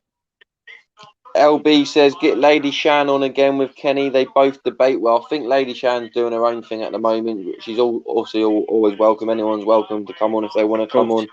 But I think she's doing great stuff on her own. I think she's doing a few shows. But yeah, it'd be great to hear from her. I haven't seen her for a while. And Hey there says tuning in to see the sexy Irish guy from last night again. Well, that would be Jay, and he will be on after the main event to do reactions with me. And I think Ken's jumping on, and because I think Joe might have to go, but Joe's welcome to stay on as long as possible as well. So, yeah, the Irish guy will be on. His name's Jay. I'm Jay. He's Jay United or Jay Daly. I'm J Alby. So, and I'm not Irish, so you're definitely not on the balance. And that's Joe Pugh, yeah.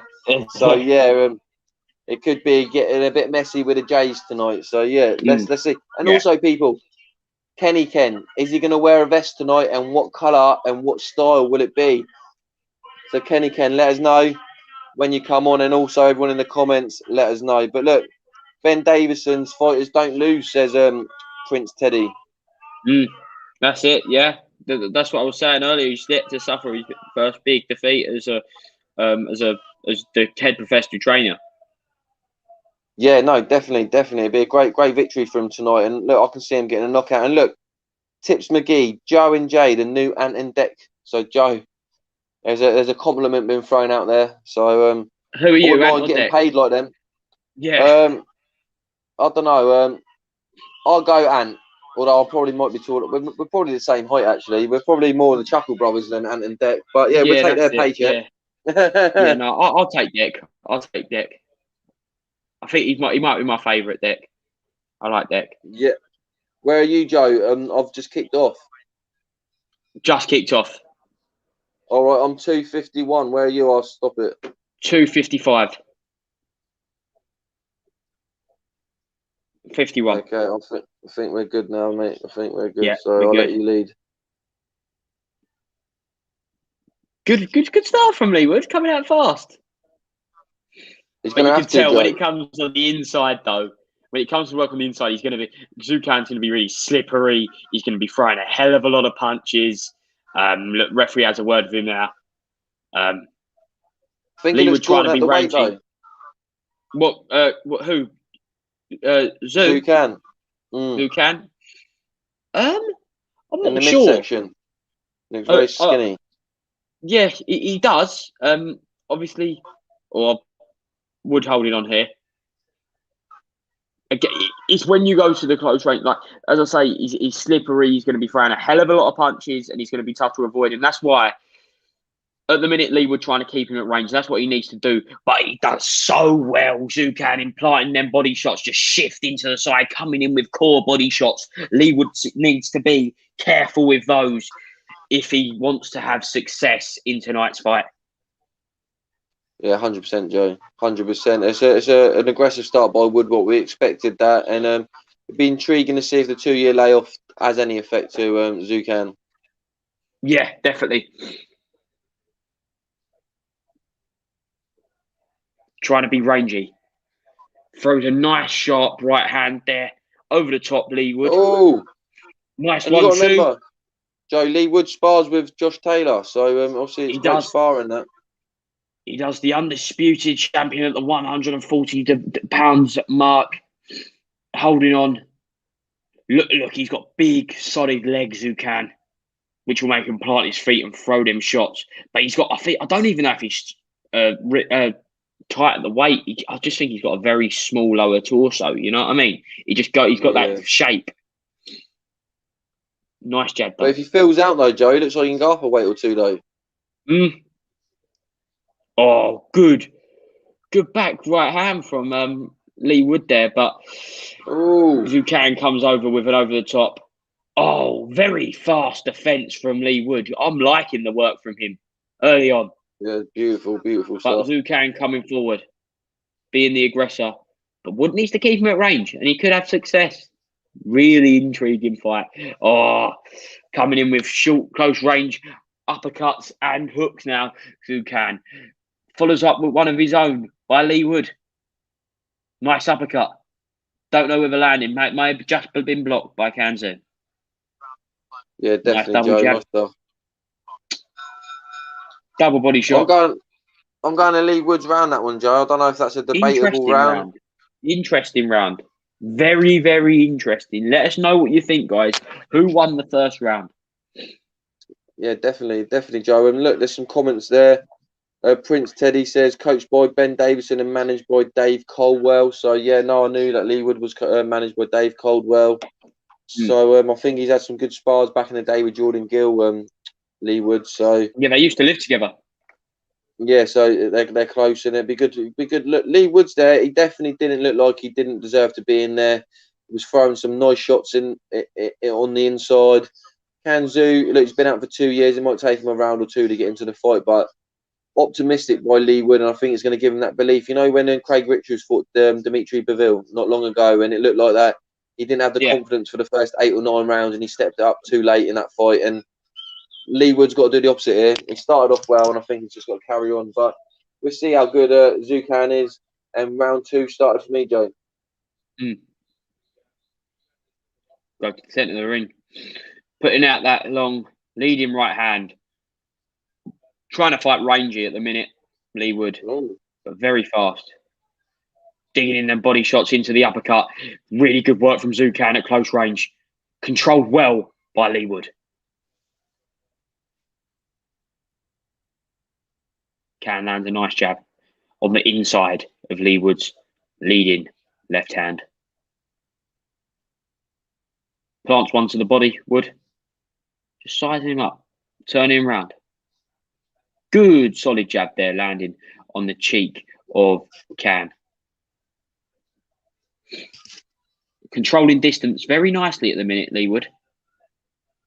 Oh, good up, good hook. Coming in from the body. Oh, into a double jab. This is fascinating work from Leewood. I've never seen him like this. From Kanzu, though, Joe. Where's the volume from Kanzu coming from that everyone was talking about?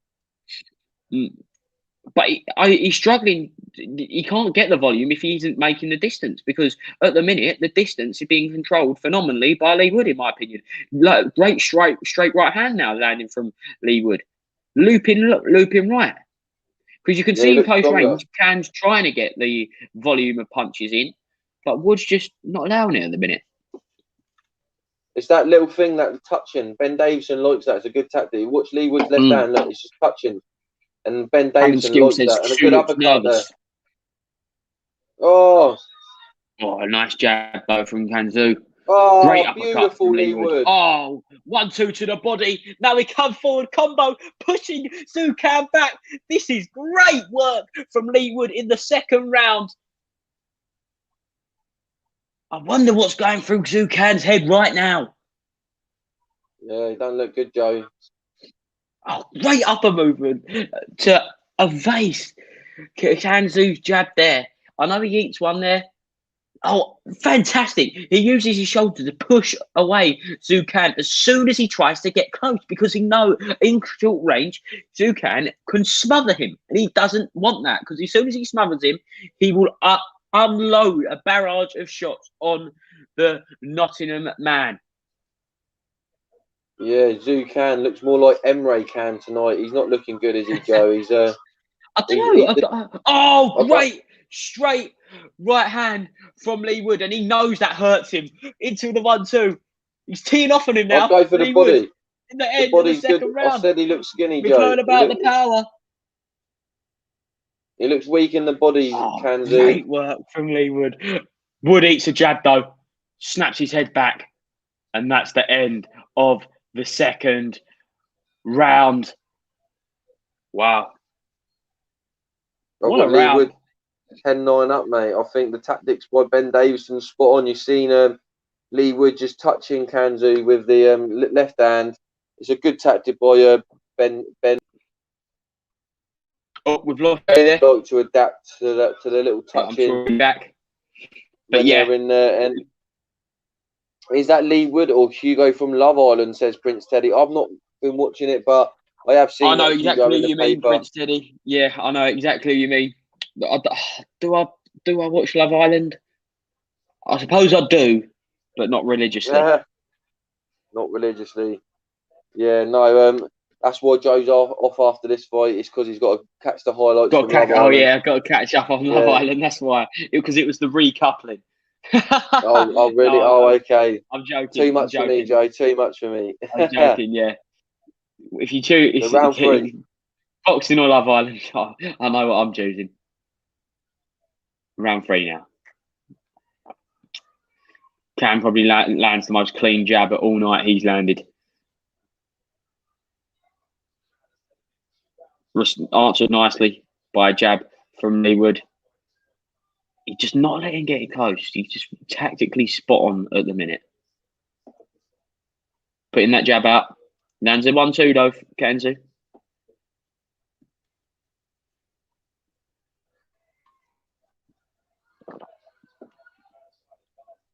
Oh, fascinating stuff here in the third round. Great looping right hand from Leewood. What a story it'd be if he managed to pull this off tonight. Oh, Yeah, like I said, He like a wasn't even rocket on the story card film. 2.5 weeks ago, and then he was going to open the show, and then 3 days ago he gets told he's headlining a massive event. Oh, fantastic 1-2 from Lee Wood. Well, I think We know how Kanzu's much with some power good he's got. shots. Oh, yeah, Kanzu's come back with 3 or 4 really accurate, dominant punches, but Lee Wood gets back behind that jab. Oh, that's great. Little looping hand to the head, then the body of Zucan. Really interesting. Because he knows, Lee Wood knows Zucan holds that whole guy high guard. So he's going outside of it with those looping hooks. Really, He really is, Joe. clever. It's nice Ben stuff by Davison and Lee Lee Wood is obviously studying Zucan to the hill and back, and found just tiny little weaknesses in his armour. Oh! Oh, big straight right hand Nice. from Zucan. But now Lee Wood comes back. Really solid shot. Oh, fantastic little combination, which leads Zucan to just slightly lean on Lee Wood. Goes to the body. That might have just been a little bit low, but he comes in with a beautiful uppercut. Lee Wood now back to that hooks, coming around the side of that heavy guard. Good 1-2 landing from Zucan, but it doesn't deter the Nottingham-born fighter.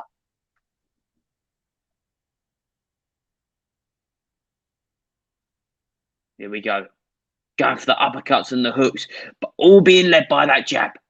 Not letting Zucan get inside of that jab. That's the key to success for Lee Last 10 Wood. seconds for me here, Joe. What you got left? Bit sloppy there, 12 seconds. Bit sloppy there from Lee Wood, which leads Zucan to counter with a quick 1-2.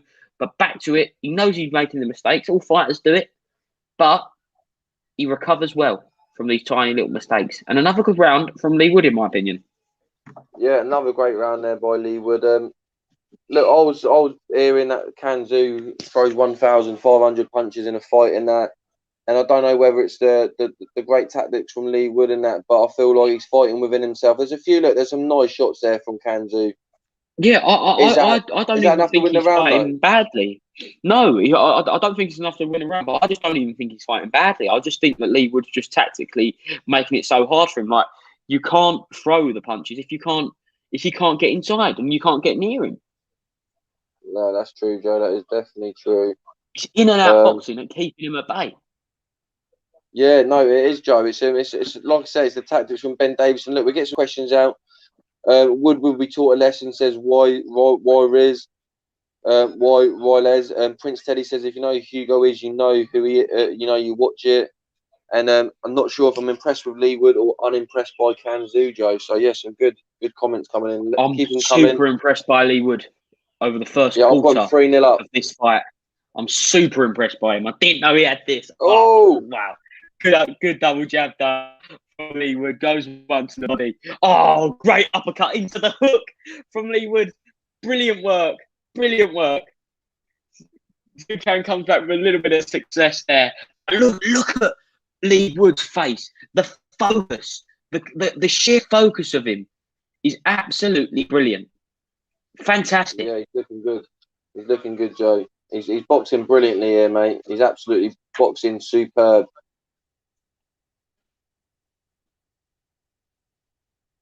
Hands throwing 100 punches. It doesn't seem that.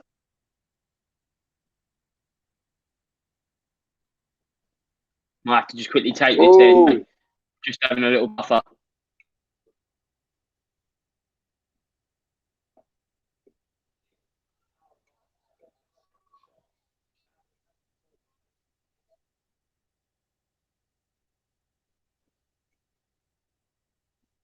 Might just buffer it a little bit there, if you don't mind, just leading just for 2 secs. Yeah, no, that's cool, mate. Let me know when you're back on and what time you're on. Cool, I'm back on. I'm on 1:30. What are you on? I'm on 127, but I can pause it. Yeah, I'm 123 now. So I think that's same about as right. me, Joe. Yeah, same as me, mate. Oh, great hand. Great left hand. Looping jab from Lee Wood. Oh, great uppercut. Busting him open. Busting him open. That is one that I would not like to take. Oh, he's now holding on. beautiful performance that Lee was piecing together. If he can keep this up, he could be crowned a new world champion tonight. Yeah, he's piecing them up here, Joe. Good jab to The the nose body. could be broken from Zucan. Oh, you see that? It looks like he's going for that looping out. He doesn't. He just moves to the left slightly, which sizes him up and kind of confuses Zucan. Oh, nice by Leewood. 1-2. Do you see that? Because it isn't a straight jab. It slightly loops to break the strong guard of Zucan. So then he's slightly broke it. Then he goes in with the straight right hand, which just goes straight through the middle of his guard. Tactically, brilliant. No, 100%. Oh, another uppercut landed. Yeah, and like Alan Skill's been saying in the comments, see the uppercut's been clean every time he's thrown it. Great work by Wood. I couldn't agree any more there. And another great round there, Joe, for Lee Wood. Prince Teddy says Lee Wood has started really well here, but if anyone can get back in this fight, Zoo can, and I just don't think he can at the moment. I'm going for another Lee Wood round. I think he's going for the pun. He's going for the pun, Jake. Yeah, oh, yeah, he's definitely going for the pun. Yeah. Zoo can, but like I said earlier, it's more like Emre Can in there tonight and not Zoo can. The volume's been terrible. He's had a few nice moments where he's hit Lee Wood, but I think Lee Wood is definitely beautifully boxing his way around. We could have seen Emre Can versus Vladimir Kufal, Jay. Yeah, we had two footballers in the lookalikes tonight in the boxing ring, so. Yeah, but like, I just think the way that the fight management here by Lee Wood's been fantastic. The way that he's picking his time when the fight and game plan's going very well, Joe, so far. And I've just rung off for the next round. Whereabouts are you? Yeah, the bell's just gone. I think we're spot on. Yeah, perfect. Prince Teddy 4-0 and Kanzu, but Lee Wood.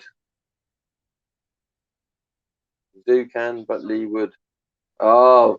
Zoo can, but Lee Wood. Yeah, the puns are flying and well done, Alan Skill. I like that one. Very, very impressed. But yeah, here we go. 231 from Zucan here. 5. Oh, that's good work from Zucan, though. Like, he strung a little bit of success, probably the most success he's had in the fight. But he eats another 3 jabs from Lee Wood. Zucan changed it up a bit in this round, but it's led to Lee Wood countering really nicely, showing that he can be versatile as well. Oh, you see that little sharp, little feint? That is Ben Davison written all over him. That's a Ben Davison move that we see from the likes of Devin Haney when he gets involved in Devin Haney's camp. We see it from Tyson Fury. We've seen it from Billy Joe Saunders before. We've even seen it from Josh Taylor. Now we see it from Lee Wood, but good one to landed from Zucan.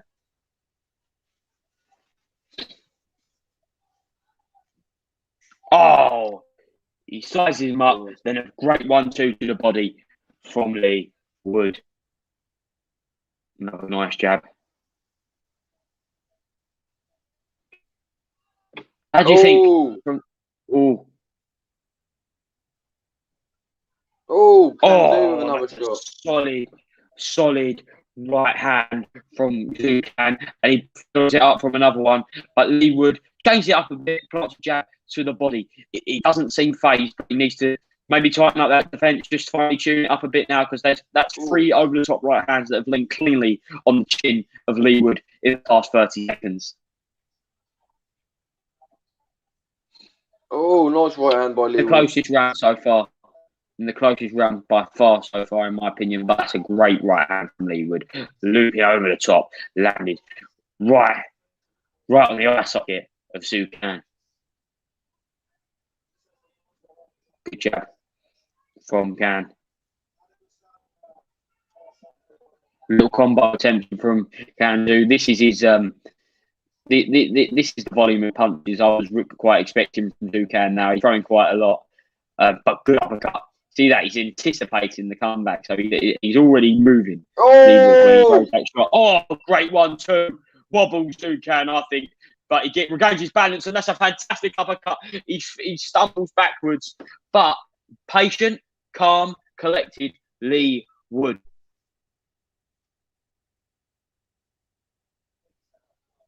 Oh, end of the round. That was a lovely uppercut there. I thought Zucan had the better of the round there, Joe. I thought that he's starting to up the work rate, but that uppercut at the end there, Joe, was fantastic. And Alan Skill says can getting busy this round, starting to step it up. What are you thinking, Joe?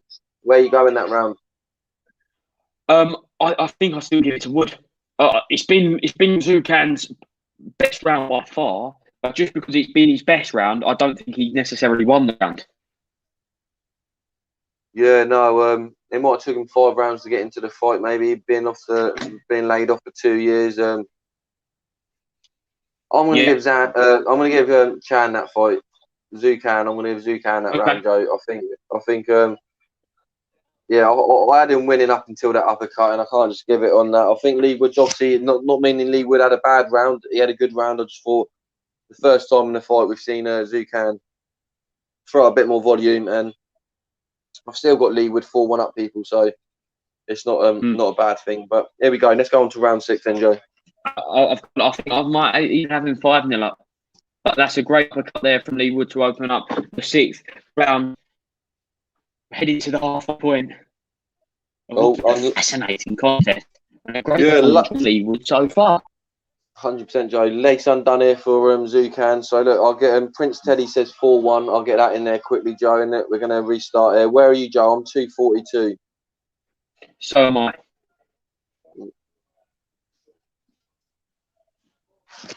Is the fight restarted yet, Jay? For you? Yeah, I'm 233, Joe. Whereabouts are you? I'm still I'm now 240. Hang on. I'm going to quickly refresh it, mate. I'm going to quickly refresh it. You take the lead just 1 sec, if that's all right.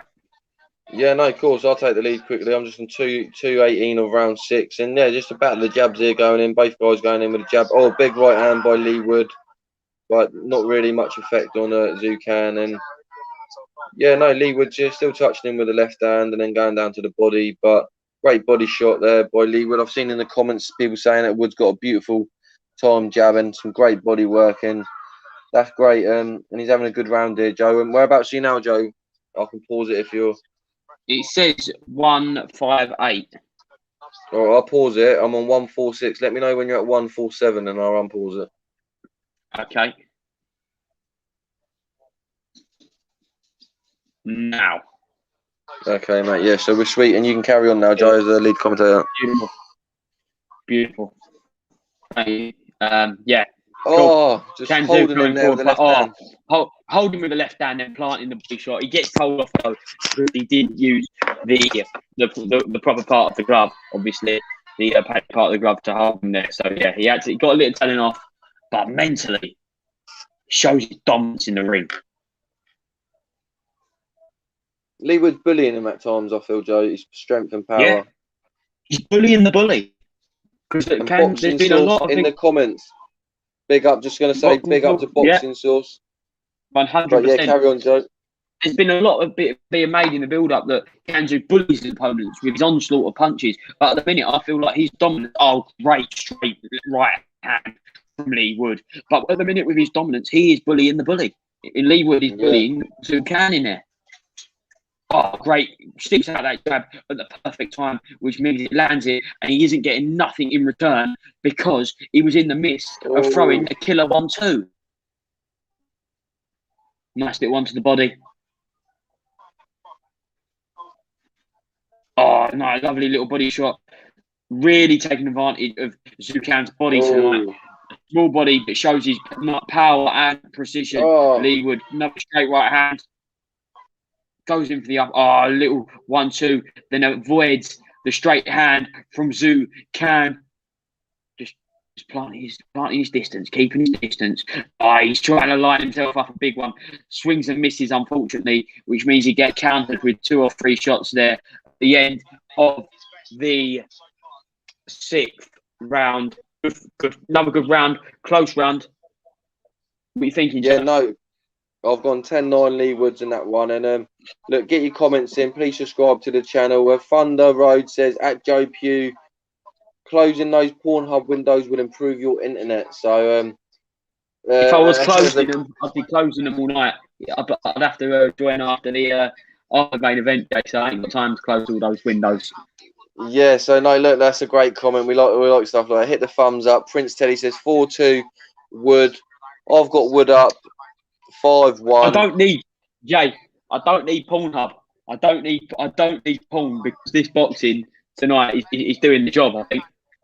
Oh wow! So yeah, Joe's easily pleased. We know he's been on my Jammer's Instagram. He's enjoying the fighting tonight. Please subscribe to the channel. Get your comments in, and look, Joe's going to take the lead again. We're going into round 7. Over to you, Joe. Let's go. Here we go. Hang on, just take it to 2 6. Sorry, Joe. That's all right. What, you buffering, are you? You Bruce buffering up there? No, I just wanted to refresh it because I had a buffer before. Oh, that's all right. Whereabouts are you at the moment in this round then, Joe? It's just refreshing now, mate. So I'll tell you as soon as I'm there. No, that's all right. But yeah, Lee Wood's starting the same as the other rounds, holding the lead left hand out there, just touching Zucan, and Zucan's trying to pressure forward, but it's just a little bit. What you on, Joe? Sorry, 213. I'm on 205. So you let me know when you're at 206. Yeah, now, mate, that's fine. Cool. Okay, mate, that's cool. Nice little double dab. I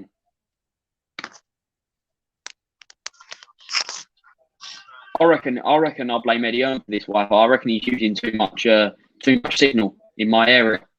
I reckon in this fight camps use too much electricity or something. It's being dodgy. It's making everyone's Wi-Fi dodgy. Yeah, Joe's about 5 minutes away from where fight camp is, so like he could be correct there. The electricity and the Wi-Fi could be getting destroyed by Eddie Hearn. But look, there's a few comments going in. Ghetto Genius says Wood doing really well. Surprised 5-1 up Woods. And Robinson Vargas, nice to see you tonight, mate. Says Wood isn't playing his part. He's meant to come up short at world level, Joe. But good fight here. Good fight. Bit of a slower, less eventful round, this 7th round. But yeah,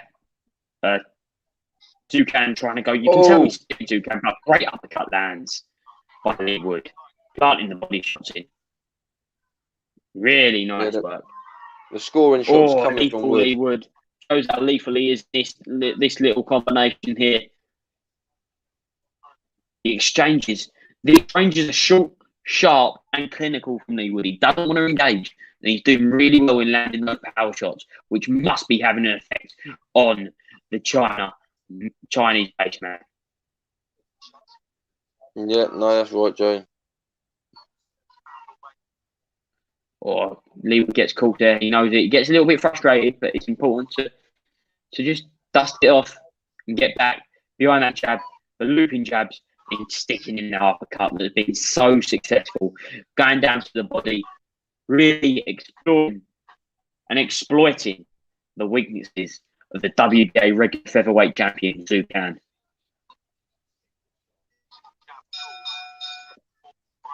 Yeah, I'm going another Lee Wood round. I think he's managing the fight, Joe, so well. I think he's picking the shot selection very well. And look, let's be real, it's the scoring shots you got to count. And Lee Wood is 100% landing the scoring shots. And I'm really disappointed with Zucan. 2-year layoff could be an excuse.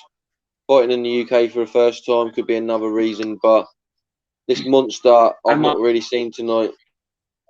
Am I going to, at the end of this fight, could we see a robbery? What's that, Jay? Could we see a robbery? We might see a robbery. I would be gutted if we could see a robbery tonight, because by large, the judging and the refereeing tonight is really good. 100%, Joe. And look, Bunyan86 says Wood's definitely winning. Sahad Nasir says, "Can I actually see the fight, please?" No, we just do the watch along. It's $1.99 on the zone. Fendi says Wood's fighting well. So yeah, please get your comments in. Please subscribe to the channel, and we're in round number 8. So yeah, let's go. Here we go, Lee Wood. Again, throwing the jab to the body.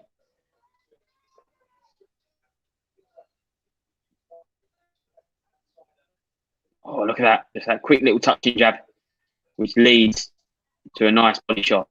We see there. Wood's got great accuracy percentage of power punches, 39% compared to Zukan's 22%. And we are in the first minute of round number in the WBA regular featherweight title fight. Yeah, people, Joe's Wi-Fi looks like it's had a few drinks tonight. It's a bit tipsy, so if you're having some issues with it, it's just because his internet's had a few stellars. But look, Lee Wood's coming on strong here, Joe. Oh, that's great from Lee Wood. That's great work from Lee Wood. That 5-punch combination.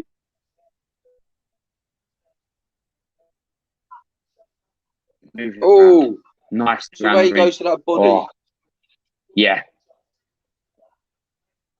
Just tucks it in. Puts force behind it. Zukan must be very, very tough. He's changing stances as well. Yeah. Yeah. Really, really nicely done. But nice. Just Lee Wood just pushing him in, planting him in. Oh, lovely Lee Wood. Oh, beautiful. Lethal Lee Wood comes in with an uppercut there, big over the top right hand. Lovely looping 1-2. Then go down to the body. Zukan can't be struggling for maybe the second time in this fight. He's so tough. The world champion. Oh, the body shot. Then he comes under it. He's anticipating the punches that Zukan isn't even throwing. Class work from Lee Wood. Yeah, it's fantastic, Joe. Fantastic. Moistro A Boxing says, salute to the chat. Cheers for your comment. Get some more comments in there. Last 33 seconds of the round, number 8, and a great round by Lee Wood. Solid 1-2.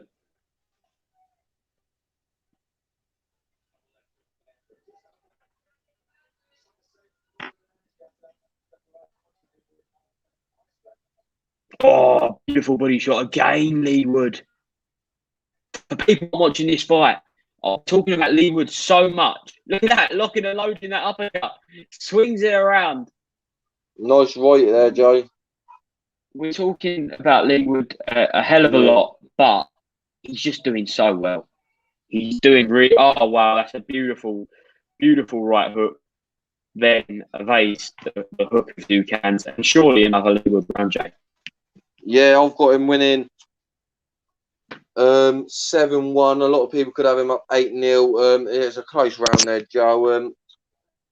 I've just paused it, so hopefully next round we'll be up to date. And I'm just going to go for a few comments. Alan Skill says, what an effing fight. This has turned out to be great performance by Wood. Prince Teddy says, Lee Wood has stopped Zukan from throwing his usual volume of punches. Ian Delios Santos says, and new champion Wood.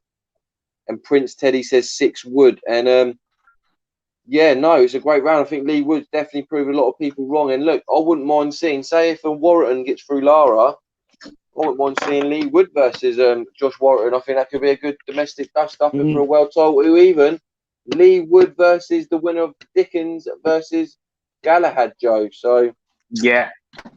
Look. So, you look, round number 9. What have you started round number 9? Yes. I have on 253. 253? Yeah. Yeah, that's good, mate. That's good. Cool. Fantastic. Fantastic. He puts out the jab there, Zukan. But Lee Wood came back with a jab of his own. Good work here. What a fight it's been so far. Lee Wood proving a lot of people wrong. Yeah, people in the comments saying that Can must get a stoppage really for a win now. Yeah, unless Wood gets knocked down a few times himself.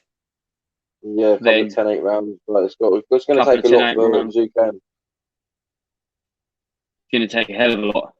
And for someone who doesn't have that one-punch power, or his record doesn't suggest that he has the one-punch power, then he's going to need to pull something special out of the bag here, unless, as we said, we see a robbery.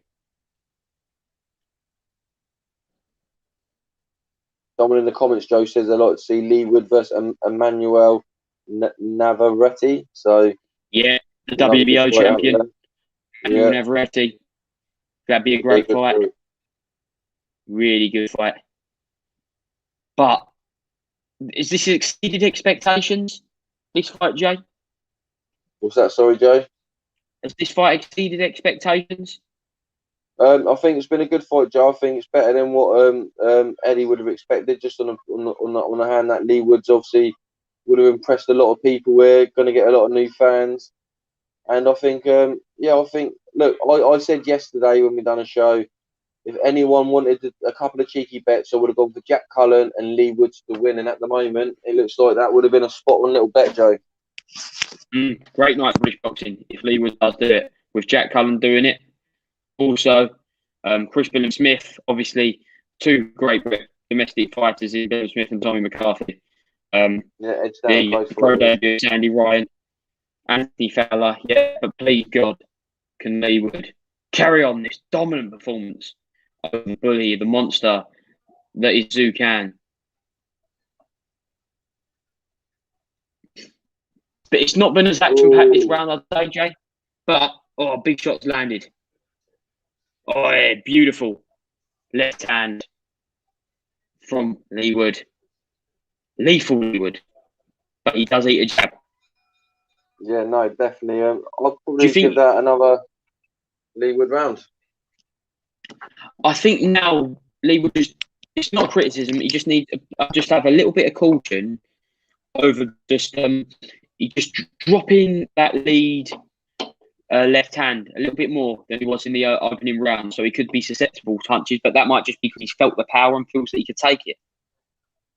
Yeah, definitely. I don't think there's anything to worry about with the power. Kanzu's knocked out 3 of his opponents, so he's not known for his power. He's known for the volume of his shots, and I think, like you say, Lee Wood isn't really scared now of the what's going to be coming back at him. And look, we've got some comments here. We've got Warrington beats Lara if he moves about. That's obviously Warrington versus Lara at Headingley next month in September.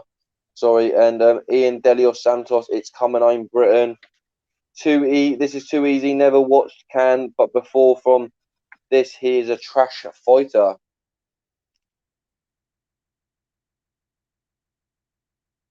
Round 10, 247, Joe. Yeah, 248. That's fine. We'll go with that. We'll go with that. That's all good there. Zhu Can lands a nice uppercut there. Goes into the 1-2. Eats 3 or 4 jabs there. Lee Wood gets that hand out there, just sizing up opponent, keeping him at range, keeping him at bay.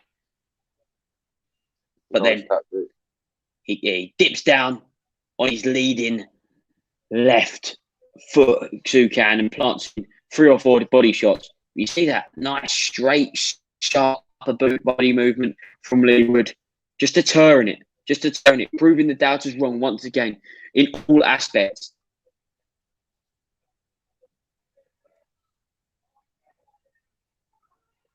The power punch ratio has increased from Zhu Can, with that raising to 27% and would slightly dip to 36%. Yeah, but he's still landing more power punches, Wood, which is what you would have expected. But it's good one too from both fighters there, but in particularly Zhu Can at close range. Lee Wood just letting him in slightly. It could be having just maybe 1 or 2 rounds off. Lee Wood to just prepare himself for those championship rounds. You can certainly allow that. Oh, he eats a big left hook there. Uses strength there, tries to use his shoulder and slips a body shot in, then slips straight back out of range, which Lee was done so well in this fight. Zhu Can coming forward. Based in Beijing, compared to Lee Wood from Nottingham, you could become the second man to ever become a world champion from Nottingham after the great Carl Froch. I wonder whether he'll ever fill 80,000. Yeah, no, I wonder too. It's a great performance by Wood here, and got a comment here, Joe. You might know this one. The WBA regular belt only counts as a world title if it's a British fighter. No, I did say this while you was our great little combination. In the break, I'll just explain what I said just while you just had to quickly go to the toilet, Jay. Well, my opinions on the WBA regular. Are you for it or against it?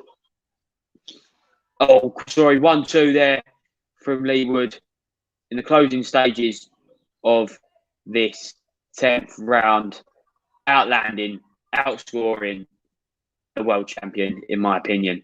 As far as it goes, I'll just say, like the last time I think the WBA regular champion was contested for was Gervonta Davis's fight. Yeah. When he fought Barrios, and I said no, I don't think that counts as a solid world title, but that's because the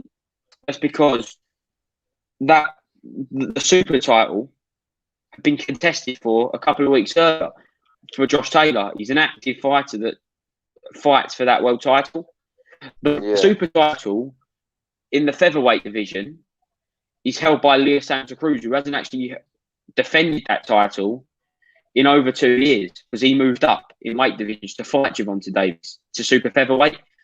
So realistically, this is the most active WBA world title at the minute. Yeah, and Povetkin was only WBA regular champion, wasn't he? And he's classed as a heavyweight champion. Yeah. So that's why I put more credibility on this world title, this version of this regular, than the super one at the minute. And if Leo Santa Cruz is made to vacate that title or become champion in recess or whatever, then surely the winner of this could get elevated to super champion, because Lee Wood said he believes that they should get elevated, the winner of this fight. Oh, 100%, Joe. And also DJM1 says, see how Davison has him using the lead left as a measuring stick to stop the can walking in. Yes, 100%. That's what I thought. Mm-hmm. He said that earlier in the fight.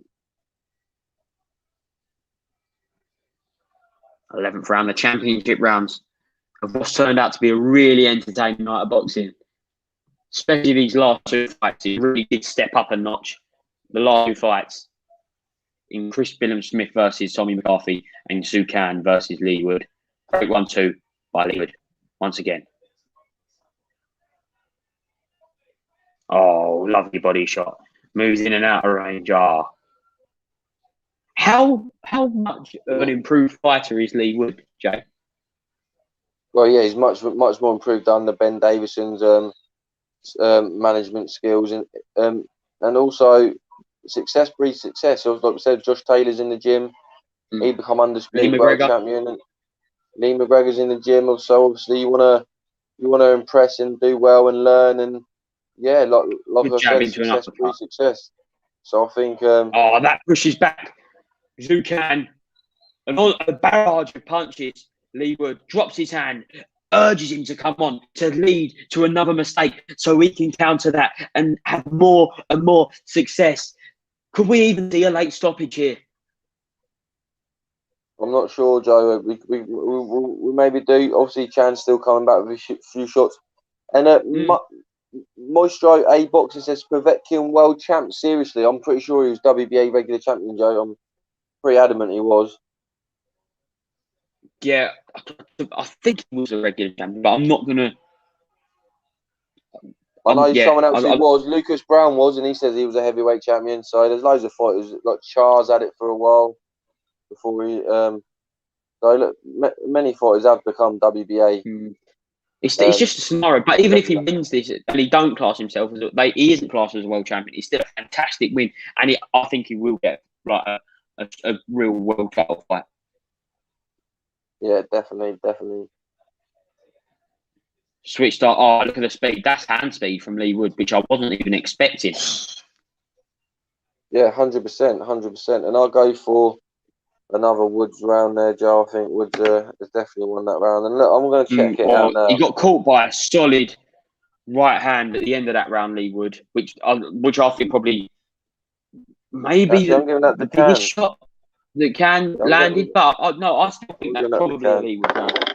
But again, it's close. I weren't really judging that round at all. But I can only give a maximum of a couple of rounds to Zucan in this fight. Heading into the final round. 3 more minutes, and Lee Wood could become the WBA regular featherweight title champion if it remains like this. 3 more minutes. He's 3 minutes away. No, definitely, Joe. Definitely, 100%. Surely, Jay.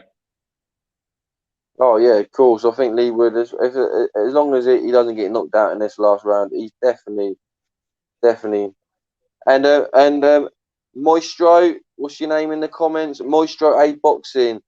He held the WBA regular heavyweight title from 2011 to 2013. So Povetkin was a WBA regular champion. So just to let everyone know in the comments that he was a regular champion. So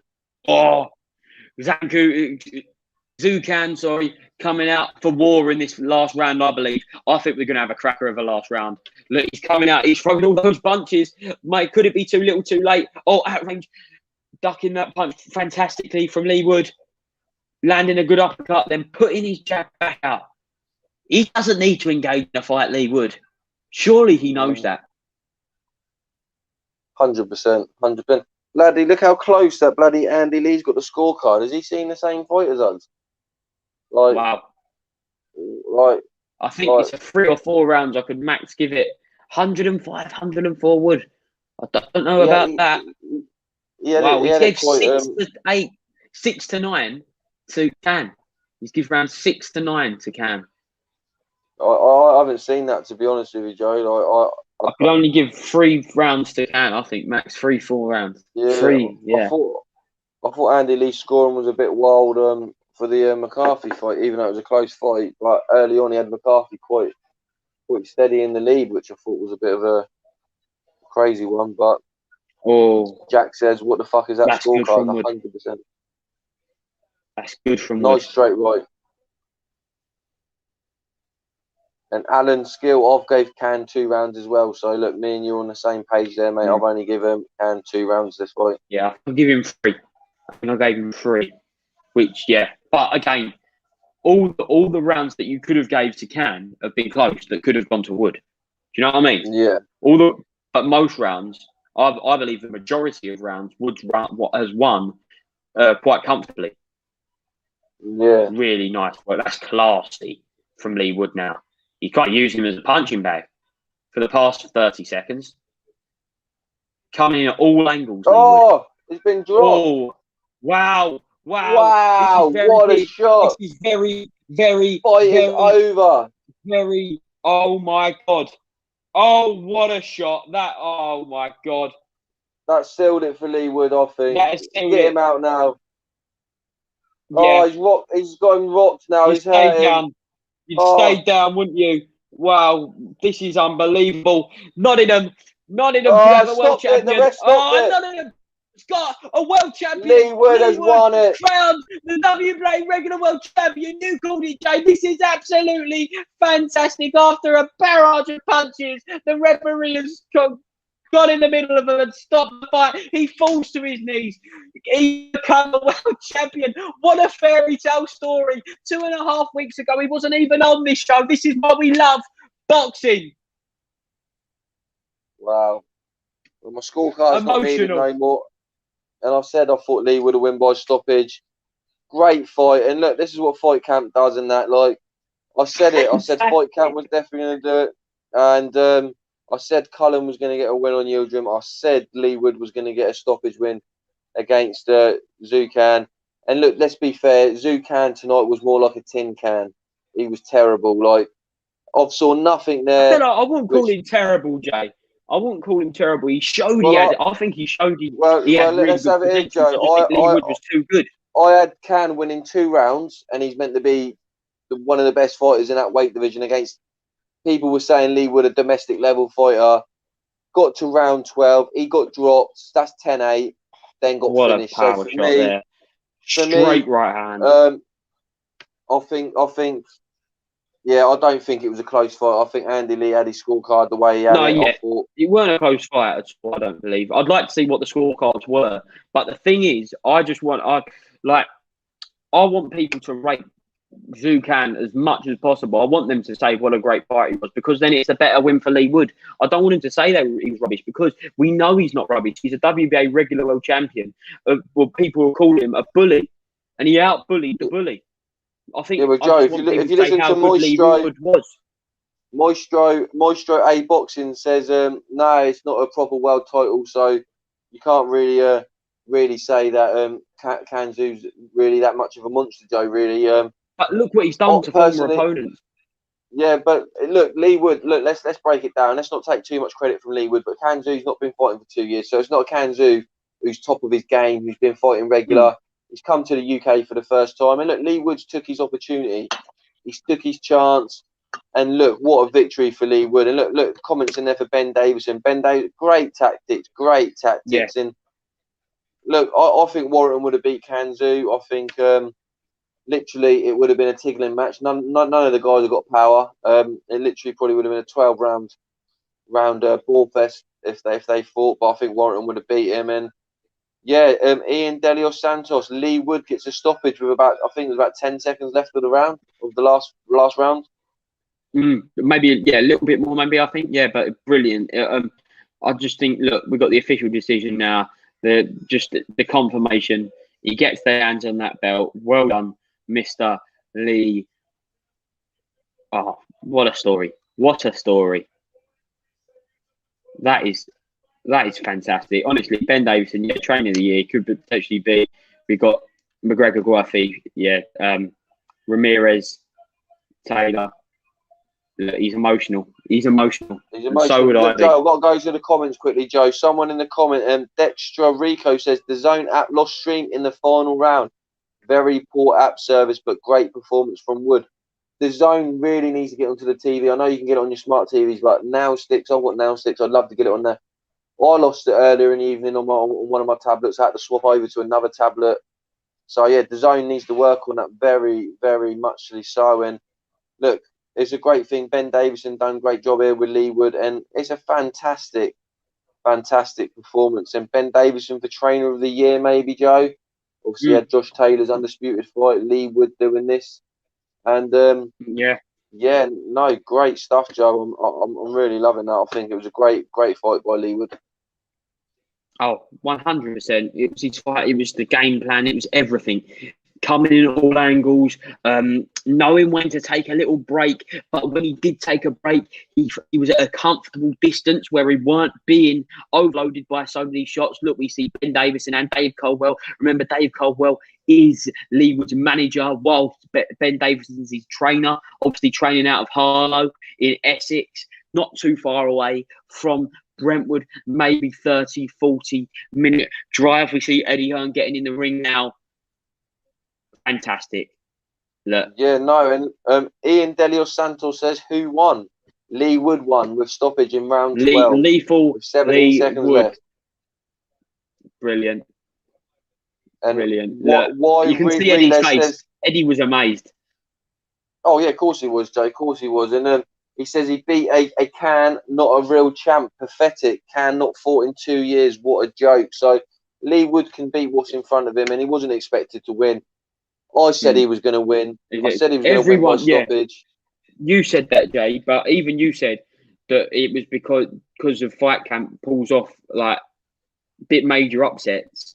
Like on a normal day today, you'd expect Sue to win it. You did say that. Course. So I just don't think. I think people need, just because of that performance, people need to still remember what, like, going into this fight, Lee Wood was a major underdog. So I just think no one should take away the credit of Lee Wood tonight. Oh, definitely not, Joe. Because look, his punching accuracy was fantastic. His shot selection, the way he used his lead left hand just to touch Kanzu away, and basically what he done is he kept being active to stop Kanzu throwing punches. And look, with the power that he's got, it's absolutely fantastic. And look,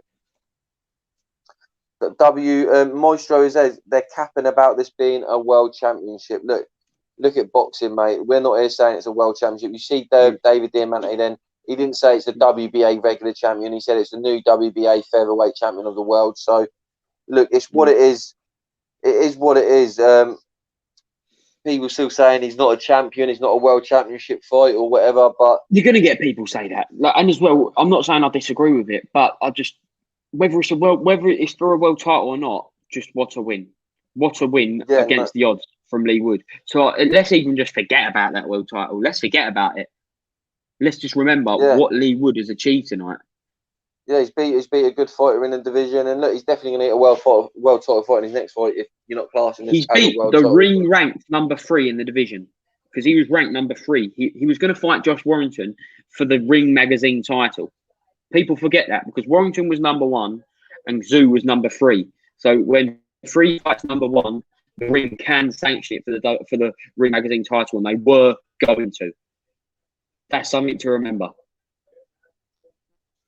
No, definitely, Joe. Apparently, Lee Wood says he hurt his hand in the fight, and I think he said his sole was falling off his shoe. Oh, wow.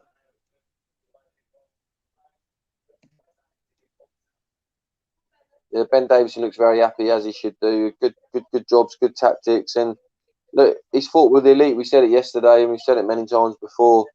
That when you've worked with elite athletes like Ben Davison has, he's one of the top trainers. You know what I mean? He's not just had a couple of mediocre fighters and then he's got to world level. He went the opposite way. He had elite fighters straight away, and now he's adapting and making average fighters into great fighters like people like Lee Wood and Lee McGregor. So look, some great stuff. Look.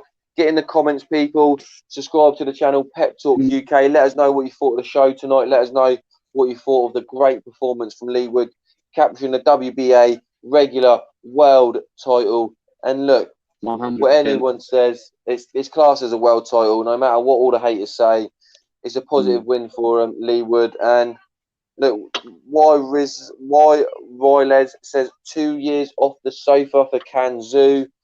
And look, it is what it is. It's a great night for British boxing. It's a great victory, and I think it's Lee Wood's birthday as well.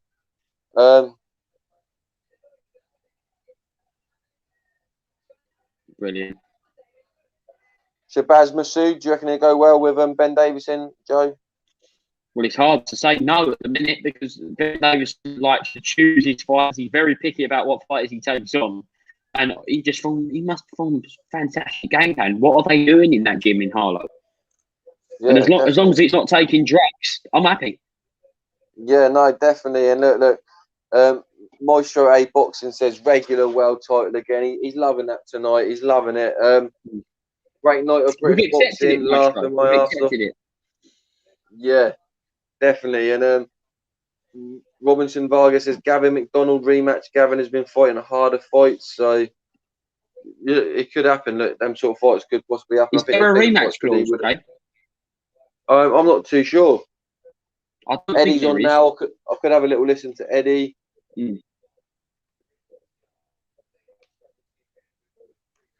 So Two says it was good for the price. All cards are average at best. Production was decent, but yeah, for £2. And look what we got. Before I shoot off, I've got to quickly speak to the main man himself. No vest, no t-shirt. He's come in. It must be the debut of the hoodie. It's Kenny Ken. Would you make of that, Kenny? I'll tell you one thing, right? It was like I said, what I called the underdog. It was basically the fight camp. You know, you should christen it underdogs camp, because I didn't see that last performance coming. I didn't really see it coming. Very disappointed with Zucan. Very disappointed. There's no excuses for that performance. Doesn't you should have known that Lee Wood would be well up for it, and you would have known with a trainer like like Ben Davison, there's going to be a lot of movement. He's going to turn you around, and that he was going to make sure that there was no way he's going to let his fighter get caught trapped in the corner. So you should have been prepared for that. And the way he held his hands up and just allowed himself to be punched around the back, hit with the uppercut. It was so basic, his defence. Really disappointed. But congratulations, to Lee Wood, especially that finish in the 12th round.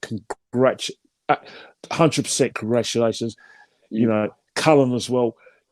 Congratulations to him as well. Again, another waste of time. Yildirim.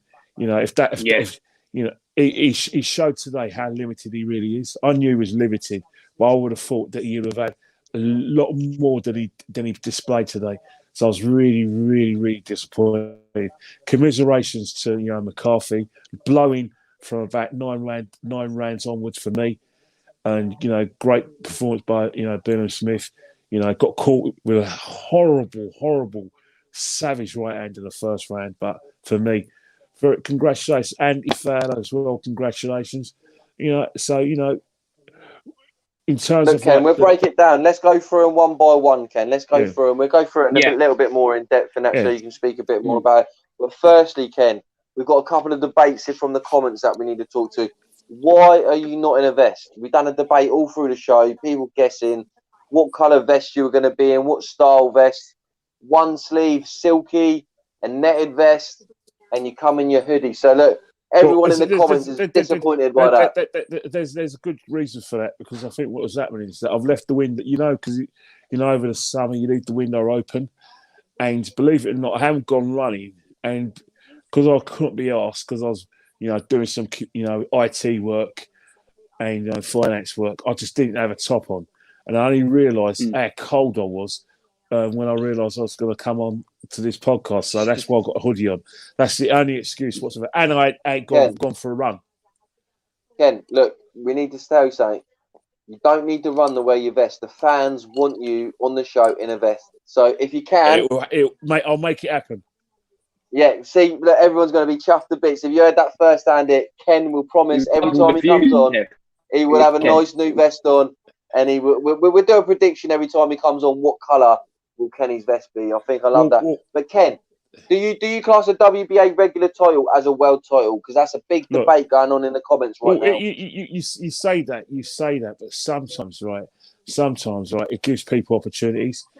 Sometimes the reason why we have, like regular world titles is because, the person who holds the proper title, probably won't fight his mandatories. He's looking for the super fights, or he won't get the right money. So I don't see any reason why, people have to wait around for the main event to make his mind up. I think we're going to see a lot of that. I'm surprised we don't see more of it in the heavyweight division, because there's a couple of clowns. Yeah, and look, in the heavyweight division, Leo Santa Cruz hasn't even fought. Yeah, the last time he fought was at super featherweight against Gervonta Davis. He hasn't fought at featherweight for, I think it might even be 2 years and 8 months. I might be wrong, but I think it's around that mark. But what a performance! Kenny, what do you think? Lee would have done well tonight. First thing is punch selection, timing as well, and he put some really big oomph in his jabs. And the thing about it is the angles he got. The way he had his sort of right hand under his chin, and he dips his head to get that uppercut, bloody hurt. And then Can had his gloves up. And basically, what's happened when you have your glove clutch and you're static, all you've got to do is hit them around the sides, hit them around the temples, or punch through the guard. Because eventually when they let their guards go down, you're going to get good punches on. And he was caught clean too many times for me. All right, there were times when it wasn't sort of the philosophy, but there was one time in the 11th round there was a free punch combination, which really, built up a good lead for Lee Wood. But again, one thing about Lee punches like Can, they like fighters to be static tactics, and Ben Davison fighters never keep still. One of the things Ben Davison was criticising a lot of fighters last week was when they were getting fighters in the corners, they were turning it around and blocking the momentum. Well, that's what Lee Wood did really well. Is that he wasn't on his bike, but sometimes when you spin around, you don't give your fighter, your opponent, anything to hit. And I think in that respect, I'm really, it was a good preparation. But I have to say again, Sue Can, I know you have to travel and blah blah, and I know you handpick the opponent and everything, but sometimes, just sometimes, right, if you're a champion, you've got to prove it in every fight, because you've got to assume that this is your first defence. You have to assume that you're fighting for this title. Just don't turn up and expect to win. It's not. It doesn't. Boxing don't work like that, and I'm really disappointed. Yeah, yeah. Sorry, Ken. I'm just watching this little video package the Zone have done to close the show. It's quite good, actually. It's quite good. We'll talk about their coverage. We'll talk about their coverage later. Yeah, but look, let's get back to. I've got Leewood. We'll get back to Leewood. Sorry, I've got to jump off in about 5 minutes. All right, that's all right. We'll talk about Leewood. Then there's one big question I want to ask you before we. I just want to clear something up. At the moment, we're trending. Maestro's got us on his YouTube channel at the moment, talking about us saying that the WBA regular title is a world title, when it obviously he doesn't agree. And look, fantastic. Thanks for talking to us, and thanks for coming on tonight.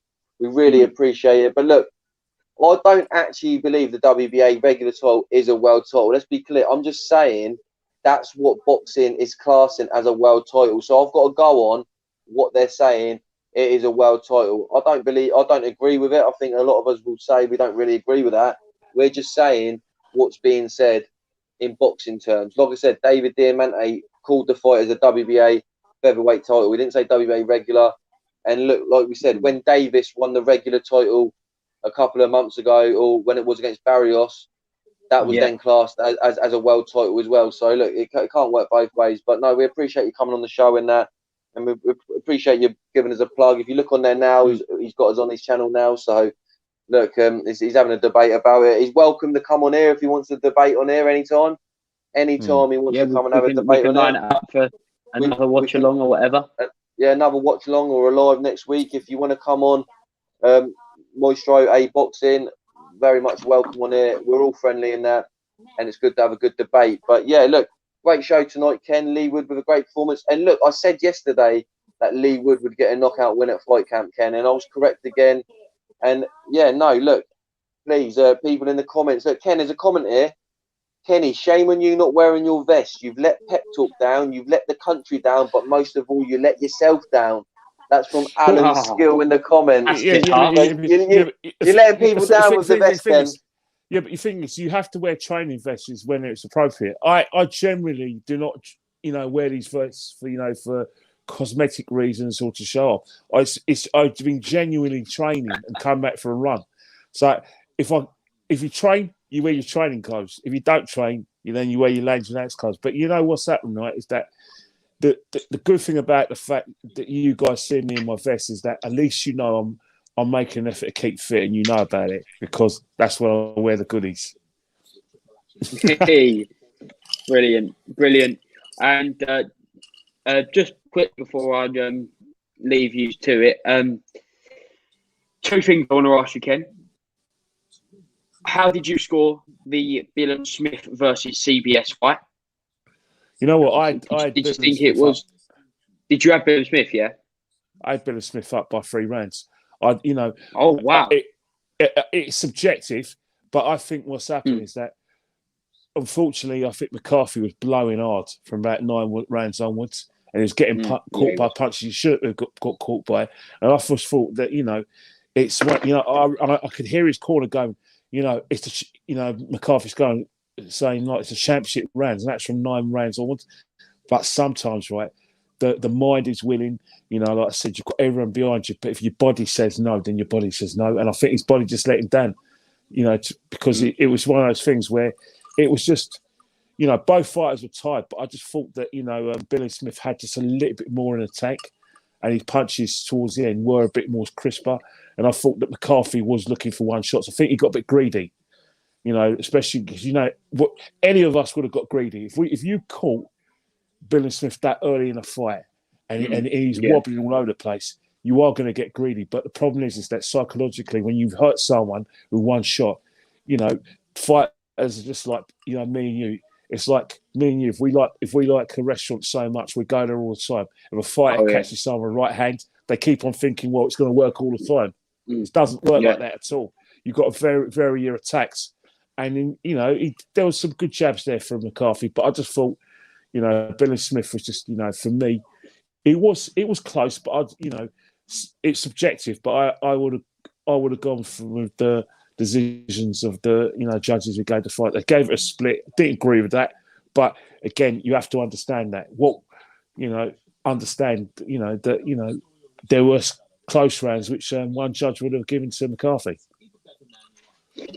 Yeah, and Kenny, I personally, I had it 6 rounds apiece.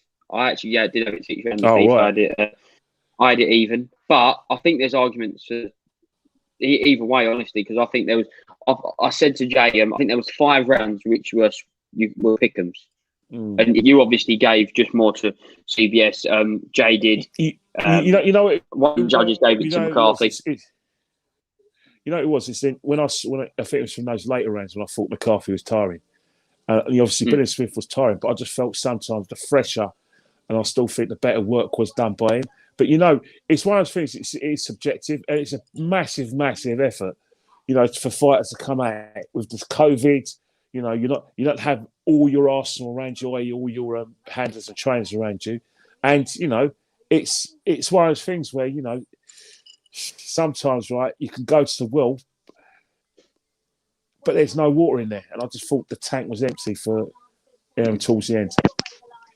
100%. And unfortunately, I'm going to have to leave you tonight. It's been an absolute pleasure, Jay, commentating with you as always.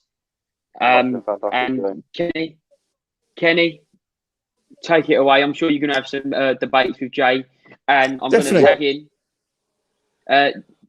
Jay from the United Stand. So I'll see you soon. It's been great. Keep on the live. It's been absolutely fantastic, and we've got Jay in the waiting room. Thank you very much, and I'll put him in now.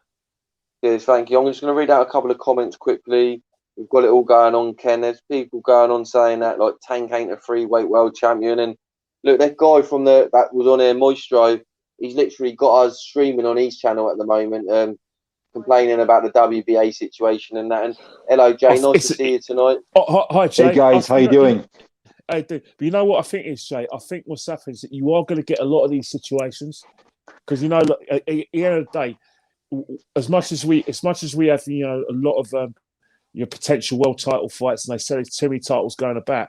At the end of the day, champion because of this COVID situation, or because fighters are very looking for the big money fights. Good fighters ain't going to get opportunities to fight for world titles, and then that's why that's why I suppose governing bodies like the WBA are being creative like that.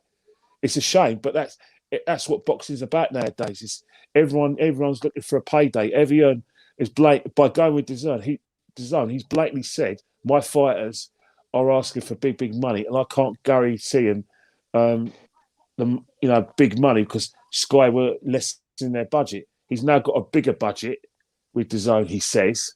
So again, fighters are now thinking, right, I'm going to wait because I want to secure my pension, and that's what's going to be happening. And you don't blame him. COVID has been like a kick up the arse for a lot of sportsmen, especially boxing fans. No, that's right. And look, Jay's joined us now. We've got Kenny here. We're doing a reaction and that. Look, we'll start from the beginning of the show, Jay. I hope you enjoyed the boxing tonight. But we'll start with Yildirim Cullen. We spoke about it last night and that. I said Cullen was going to get the victory. It looked like that. And Jay, what do you think of the boxing tonight? And look, we'll start with Cullen and we'll go through that fight. Yeah, I actually jumped on only when I got my link working to the Cullen fight. So that was the first fight I saw. So anything previous to that, it would be amiss for me to comment on because I didn't actually see. So I'm not going to comment on that, guys, if you don't mind. That's right. Yeah, I have to be honest. Like, there's no point in me talking about fights I haven't seen. No, yeah, the Yildirim Cullen fight. Yeah, you know what? I was actually annoyed. I really, really was. I expected more, a lot more, but when the push came to shove, the punching ability just came to the fore, and it was lights out. But I expected more. Maybe after last night, I just had higher expectations of that fight, and I went into that fight tonight looking for just, I suppose, not a war, but just a big performance in both boxers. And for me, I didn't see it, and I was a bit underwhelmed personally. Yeah, no, look, I can understand that. I think Yildirim definitely. I knew how the fight was going to go. I knew he had no heart in him and no fight, and You've seen that in the last couple of performances, and I think it's just nice and simple from Cullen. Use the jab, use the reach, use the length. Nothing too interesting going on in that fight, and just done what he needed to do. I think. I don't know if you agree the same, Ken. Obviously, in the comments, let us know what you thought of the fights as well. This is Cullen versus Yildirim. Some love for you, Jay, in the comments, which I'm not surprised about. Obviously, Ken, you get a lot of love as well, and it's great to have you both on here tonight. There's a lovely guest earlier in the comments was saying, "Where's the hunky Irishman?" I told him that you'll be here for the reactions. He's here. I told everyone Kenny would be here with his vest. He didn't. He disappointed. So Ken, no vest, Kenny. Come on, buddy. Get the guns out. Yeah, get the guns out. And look, viewers. We'll get Jay in a vest as well. I know Jay's got some guns on him. If you want Jay and Kenny in a vest next week on a live show, hit us up and we'll get it arranged for you people. Yeah, we'll do it, definitely. We'll definitely make it happen. Definitely make it happen. But yeah, and look, a bit better. And also, you'll be showing me and Joe up. I know you two are a little bit older than me and Joe, and you two look better than both of us. So look, it's a compliment. It's definitely a compliment. So you wouldn't want to see me in a vest. Definitely not. You definitely don't want to see me in a vest. But no, look, let's go on to the next fight. Anthony Fowler versus Muller. We went over it yesterday. We said Muller has got a bit of a punch to him and that. And look, I thought it was a great performance from Anthony Fowler. But look, we'll start with you, Ken. What do you think of Anthony Fowler versus Muller? You know what? I was really happy with his performance as well. It's his first fight with the Wiggins, with Shane McGuigan. I think it's his second or third fight. His second fight, yeah. But you know what? It was one of those things where it's good performance. It was tidy, and I was very pleased with that. You know what I mean? And I think again, he's one of those fighters right now who I'm looking for big things for. You know what I mean?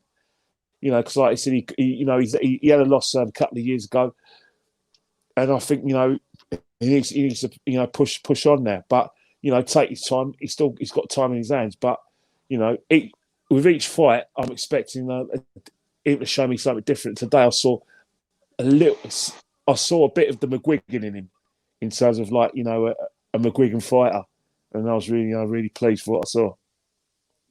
No, that's great stuff, Ken. And Jay, what did you think of Anthony Fowler tonight? I know you had a good view on it yesterday with Miller coming in late notice and he's got a dig on him. I thought he was a bit too big, Fowler. Yeah, Jay. Last night we gave Muller a lot of props because of his punching ability, and we discussed at length how Shane McGuigan wouldn't let Fowler underestimate an opponent that's come in late in light of what happened to his dad back in '86 when he lost his featherweight title. And tonight, Fowler certainly did not take Muller lightly. He outboxed him from the first round, and I was surprised the fight ended as early as it did. But as Kenny Wright pointed out, Fowler is going to go a long way in this game, and Muller was simply another stepping stone. I expect a bit more from Muller. Muller, I suppose Fowler, his boxing ability nullified Muller's punching ability. So Fowler won well, and all credit to him. No, definitely. Look, I think it was great for Fowler. And look, I think it got announced afterwards. It's going to be Fowler versus Liam Smith next.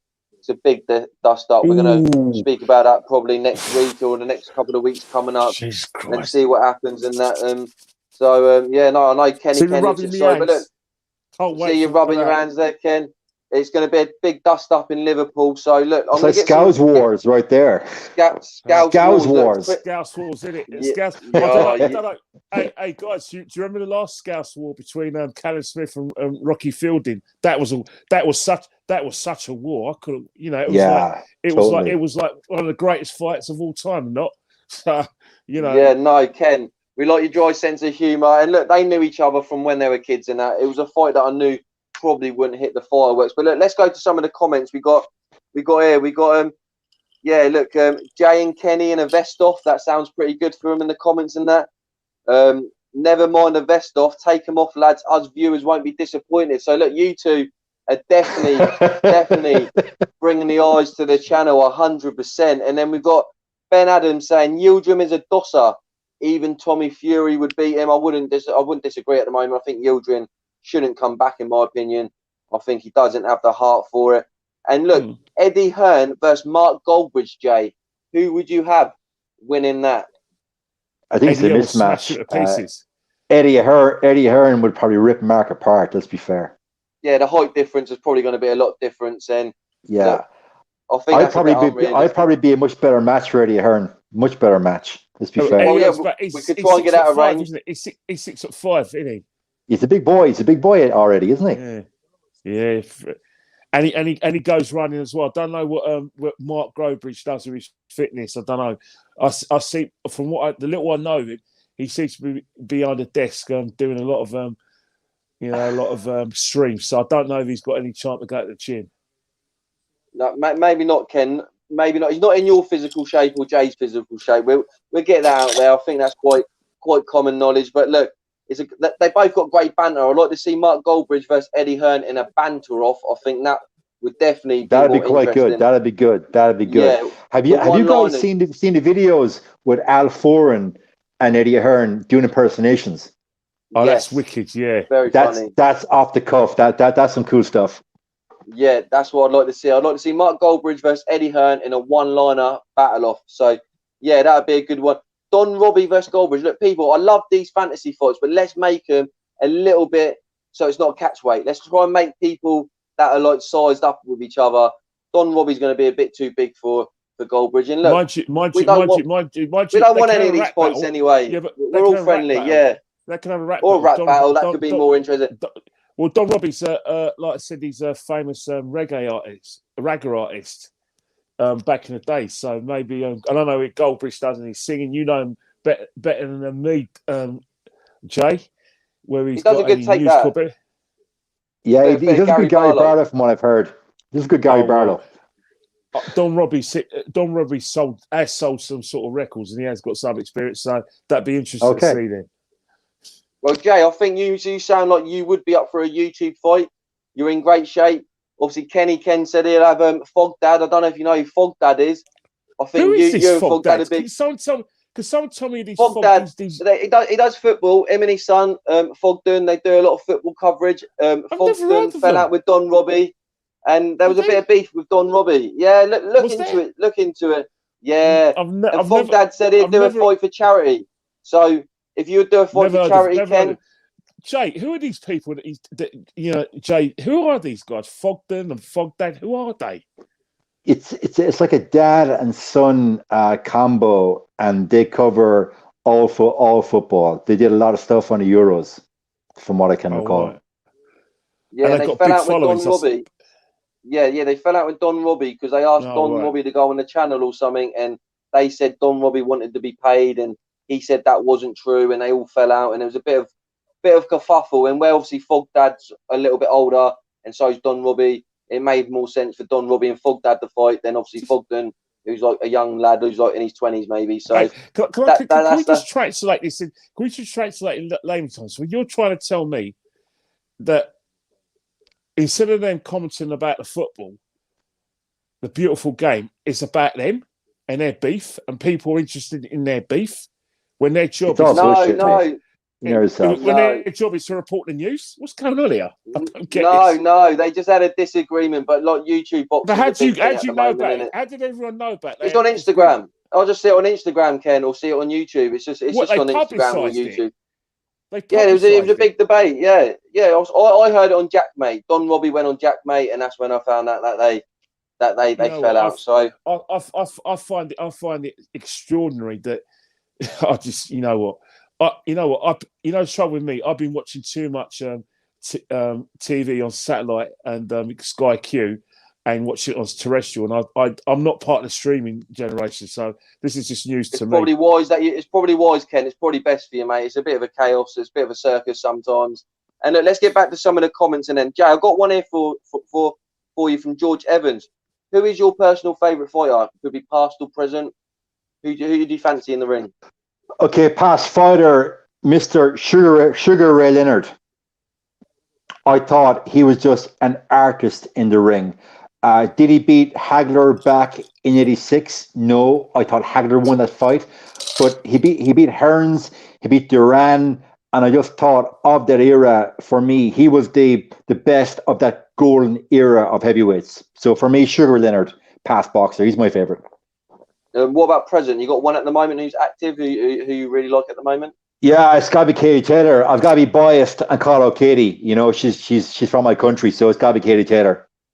No, look, Jay. Look, I can't argue with that. She's my favourite female boxer. So, look, I can't argue on that front. Sugar Ray Leonard's a great shout. Also, did he go inactive for a little while and then come back and won a world title? Sugar Ray Leonard as well. So, yeah, he did. He won a world title, and then I think he came back after that. I don't know, was it against was it De La Hoya in the end, if I'm not mistaken, that he had another fight against and lost De La Hoya, if I'm mistaken. But like all great boxers, they almost come back and have that one fight too many.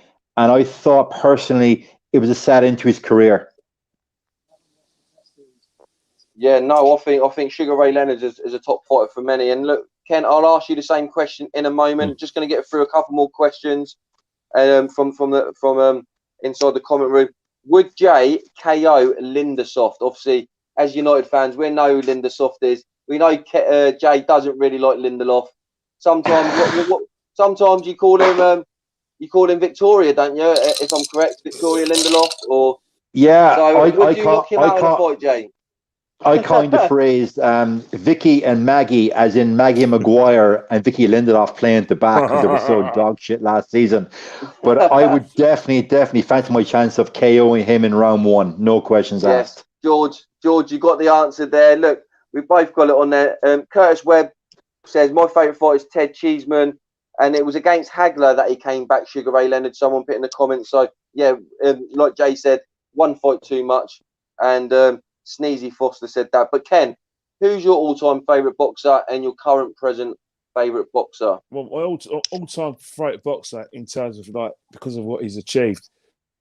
You know, I was a massive Mike Tyson fan, but for me, it's always been Marvin Hagler because I've always thought that out of in terms of his record, out of the four kings, I thought he was the best because you know if you look at the fights, he had that fight with Tommy Hearns in '85. I mean, it was just like savagery. Tommy Hearns kind of knew that if he went to the championship rounds, he would lose on points. So he just thought, you know what, I'm going to take this guy by surprise because Hagler was a scary guy. He was scary. He had that face that you thought, you know what, I don't want to meet you in a dark night, mate. And he was a southpaw as well. And he just from when he beat Alan Minter in 1980, that's when I thought, for about 7 years, I thought he was the best fighter, pound for pound, the best fighter. I know they talk about Chavez, and there was times when they talked about Don Curry being a pound for pound fighter, but for me, Marvin Hagler, I always thought he was the best out of the four. Again, I agree with you, Jay. I thought that he won that fight against Sugar Ray Leonard, but I get why a lot of fighters do like Leonard because the simple reason is Leonard had everything. He had great combinations, great speed, and he was just royalty. But for me, Marvin Hagler, and I thought before he actually won his title against Minter, I thought he got bumped a few times. So for me, it's for Hagler's present fight at the moment. I've got a few pet. Well, Dillian White's my pet because I would really like to see him go all the way. But in terms of the moment, the fighter who really I like the best, so I think he's the best fighter at the moment, is Tyson Fury. But he pisses me off because of his inactivity and basically the fact that he doesn't defend his titles. And I think he's fallen out of love with boxing. But I'm not pissed off about the fact that he's fallen out of love with boxing. But it's the chaos. There's chaos around him, and it's like there's a kind of right. You've annoyed me. I'm going to take my ball and go home with him. Approach with Tyson, but in terms of ability, it's always been him. But in terms of women boxers, I think it's a tie because I think people talk about Katie Taylor, and she's a great. But then I look at Clarissa Shields and what she's done. Double Olympian champion, and how she's won fight different belts at different weights as well. And I think I don't think she gets enough credit, but that's true. But I think the difference between them is though, Ken, Katie Taylor's got the is the diamond in her country, and Clarissa Shields isn't really definitely the diamond in her country because that's the thing. So many different sports in that, and look, they both achieved pretty much similar stuff. Both Olympic gold medals, both world champions at different weight classes. And look, we're going to Alan Skill says Sugar Ray Robinson was his favourite fighter of all time. And look, we're going to this question because obviously I'm just going to quickly say my fighters quickly. Ben Adams says would Lennox Lewis beat all the current heavyweights? And look, Lennox Lewis is one of my favourite fighters of all time. Him and Joe Calzaghe are joint for me. Obviously, that era, the 90s, was the era that I started really properly watching boxing with my dad and that. So for me, it's Lennox Lewis, because I thought he beat everyone that beat him, and he was a great heavyweight. And some of the fights that you saw him have, he was wrongly robbed against Evander Holyfield in that first fight. Yeah. And also, Joe Calzaghe is probably one of my favourite fighters in any combat sport going. He retired undefeated. He didn't get the rub of the green until he was in his 30s, 33, I believe, against Jeff Lacey. He was world champion for a good long time before that. And then when he beat Jeff Lacey, threw over 1,000 punches, didn't spar for a couple of weeks before training.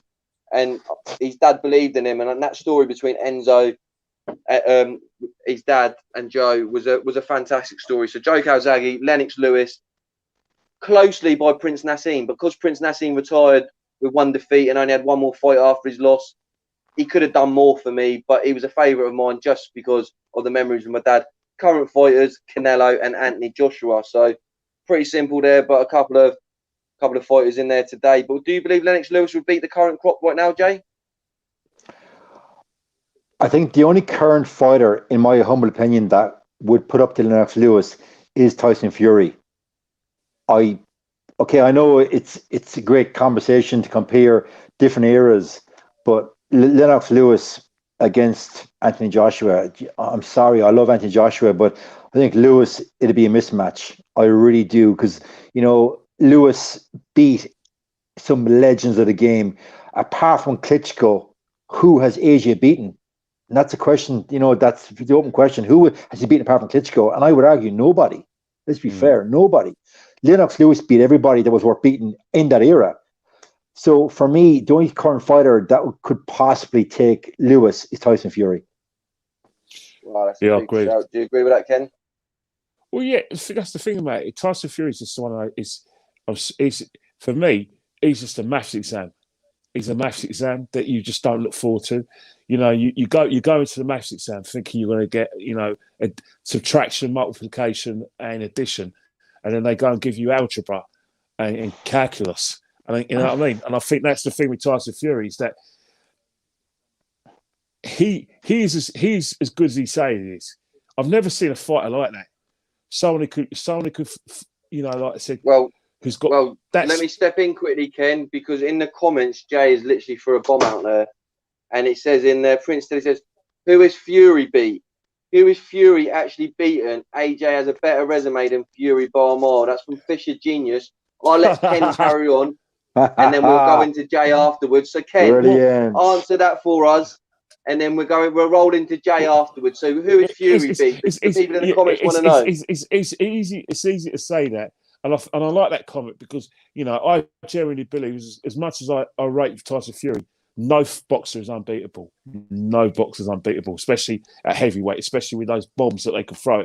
But I think in terms of unbeatable. Floyd Mayweather was unbeatable. Yeah, but we're talking about now. We're talking about now. The only standout fighter in this era, for me, is Canelo. But from that, I'm not saying. I just think that Tyson, there could be chicken Tyson Fury's on the rock here. The ref might have to step in. Your connection's cutting up a bit, Ken. You might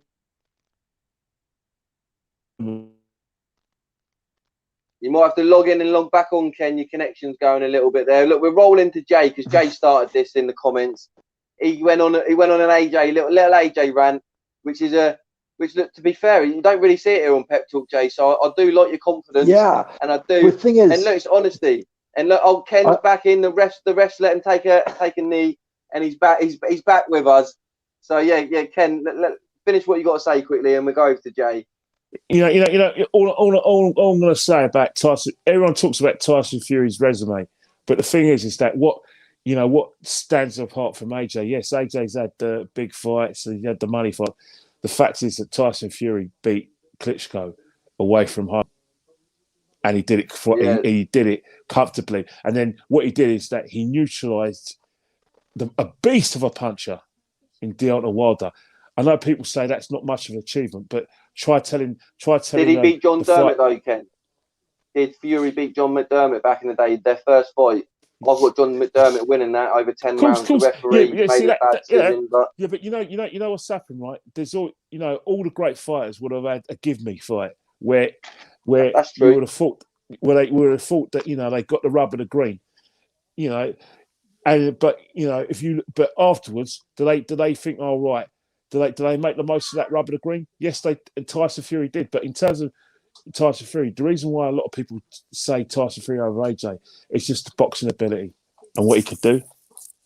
Yeah, that's good. Look, George Evans, sorry, Ken. George Evans has come in with another question, and I'll go to Jay because we're going to speak to Jay about Fury's resume as they got into it. But if you tell us about Fury, Jay, but then after, let us know if you think AJ or Usyk will win their next fight. We'll start with Fury because it's been asked a couple of times for you to answer that one. But yeah, Fury and then AJ Usyk. Okay, I go back to the John McDermott fight. You'd question during that era how serious Tyson was taking his nutrition, diet, his lifestyle, and his training. I would question that because his physique then, vis-a-vis now, he was probably 10, 15 pounds overweight back then when he did that John McDermott fight. So therefore, he wasn't as sharp. And yeah, it probably was a bit of a gimme fight. And every fighter on the up gets at least one, if not two of them. I agree with what Ken said there. He beat Klitschko in Germany and beat him well. He outboxed Klitschko. And Klitschko had been the champion for donkey years before that. He beat Wilder in America. But as we know, with American judges, unless you knock out the current heavyweight champion, you will get a decision. And we saw in a rematch what he did to Wilder. So that's three big performances, one after another. Apart from, and I go back to what I said, and I love this because it's all about opinion. But apart from that Klitschko fight, whom has AJ actually beaten and beaten well? And that's why I think this upcoming fight against Usyk is actually a very tough fight. I know a lot of people in the comments would say, but he doesn't have a big punch. That may be so, but we don't know what strength conditioning he's been doing for the last 6 months. Clearly, I would believe that his punching ability now is going to be way better than what it was as a cruiserweight. Is it enough to knock AJ out? No, but that fight is as close to 50-50 fight as AJ has ever had, in my opinion. No, look, Jay, I've got someone here in the comments. Prince Teddy has come back with some facts for you, Jay.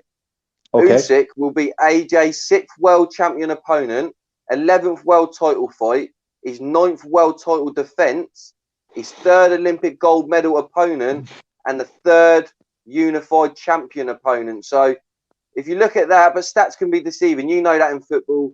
We all know that. And also in boxing, it can be deceiving. So look, it's a great resume there. And look, we all have our own opinions. And like you said, you don't believe he's fought anyone to the level of Klitschko's level. And look, we can't argue with you, Jay. You got your own opinion, and that's valid. And same with Kenny, he's got his own valid opinion. But what do you think about that resume?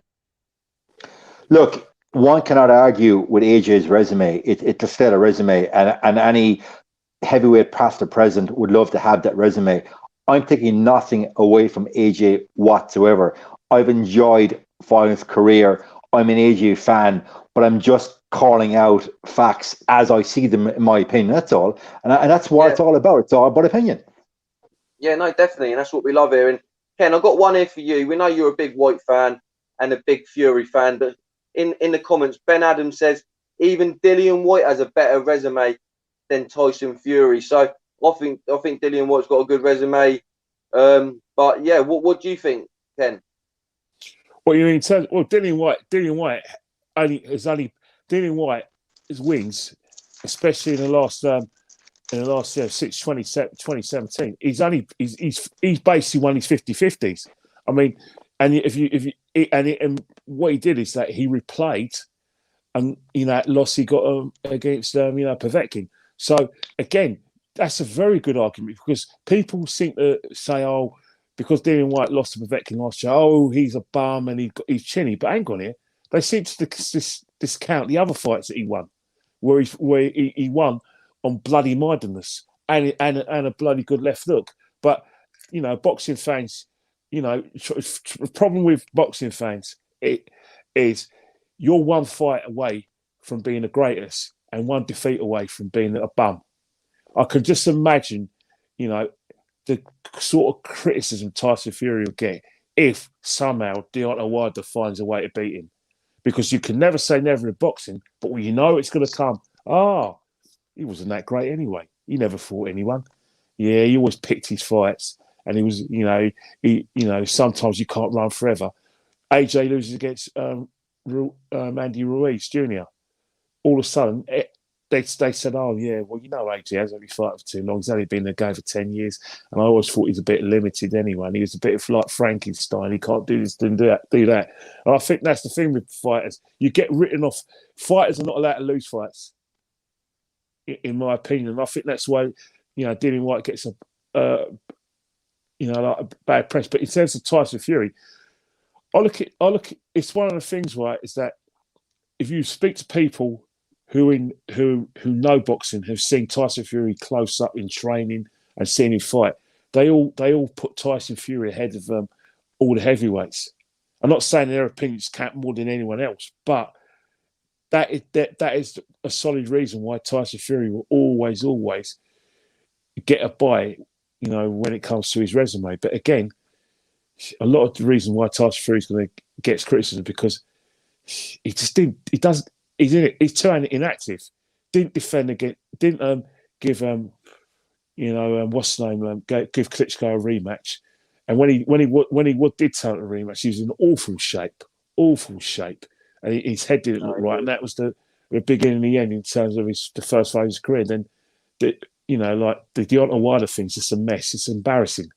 You knew you had a clause to fight him, but you somehow you just assumed that, like a child, that this problem would go away. That if you say 10 times, "I'm not going to fight that bum Deontay Wilder," then it's going to happen. It was amateurish and childish, and Bob Arum has a lot to answer for. You know what I mean? Because he played a blinder there. He was just. Oh, of course he did. Ken. Of course he did. Eddie Hearn is a fool to himself. He's a fool to himself. Yeah. He thinks he's on Commercial Road Market the way he was going on. Yeah, well, talking about the fight. It's just the politics, Ken. But look, let's get into the comments again. Look, Maestro A Boxing, he's going on again about the WBA. He was doing it earlier, saying that the WBA regular title isn't the right title. Look, we gather that you do not agree with it. We don't agree with it either. But what I'm saying is we're just recalling what was being said in the fight. David Diamante was calling it the world title. They're saying it's a world title. So we're just rolling with it. You want to go through it. You're saying, look, Lucas Brown, that was a funny one. Well, ask Dave Allen. When Dave Allen said he fought Lucas Brown, he said he fought a former world heavyweight champion. So you just talk to who you got to talk to. And I've also offered Maestro to come on the channel next week to have a debate, a friendly debate with all of us. We've got to go through the WBA if he really wants to go through the WBA. We can go through the franchise titles as well in the WBC if you want to. We can go through interim titles in the WBC. So, look, there's so many different ways around it, but it's just a waste of time, really, because, look, you're saying that you don't class as a world champion. I agree with you. It's not a big deal. We're glad that we can help plug your channel and plug yourself. You're welcome on the channel as well. We're friendly here. And Maestro, just get involved. We love debates. Kenny will debate you. Jay will debate you. We've got Joe who will have a debate with you. Pro B's would jump on as well. But look, it's all friendly here. But he keeps commenting saying about the WBA, and it's really, really getting annoying now because we've gone past that. But we'll happily talk about it in the future. So, yeah.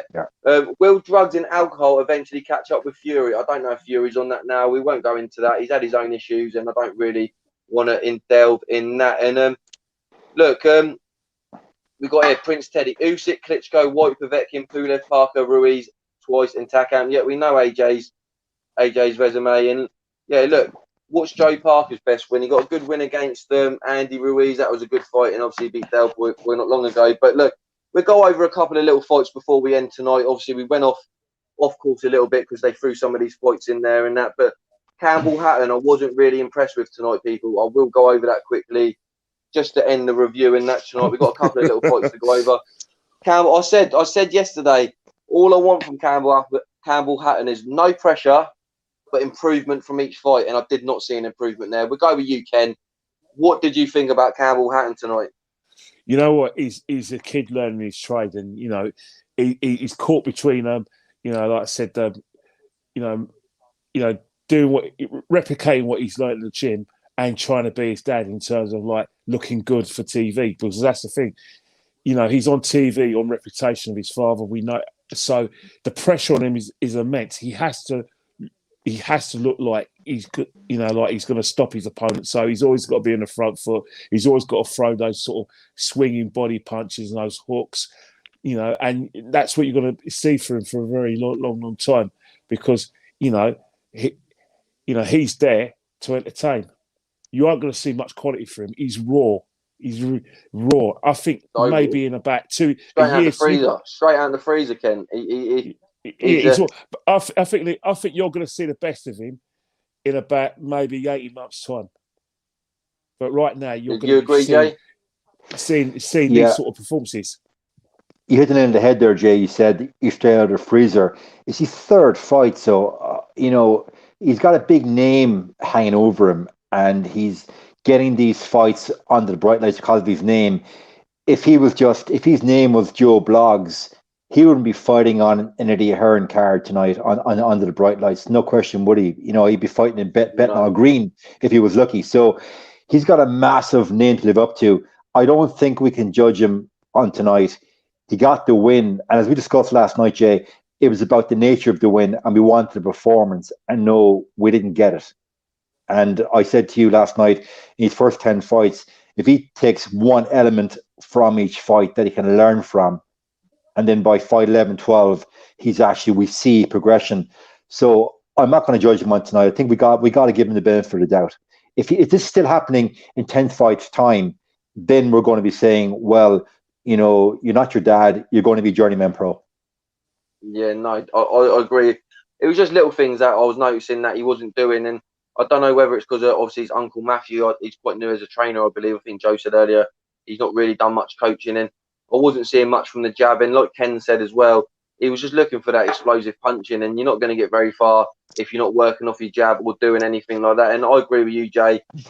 Give him 10 fights. If you're not seeing any improvements after 10 fights, then we can start maybe forming some sort of opinion. But I wasn't too impressed.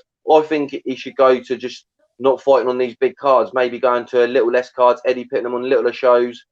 Because look, every card he's been on. The first card that he went on, he was done media that whole week. It was a lot for a pro debut. Second fight was another big card that he got thrown onto.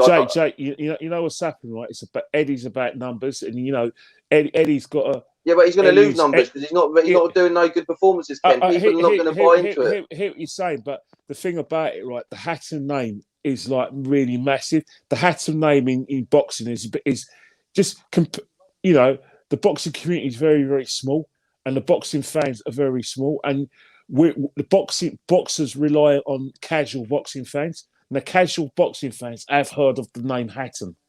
They're the ones who put food on the table, and if you've got any bills or any pay-per-views, if the name Hatton comes along, Eddie's assuming that a lot of people from the Northwest in their blue Manchester shirts are going to come down, buy tickets, or buy. But you can't devalue the name, Ken, and not in a horrible sense. You can, but obviously at the beginning, Ricky Hatton's name's going to carry him, but with performances like that, people ain't going to go, oh yeah, can't wait to see Campbell Hatton in his next fight. No. The thing is, at the moment, Eddie Hearn doesn't care because of the fact that he's trying to track that performance. Well, if you want to be a good promoter, you got to be a good man management with your fighters. And for me, I'd say take a step back. You've had a couple of good fights on some good cards. That's take the pressure off a little bit. Yeah, but that's down to his dad and his uncle. If his dad and his uncle, at the end of the day, if someone's offering you like life-changing money when you've done sweet FA, in boxing, then you're going to take it, because at the end of the day, you just don't. COVID has made fighters, in my opinion, maybe both the J Alby won't agree or not, it's made them greedy, but for good reason.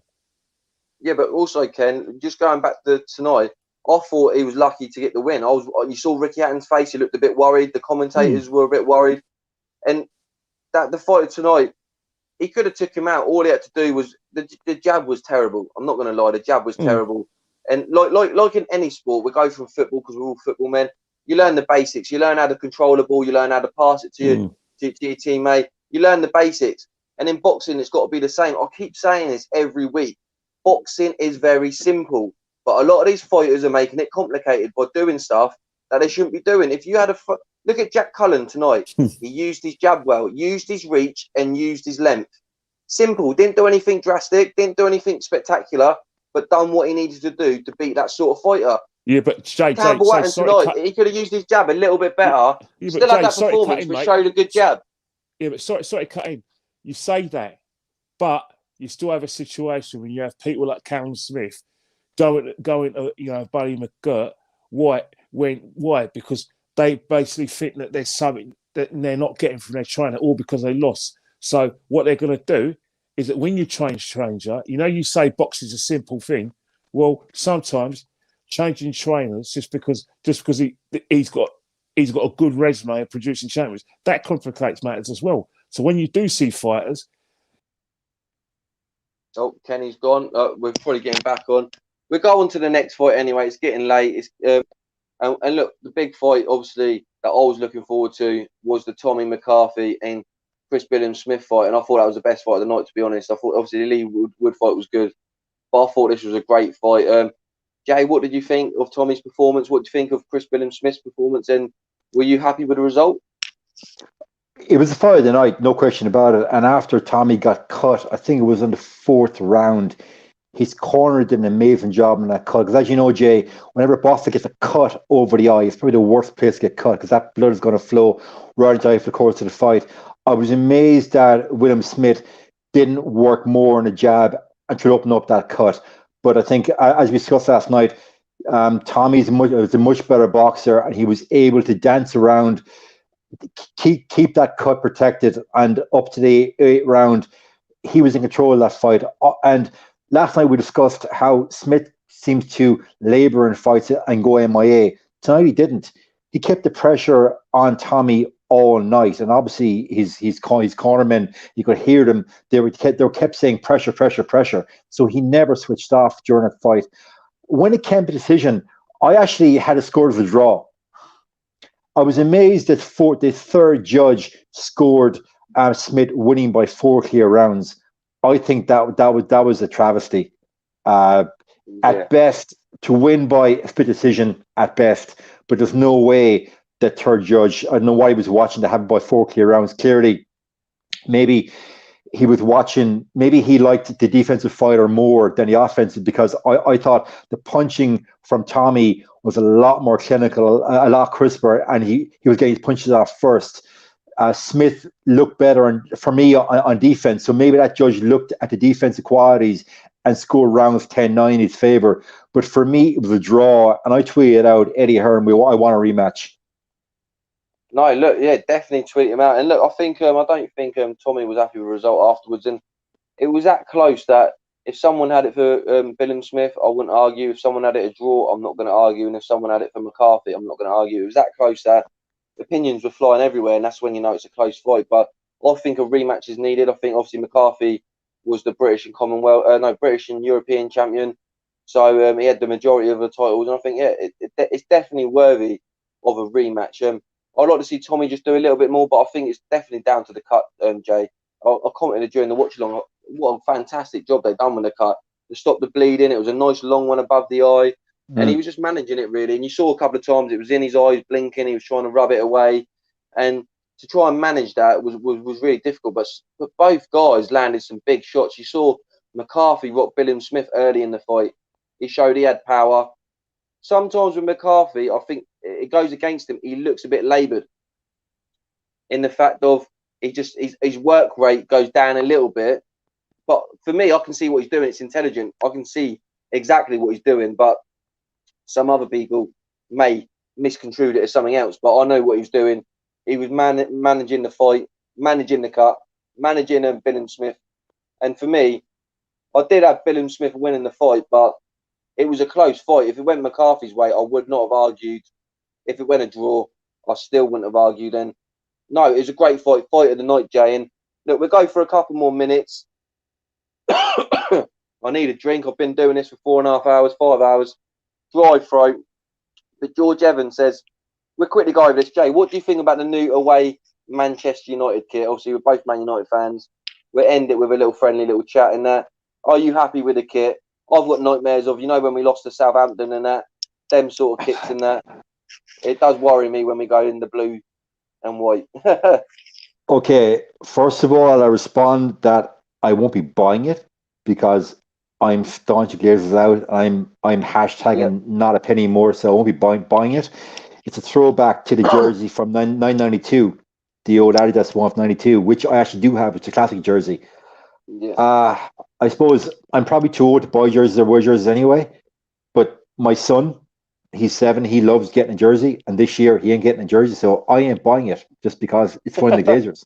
Simple as. Yeah, no, that's a valid point. And yeah, I've got to the stage now where I don't really buzz over shirts anymore. I like the retro shirts. I get the retro shirts from the 80s and stuff like that. So, no, I totally get it. But, Jay, it's been great having you on tonight for the reactions. Great having you on yesterday. And look, we'd love to have you on more if you're willing to come back on. Great addition for sure. to the channel. Kenny and you, we're going to have some good debates, I'm sure, about it. Get you on with Joe as well. Joe was on tonight. He had to go, though, but get you on with Joe. And look, there's some good shows coming up next week. And yeah, let me know, Jay.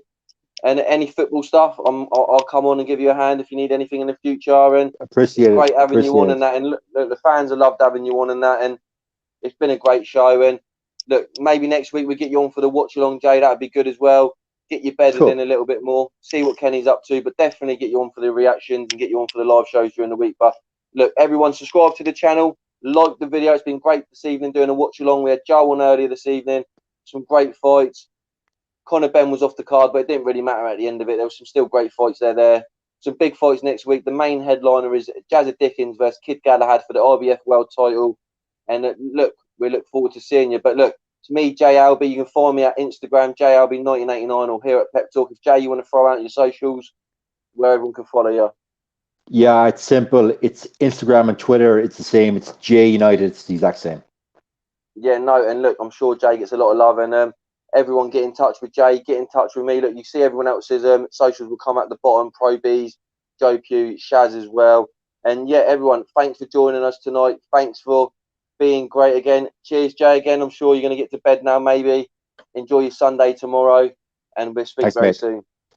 Appreciate Cheers, it. Jay. Thank you very much. I appreciate it, too. Thank you, everybody. Good night.